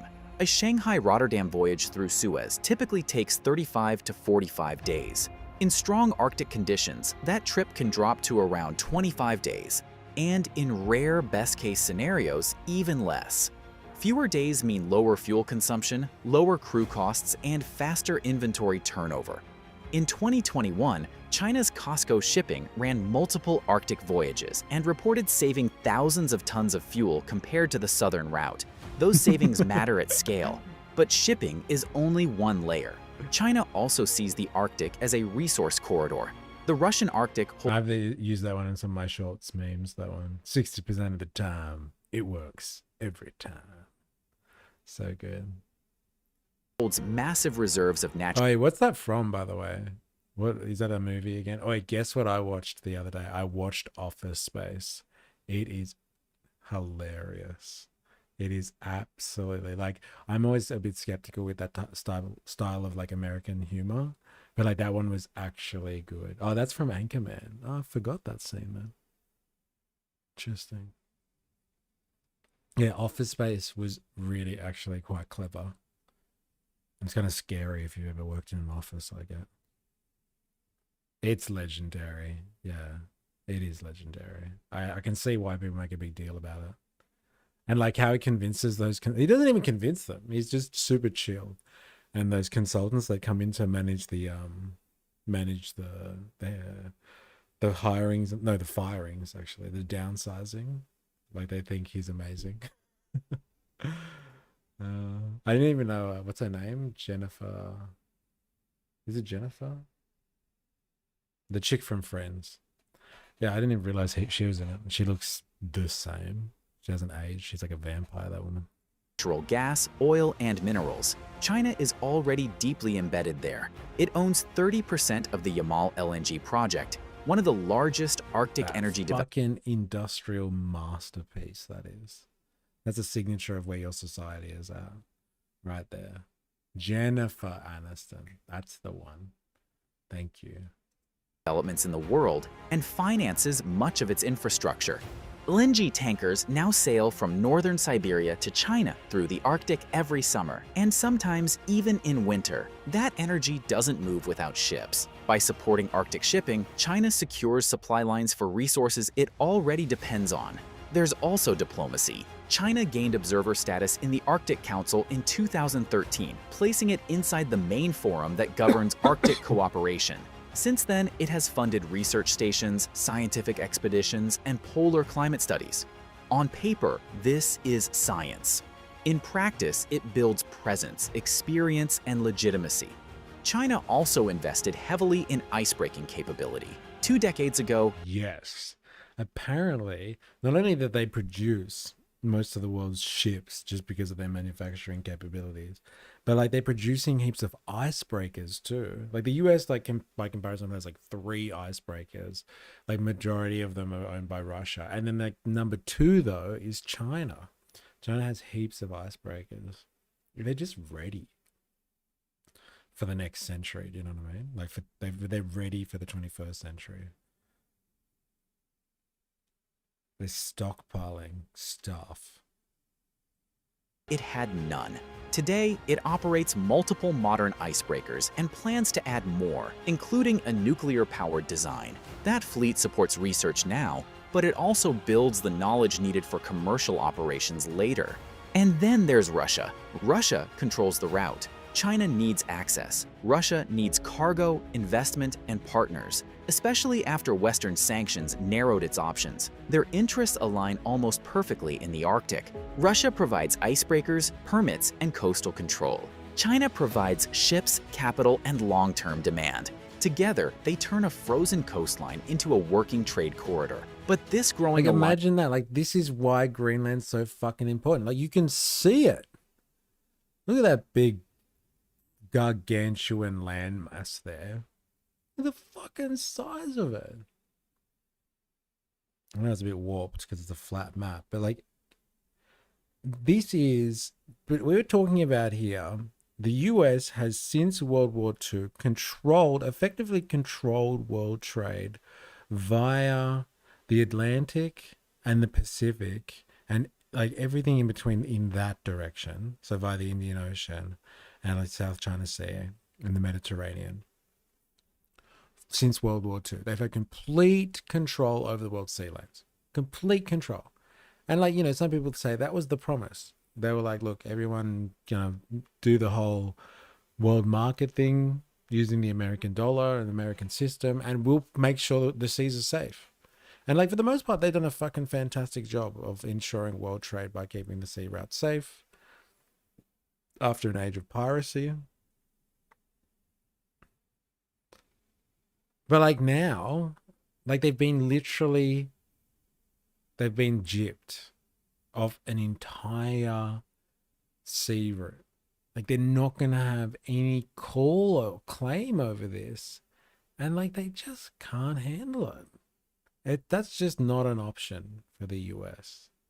It's not an option. And hence in steps the debate on Greenland right there. Like this is what I was saying before when you like people ask, hey, what's your book recommendation? Like read Capital. You want to know what the mechanization that makes the world turn over? Production. Who's producing real value? Not some fucking arbitrary douchebag on Wall Street or in the London Stock Exchange. Like, that's powerful. Don't get me wrong. But like, this little red group of people here produce a lot of shit. And then this group of people here own a whole bunch of ports, means of production now, means of production. And like, these guys get access to all of that stuff as long as they all get along. And then that opens up a world where they're unobstructed by imperialist control freak over here. Like, it's worth fighting for, to maintain global hegemony. That video I just posted goes over the US ice-breaking capabilities. It's not much at all. Yes, I know. Like, compared, like, it's incredible, isn't it? Like, I just assumed that they were just like all over this shit like a rash. Like, the American like Navy, by comparison, is just like top class, compared to anyone else, really. But when it comes to like other vehicles, like other vessels, like commercial and ice-breaking capabilities, fucking nothing. And like, they even ceased production, or they've limited production massively. They can't produce them. Even if they wanted to be like, all right, we need more. Like, it'll take ages to set up the industry to be able to do that again. But like China, they've been investing heavily into it. Nah, they need Europe to hold it. They need Europe to hold what? To hold to produce icebreakers? Or like, well, they need... If they want to take it, they'd need Russia on side. What, to take the sea route? Interesting. Yeah, but like Greenland. They need Europe to hold it. If they want to take it, they need Russia on side. What, they need, like, if they want to take Greenland, they need to be friends with Russia? Like the Americans, you mean? I don't know if that's a factor. I think the Russians are quite occupied in Eastern Europe at the moment. And like, they've been occupied by other skirmishes like Syria and stuff like that recently. Wait, Syria, more like that. Syria and stuff recently. And so like, they're spread out. I reckon that's why the US wants to get it now, because they don't have to contend with Russia at the moment. Like 10, 20 years time, 30 years time, different story. But they get it now. Like, Russia won't be able to do anything about that. Just my theory. Alignment between China and Russia does not exist in isolation. And then there's the United States. From the US perspective, the Arctic route is rarely treated as a shipping story. It is treated as a power story. For decades, the world's most important trade routes passed through regions where Europe has the Arctic capabilities to hold it. America doesn't. Russia has the Arctic capabilities to take it, but they're too busy. And they won't be busy forever, hence the push. Hence the push. American influence shaped security outcomes, whether directly or indirectly. The Strait of Malacca, the Indian Ocean, the Red Sea, and the Suez Canal all sit within a system that the United States helped stabilize. That system works, but it also concentrates risk. When trade depends on a small number of corridors, disruptions travel fast. Russia is doing good in Ukraine, but if America wanted Greenland right now, Russia wouldn't interfere. They don't have the capacity right now to interfere. They're occupied, and the Americans know it, because they're the ones that are keeping them busy. That's why, like, it is actually, they're turning the heat up on this one. It's interesting to see how this develops over 12 months. My God. Accidents, regional conflicts, or political pressure in one place can ripple across the global economy. The Arctic route changes that equation by creating a corridor that does not rely on narrow canals. We've already seen this. I'm telling you, it's AI. We just watched this. It's actually on loop. Man, these fucking AI channels get like fucking 200,000 subscribers. Bastards. Need to do some more AI stuff. It's on loop. That's fucking bullshit. They have a lot of icebreakers sitting there. They can't use enough because of the sanctions. Interesting. America can't use nuclear icebreakers in the Arctic due to an environmental treaty, but Russia can. Yeah, you and your nuclear. Dog with a bone. They just don't have the troops. America has troops, just untrained. All right, where were we? I'm not watching this anymore. We got some interesting information out of it.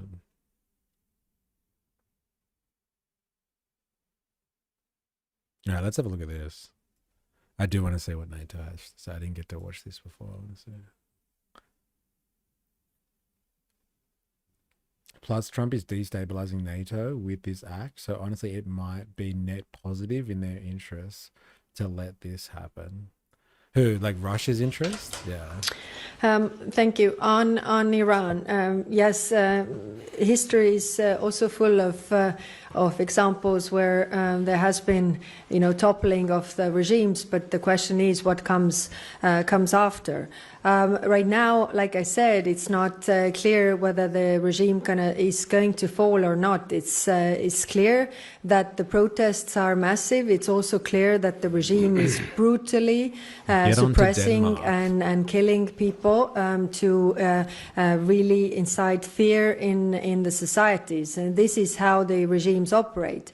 But in order to fall, I think, in the history you have examples that you need really from inside the alternatives to have a functioning state. But like I said, that's why we are supporting the civilian society as much as we can on our side. Say the thing. Say the thing about Iran. Yes, we support the civilians and we hate the oppressive, evil regime. You think Satan Yahoo and Putin are spending all that time on the phone together, twirling their hair and gossiping like teenagers? It's interesting. I don't know. Tell us, what are they doing? Regarding the what will we do regarding those ambitions, like you mentioned, regarding Greenland, I think it's not right to discuss this in the media. We have those discussions. None of them want to talk about it. Remember we watched that fucking weasel, chief of NATO, not answer the question, what are you going to do about fucking EU foreign policy chief Kaja Kallas? Face tough questions. Answer the question. You're the foreign policy chief of the EU. They've asked you, what are you going to do about Greenland if America attacks it? It's not really appropriate to speak about that here. Not right to discuss this in the media. We have those discussions. Also, what are the tools in our hands, and we have the discussions with the member states, including Denmark. What is the situation? But definitely, we are not preparing in public. The least we can say is that it would be a real unprecedented situation in history of NATO and in history of any defense alliance in the world. So we are preparing, we are discussing, and we discuss the alternatives and the different options, but nothing in public. And with regard to Iran, basically Iran. I don't. We already know what the story is, and you've already regurgitated the fucking story on Iran. They won't say it. Like, they have been pressed multiple times. NATO chief has, EU foreign policy, defense minister in Germany. Like, what are you going to do? You are part of NATO. What are you going to do if the US makes a move on Denmark via Greenland? What are you going to do about it? Well, we can't talk to you about that? We're going to discuss it amongst ourselves? Fuck me dead. Greenland, Denmark doesn't have a hope. If they can't unequivocally, these world leaders unequivocally say, this is fucking outrageous, and yes, we will come to the defense of a European ally if America goes fucking AWOL. If America is going to be a rogue state in international affairs, we will support our European allies, and more importantly, our neighbors. Hello, if you think that they can't, will do that to someone like Denmark, but they won't do it to someone like you if it suits them, why are you even pondering on this one? Trump said their only defense are 2 dog sleds. You know what? He is fucking hilarious. Remember, we'll try to figure out what defenses Greenland actually has in terms of Denmark personnel, and they had that special Paw Patrol defense, as Woozle said. It was hilarious. The Paw Patrol agents. Oh, they got 2 dog sleds. What are they going to do about it? Nothing. So fucking funny. He's hilarious, that guy. Trump saying that he won't rule out military action in order to take land from an ally is already a major victory for Russia. They might as well just let it play it out. Might as well just let it play out. And Dr. Nathan, I don't know, but they've been confirmed for having frequent phone calls. What's that all about? I thought Israel was America's ally, not Russia. And you know what fucking Israel is? It's also one of the major weapons dealers of the world, and they have systematically throughout their short history, let's be honest, sold weapons to both sides of conflicts, and they make bank while selling weapons. So the Americans or the Europeans funding funding the Ukraine and giving it military support, and Israel probably helped them sell weapons to Russia. Those dog sleds will keep going when American tanks freeze over. Oh my god. All right. I'm out. I've got to bail. But thanks everyone for hanging out today. Thank you very much. Also, you won't hear your camp being invaded when the enemy skis in. Eh? They're the silent sled dog killers. All right. I got to bounce, but thank you everybody for hanging out today. And Dr. Nathan Ninja Nurse, Sneaky NYC TV in there, stirring the pot before Jag, Dilemmas, Volter, XNF. Have I missed anyone today? I'm sorry if I have. I know Woozle was here earlier. I think 4IS ducked in before too, to say hi. Clarice came in for the afternoon session. Okay. I think I've got everyone. I do apologize if I've missed you, but thank you everyone for... Oh man, did I miss the stream? 4IS. It's good to have you, even if it's shortly. But yes, we're gonna bounce here. You know, Sneaky can't resist a deep Aussie accent. Yeah. Apparently not. He was threatening to leave multiple times. We kept hanging around. But yeah, thank you everyone for your interactions today. I do appreciate it. Thanks for chilling. Thanks for going over world affairs at the moment. Yeah. We will be back tomorrow. So enjoy the rest of your hump day. I hope you get over it. And you fly into the weekend in great fashion. We know Sneaky can't resist. Oh, I just read that. Why did that come up again? But yeah, I hope you enjoy the rest of your working day in the clutches of capital, etc., etc. And yeah, thanks for chilling. And yeah, we'll be back tomorrow, same time, same place. So don't forget about it. Medi833, Trump somehow thinks that Russia will not have a say about what happens in Greenland is nuts. Not if they're occupied. We'll see how occupied they are, Medi. Medi, if you're new here, let us know. And if not, like and subscribe so you don't miss out more. I got to bounce. I will see you tomorrow. Until then, please remember, I am, you are, we are mystery. See you on the morrow. Bye now.